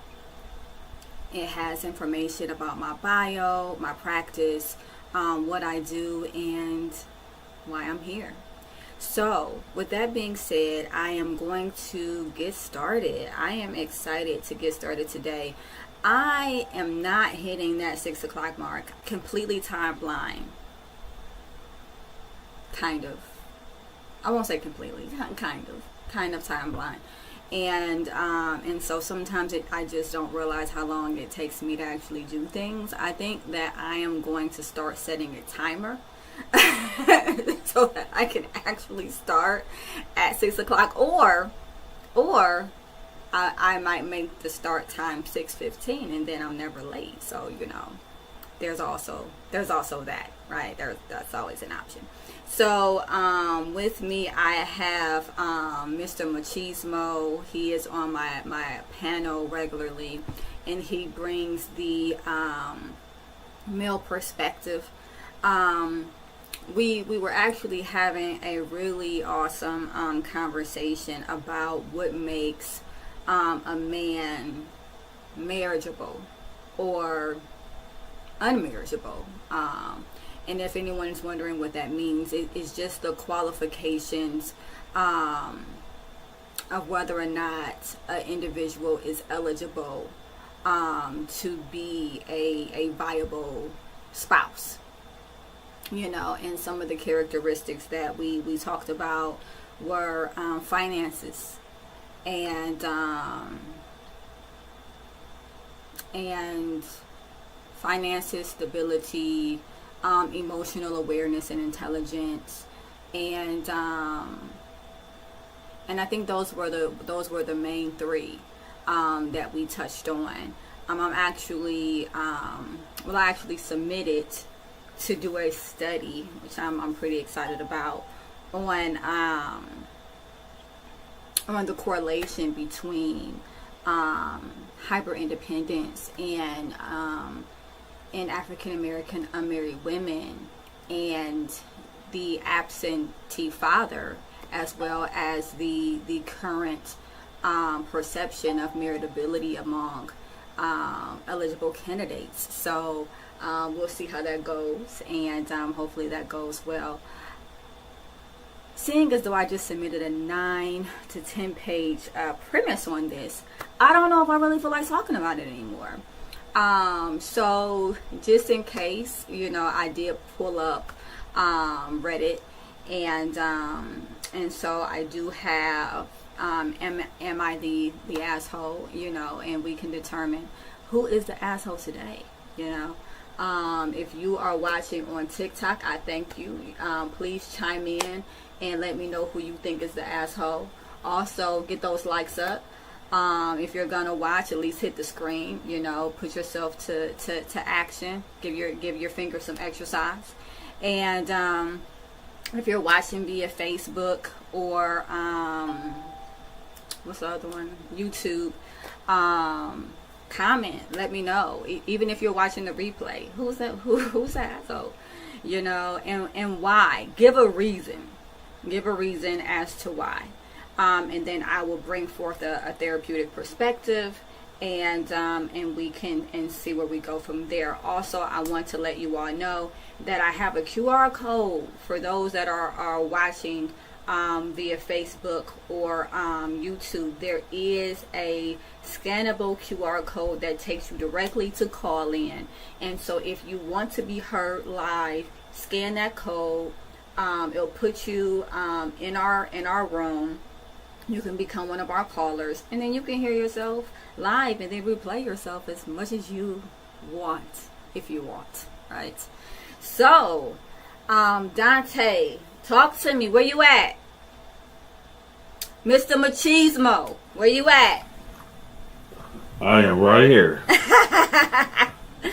How are you, sir? Thank you for joining us today and being a faithful panel member. I appreciate you. Oh, cool. I came for the Reddit, I think. Did you? All right. That was kind of interesting. All right. So there's some crazy scenarios that you kind of hear about that you may not normally. So it's kind of enlightening. It just opens your perspective. Like, these things happen. Yes, these things do happen, and it's really interesting because these happen in a publicized way. Right, so there are things that I just absolutely cannot talk about that, as it relates to my clients, just due to client confidentiality, HIPAA, and all of that stuff. But this stuff here, it's fair game. It's like right there, it's open. It's so. Juicy. Did you say juicy? Yeah, a little juicy. A little juicy. All right, so I sent. So I saw this one and I was like, I have to do this one. I have to. And so, listen to this title, Mr. Machismo, and all of those that are watching. And remember, hit that like button. If you're watching, hit the like button multiple times and also share.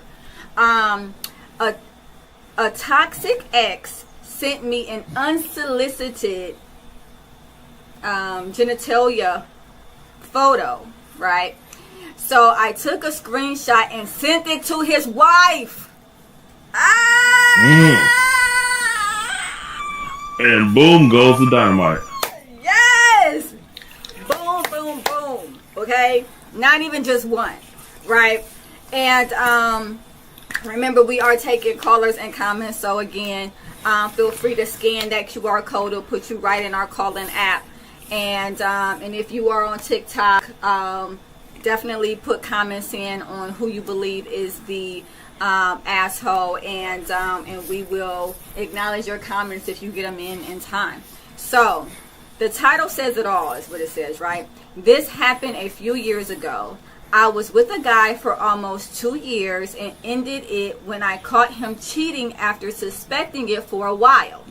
Several years passed by and he kept trying to talk to me or get us back together. All before and after he got this girl pregnant and married her. I blocked him for several years. He tried to talk to me via other numbers. I blocked them too. I had deleted WhatsApp for a period of time, reinstalled it later to use, not realizing after deleting the account and reinstalling it, it removes blocked numbers from the account. Sure enough, after some time, he tried talking to me again. Now, mind you, based off of this timeline here, this dude is married and either is a father. It seems like possibly already a father, or at least about to be a father. So just keep these things in mind here when we're making a decision. So he tried talking to me again, confessing his undying love. He was married with 2 kids. That answered that. Married with 2 kids now. Before I had a chance to block him, since I was busy at work. You can miss me with the busy at work. You had time. He sent me a pretty graphic photo of his member. All right. As though she had not already seen it. The photo was in his supposed bedroom with plenty of background details of the room. I snapped a photo. Right. So you can't say, well, this was from a long time ago. She's pulling this up from 2 years ago. No, like your kid's pacifier is on the bed, sir. So you're just done. So I snapped a photo of the one-sided conversation. I love how she's putting like these things in there to like say like I'm not guilty, as if someone is saying to her, well, what did you do? And this leads me to think that maybe this person had a conversation about this, and like friends or family kind of maybe asked like, well, what part did you play? Why would he be messaging you? What did you do? So she's putting in all this extra information that kind of absolves her, and that's normal. I hear that a lot when clients tell me different scenarios. Anyway, the one-sided conversation and the proverbial unsolicited image, and sent it to his wife via Facebook Messenger. My family knows his family, so she wasn't difficult to find. Despite him being blocked on my end, I kept it brief, but I told her I'm his ex he cheated on, to be wary of his ways, and that I'm sorry to have to show her this. I blocked his number again, keeping in mind about keeping WhatsApp activated, and moved on with my life. They are still together in a seemingly turbulent relationship. How do we know that? That is a question. I feel terrible because they have kids, and she seems like a nice person, but he's a piece of junk. I felt this was appropriate to share here. It almost doesn't sound like she thinks she's an asshole, so I don't know why she is putting this commentary, but I think that in all honesty, hey Mojo, I think that in all honesty, she's feeling guilty, right? She seemed pretty disgusted or upset that he was still doing the same types of behavior, which is probably a part of his attachment pattern, and probably pattern of impulsivity, right? And I got some comments. Let's see. And so, some impulsivity I'm seeing here, and so she goes and she sends this picture to his wife. I don't know exactly what she was hoping to achieve there, but it sounded like that she thought that the wife should know. So before I kind of get into some of the layers of this here, Mr. Machismo, where you at? What do you think? It's kind of cut and dry a little bit. You think so? Yeah, that is that is kind of deep. First things first, this guy is definitely he the bad guy, Chico, in my Razor Ramon voice. He the one at fault. Now, there's a thing called the thrill of the chase. He suffers from it. It's definitely people wanting what they can't have. And he sounds like someone that's never happy in a situation. And that happened a lot on both sides of the fence, men and women. So there's that. Okay. Then to on the other end of the spectrum, there's unless we're dealing with a crazy case of narcissism where this person just doesn't believe fat meat is greasy and they just continue to reach out because they know it's going to hit eventually. If that's not the case, there is some sort of what they call that. There's some sort of coddling or some sort of allowance of this behavior for it to continue for this period of time. There's been some entertaining, even if it's on that Friday night where she done left the girl, or that Saturday morning for after brunch, or that Friday night with the girls at game night. There's been some sort of response back. And this is why she is preempting all of this information, right? Because someone has said the same thing that you said, and she's like, no, let me explain. I downloaded the app again, but I forgot that it unblocked him, and I did this and I did that, and I wasn't entertaining him, and I didn't reply to him. Like she's saying these things because she wants individuals to know, hey, I didn't do anything. This dude is just someone that just doesn't give up easy, and he consistently pursues me. But I do have go ahead. I'm with you. That because it's hard. I don't know, because I'm learning that. Yeah, it's a lot. Maybe stuff isn't as black as white as things should be. I should say, but I mean, there could be the preemptive strike where she's approaching it because someone mentioned it, or she's approaching it because it's true. So that we'll kind of just leave to interpretation. Just kind of depend on where you stand on the fence with that one. So a lot of times. Let me unwrap that a little bit. You mean like when because what I'm getting from that is an example of how like people tell on themselves. Like they're trying to be preemptive. And they tell on her subconscious knows that she allowed this behavior to some extent. Maybe not to the extent where it is now, but any type of response is a response in a way encouragement for some. You ever heard the say, you give an inch, they're gonna take a mile.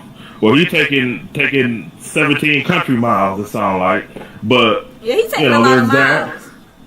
But that's but there's history, so that's the variable in the room, the big elephant in there. Well, we don't know exactly the extent of that 2 years and what really everything is, because we know she's telling us, but we don't really know the rooter to the tutor.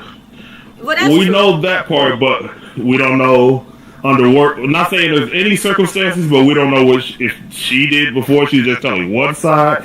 There's a lot of stuff to kind of ponder, but overall, I mean, he's the bad guy in it. So let's just put that. Let's just put that. Hang that up. We can pin that.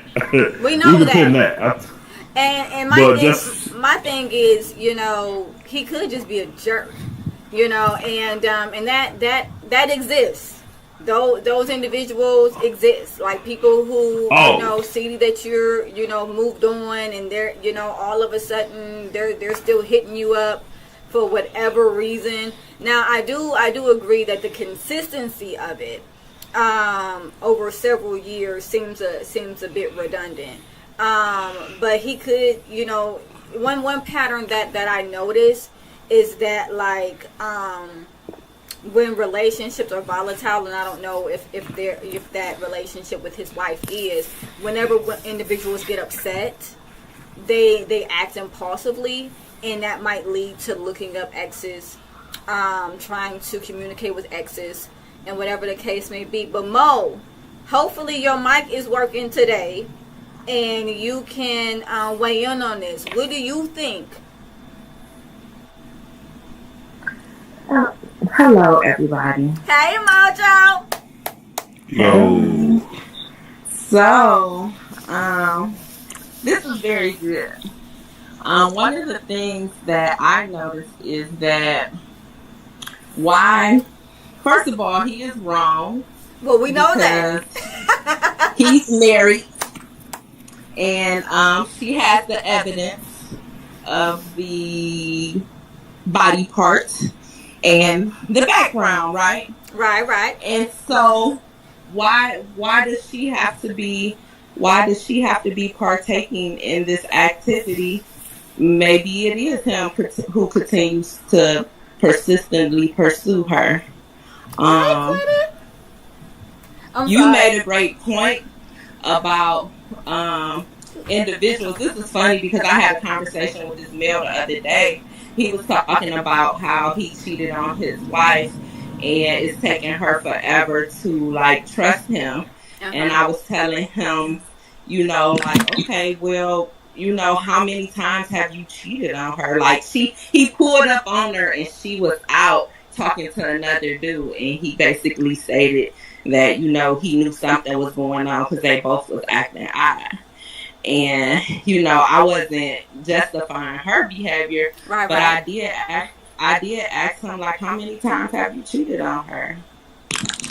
I mean, and this opens up something, because I get clients, right, couples that come into my office, love couples, and they will begin to talk to me about the infidelity in the relationship, and sometimes it will be one person talking about how they can't get over the infidelity, right, in the relationship, and then a couple of sessions in, it'll come out that they were also unfaithful. And so it's, and so then it becomes the unpacking of, of motive and significance, and, acknowledging them both as the hurt and unfaithful party. It gets pretty complex in those types of situations. But I wanna focus in. She's not asking if he's the asshole. I think universally, right, Quetta? Universally, we know he's the asshole, right? However, she's asking, is she the asshole for sending the pic? But I do want to touch on, Monicia, what you said, where, I do question why Mr. Machismo says that she must have been giving something off for him to keep coming at her. Has anyone never heard of those guys who just don't stop?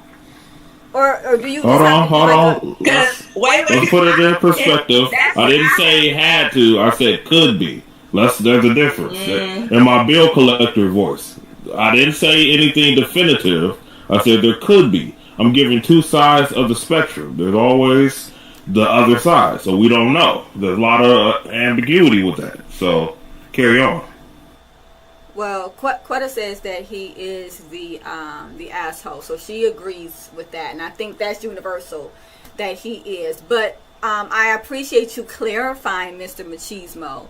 But still, it's interesting that is the perspective that comes up is, oh, well, for it to have been that long, there must have been something going on, or there could, let me put my quotes up, there could be, right, something going on. But Mo, woman to woman.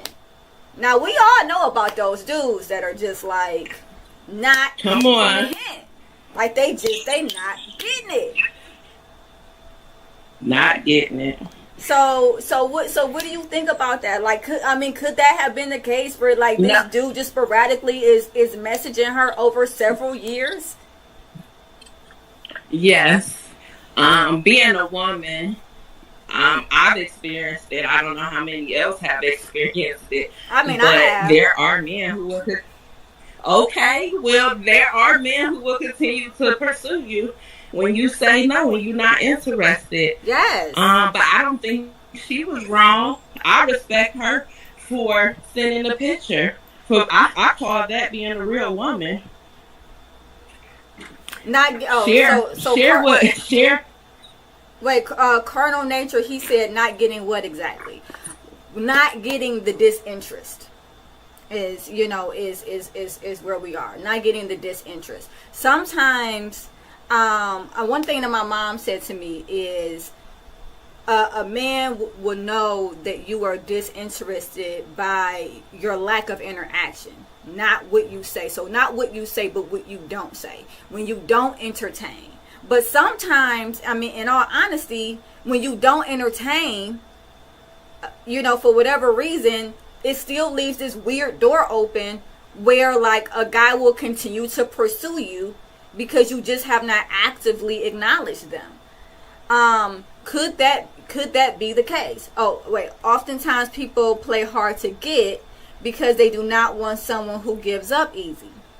Well, in this, okay. So I'm gonna acknowledge that. As a woman, there is that possibility of wanting a man to pursue.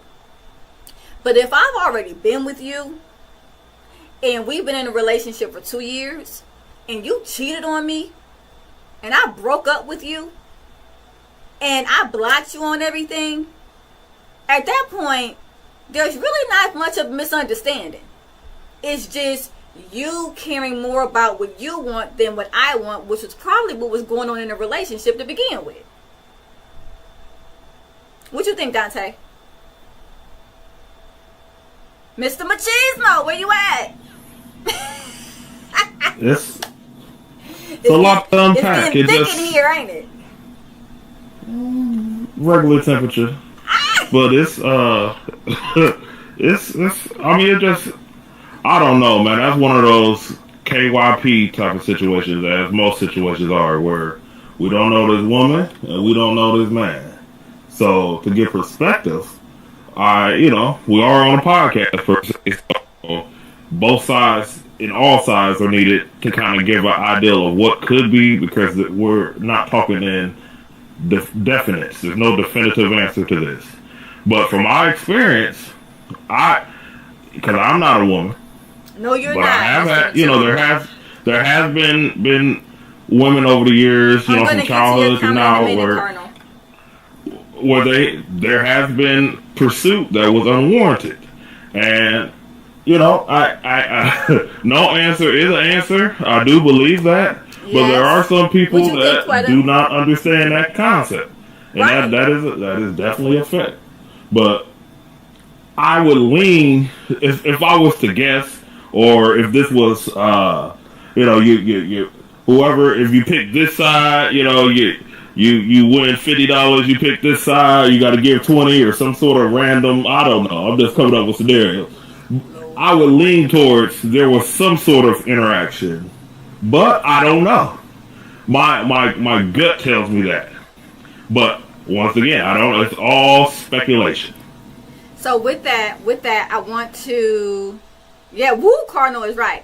So, but I appreciate your commentary, and I'm going to read it.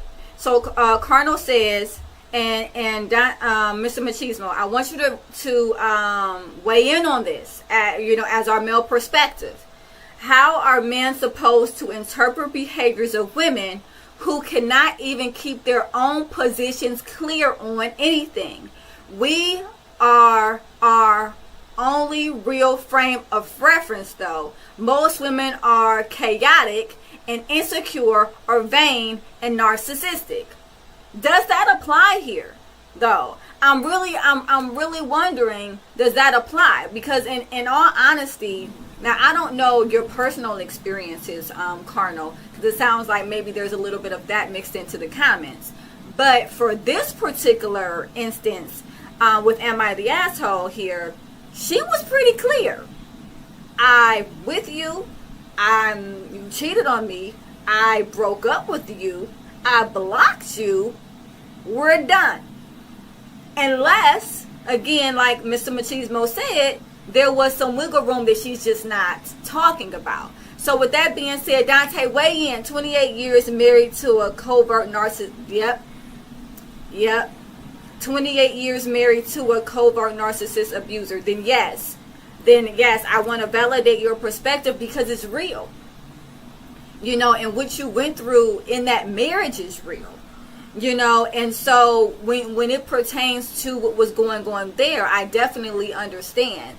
I can't go out on a limb and say that there's parallels in this particular instance, but I can say that living 28 years with a narcissistic, abusing wife can definitely provide differential viewpoints as it relates to the opposite sex, for certain. What are your thoughts, Mr. Machismo? That's a lot that I think kind of complicates this situation a little bit. I think this is a little bit more simpler, where this is just a guy on one end possibly just missing his old thing, maybe because of what's happening at home, or maybe not. He might just be that chauvinistic male narcissist that is nuts. I don't know. But, but at the same token, there might be some residuals that are going back and forth. I don't know. It's a lot of ambiguity, but it's just a little messy.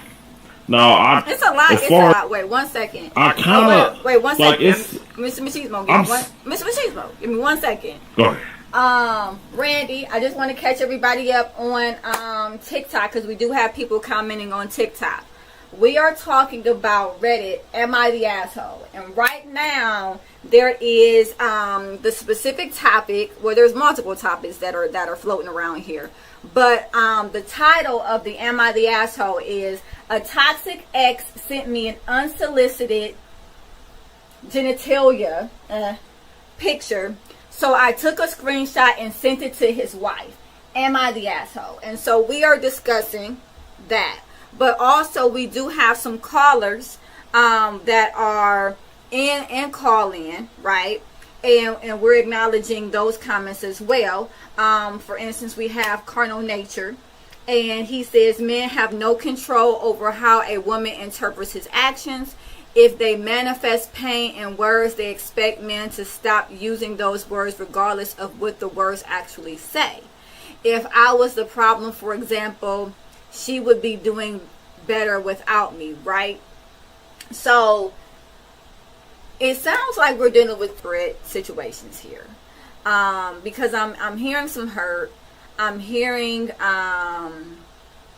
that there was some possible gaslighting going on in your situation, Carnal. And also hearing, I'm sorry, is the audio scrambling for everybody, or is it just Carnal? You're working up a little bit. Okay, wait a minute. Is this better?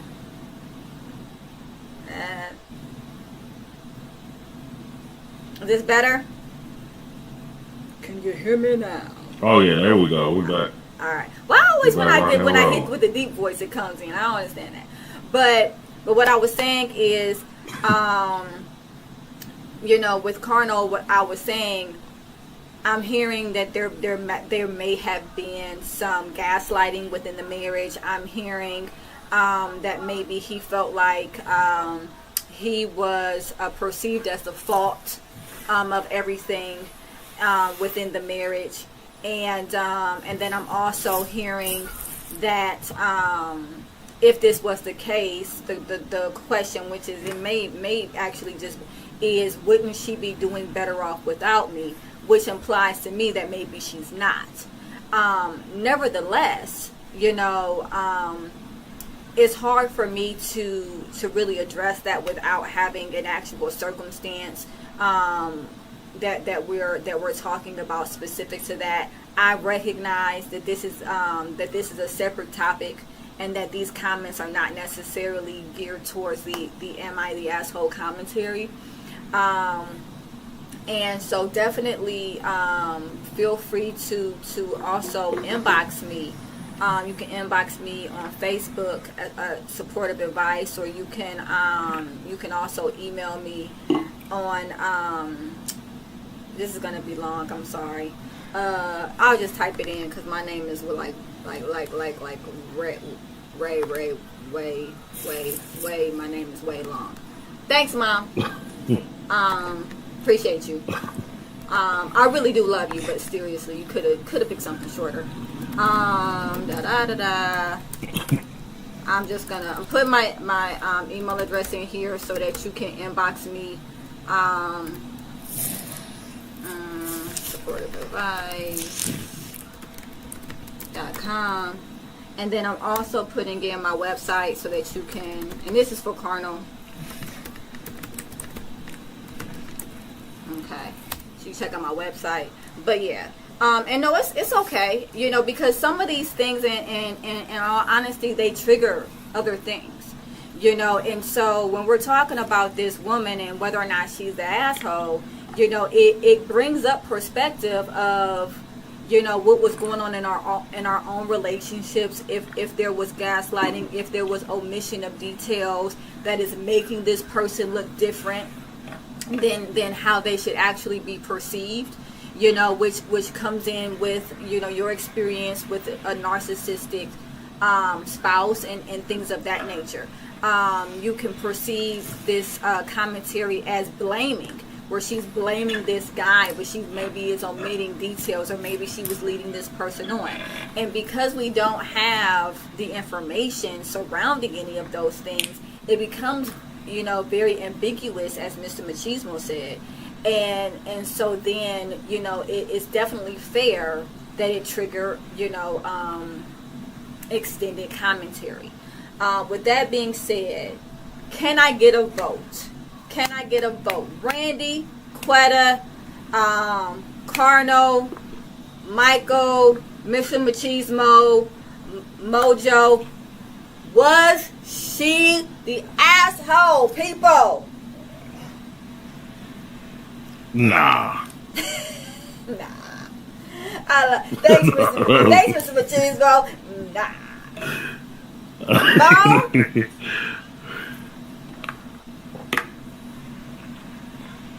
Mo, where you go? Help me out. No, I said no, she's not. I think, like I said, I think she should tell.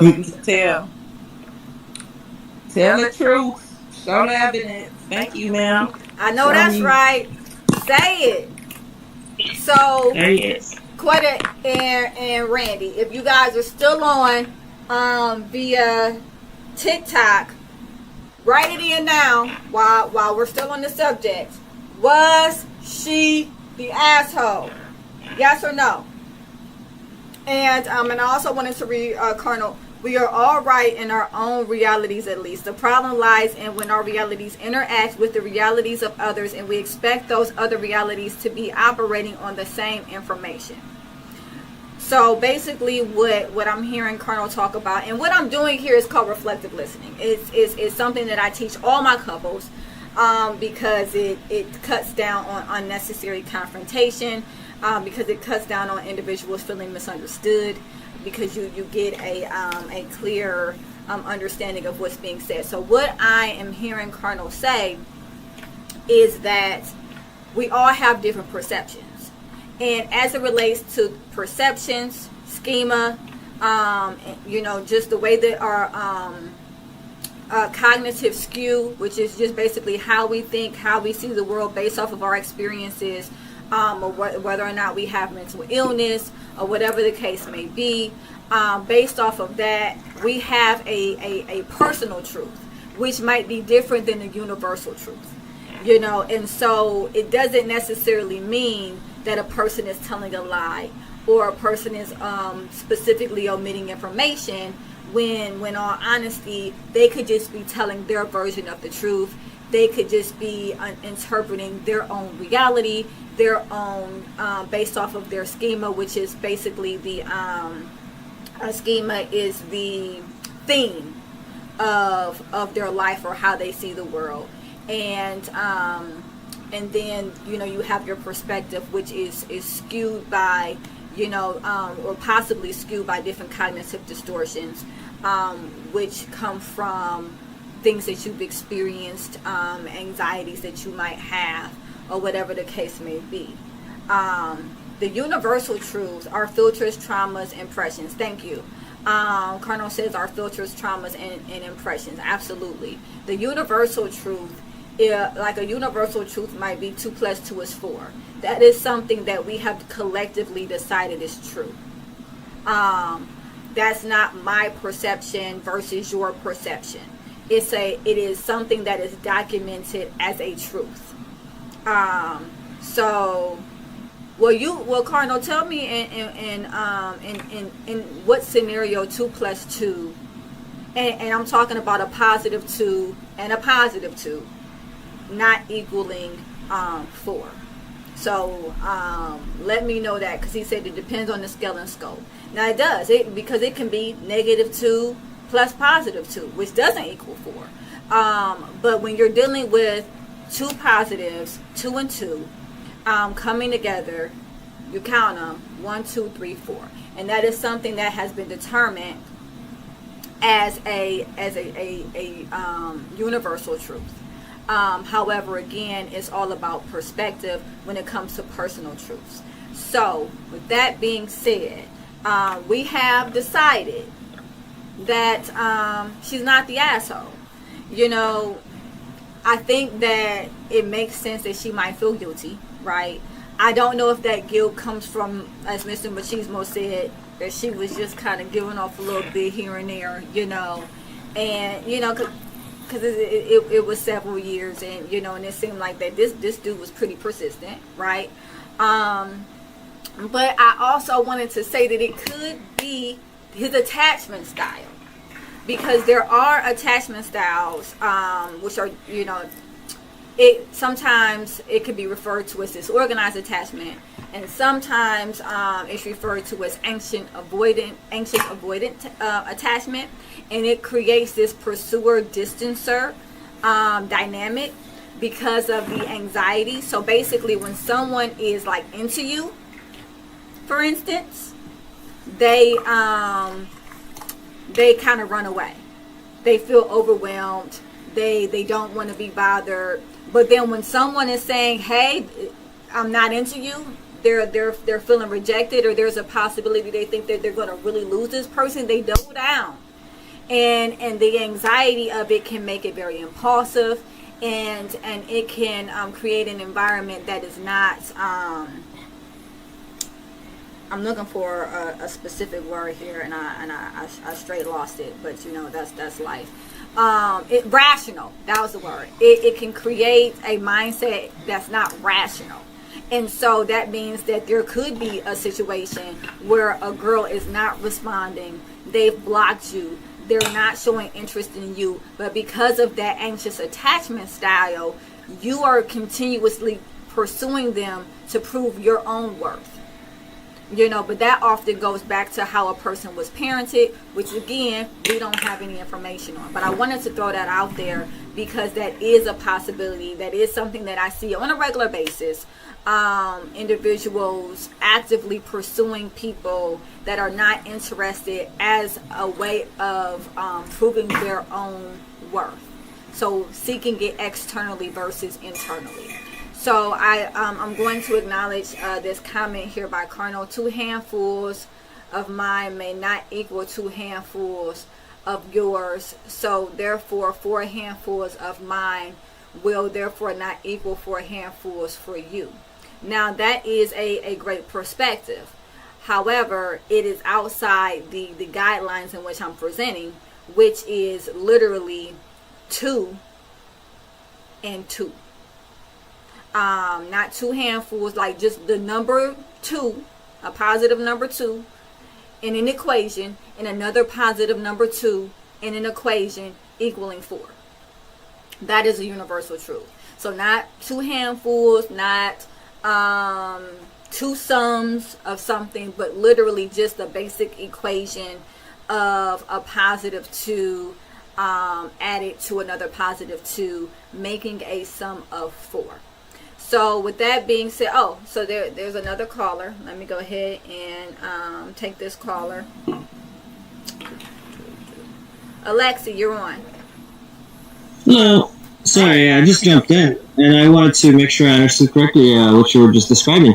Sure. The sort of the lack of self-confidence affecting the partners, basically.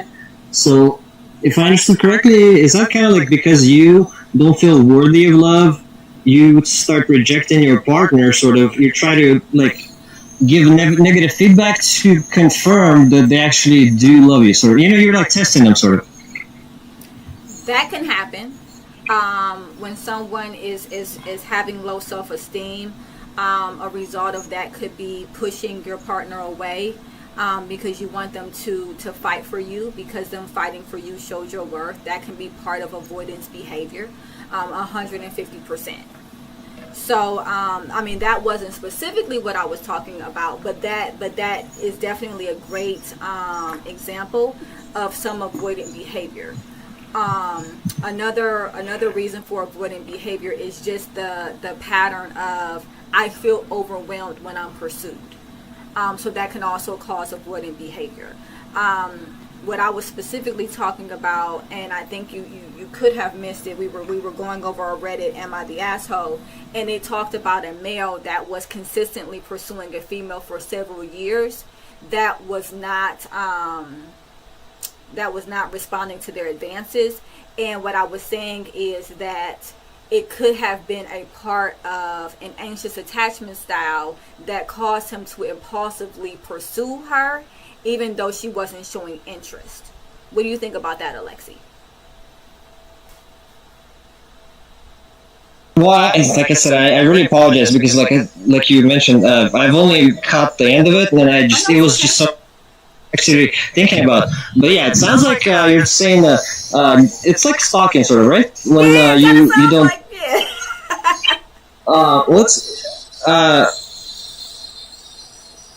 I think maybe it has something to do. Like, did she show any affection for him initially?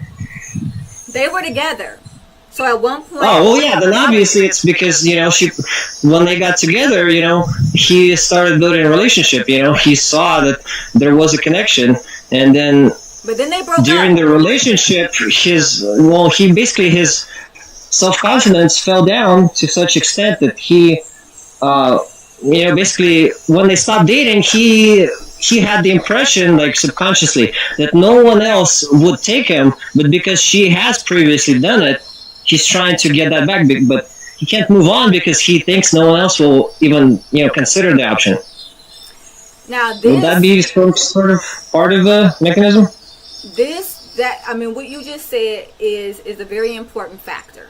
It's a very important factor because they were in a relationship, and when they were in a relationship, he cheated on her, which can be a way to distance yourself from your partner, which goes along with avoidant attachment style. However, after they broke up, he did continue to pursue her. Now, here's where it gets tricky, Alexi. He's married with 2 kids, and he continues to pursue. Oh, so the lady, so the family, you mean the wife and 2 kids, that's separate, right? Yeah. So this is basically his mistress. This is his mistress that he's pursuing right now, right? No, this was a girlfriend that he had previous to getting married. Oh, okay. So they broke up. He got a family and 2 kids, and now he's pursuing the initial girl. Right. He got married. They broke up. He got married, right? Uh-huh. He had 2 kids with this woman that he's with, but he keeps on pursuing this ex that broke up with him years ago. Oh, well, yeah. Well, that's kind of simple. It's the same. Sorry, I didn't mean to say it's simple. It's okay. To me, it has parallels with people when they're 50, 60, still listening to music they used to listen in high school.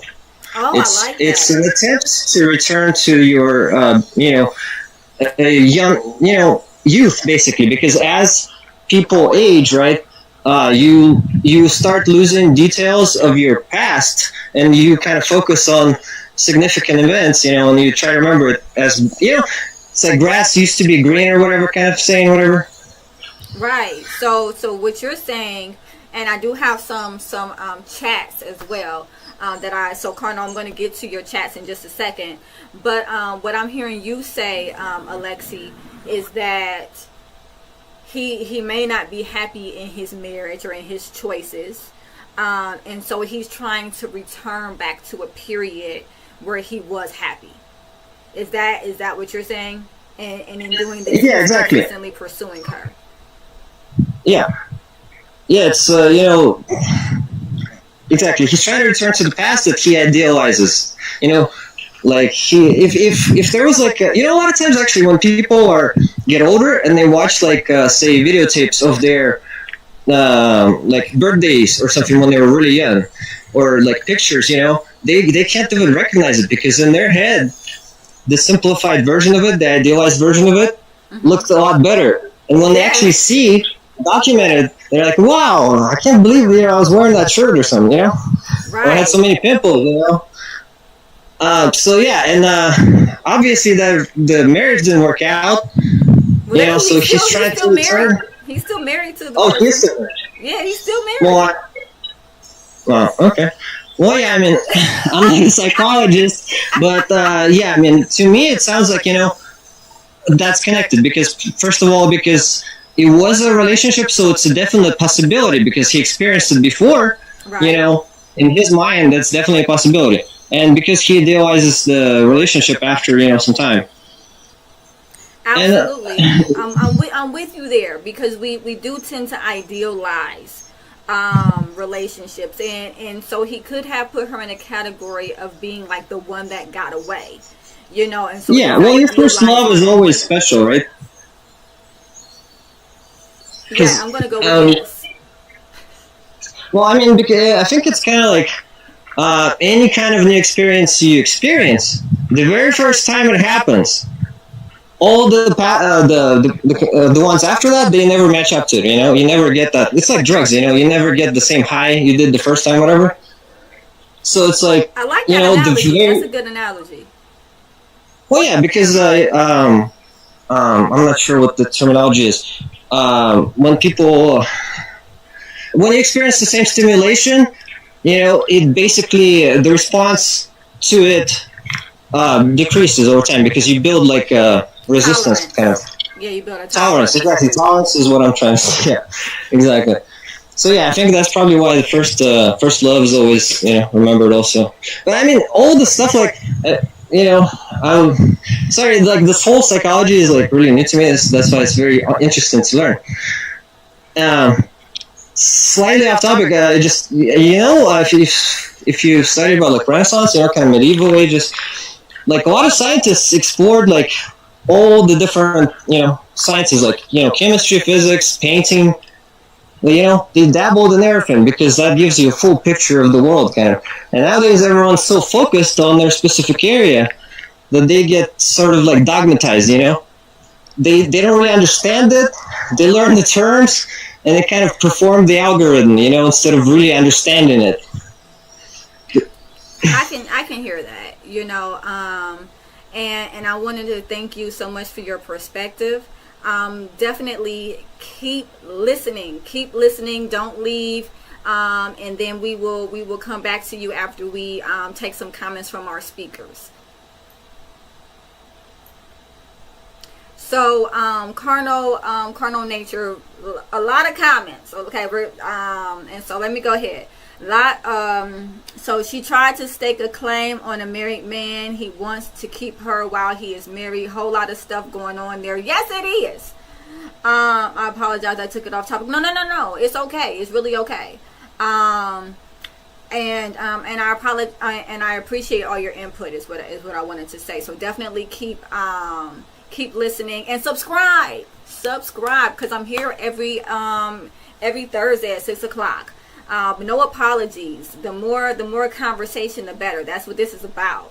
And so then she tried to stake claim on a married man. He wants to keep her while he's married. Whole lot of stuff. BS. This is so poorly framed. Cursory comprehension. Okay. So just to clear this up, Carnal, they dated in the past. Okay, they were supposed to be monogamous with one another at some point. They dated for 2 years, and then he cheated. Yeah, before he got married, they dated for 2 years. She wasn't his mistress or anything like that.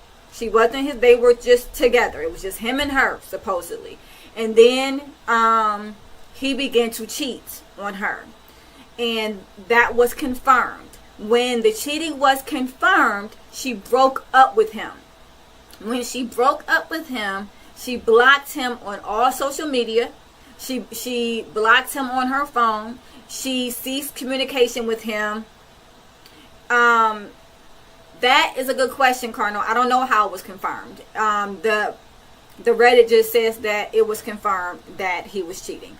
So that's a good question. We don't know. Nevertheless, she blocked him on everything. She discontinued communication with him. And then apparently he started calling her from new numbers and texting her from new numbers, probably using some type of an app, I'm assuming, right? And so, and that goes back to Alexi when he said the whole stalking. That kind of mirrors stalking, yeah. And so then she blocked all of those numbers as well. And so then she said she deleted something called WhatsApp, and then she reinstalled it. And when she reinstalled it, he reached out to her on WhatsApp, and that is where the male genitalia picture was sent to her. By this time, he was married with 2 kids. And so she found his wife on Facebook, and she says that the reason why she was able to find his wife is because her family and his family are friends in some kind of way, blah blah blah. It's irrelevant, I guess. And then she sent the picture to her. And so what we were trying to determine here is by sending that picture, is she the asshole? For the most part, we all said no, she's not. And then it says people can convince themselves of indiscretions in order to substantiate their own desire to cheat. Absolutely. And again, this sounds like this is coming from your perspective that was developed within your marriage, which absolutely makes sense. So yes, that is a possibility.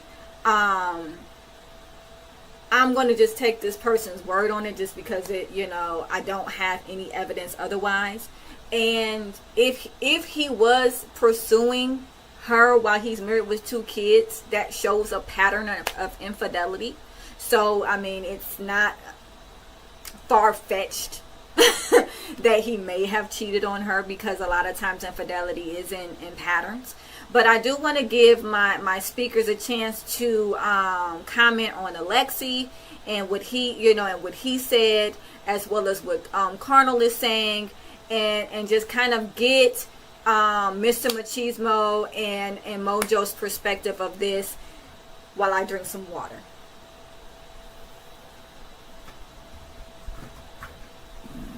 You guys are on. Oh yeah, I'm glad I got my coffee, because it was a lot going on. But yeah, definitely I like the I like the perspectives, because it kind of shines the light on the possibilities. Because I mean, with all of this, we don't know anything for sure. We're just going off of what's reported on this article, or description for this title, or the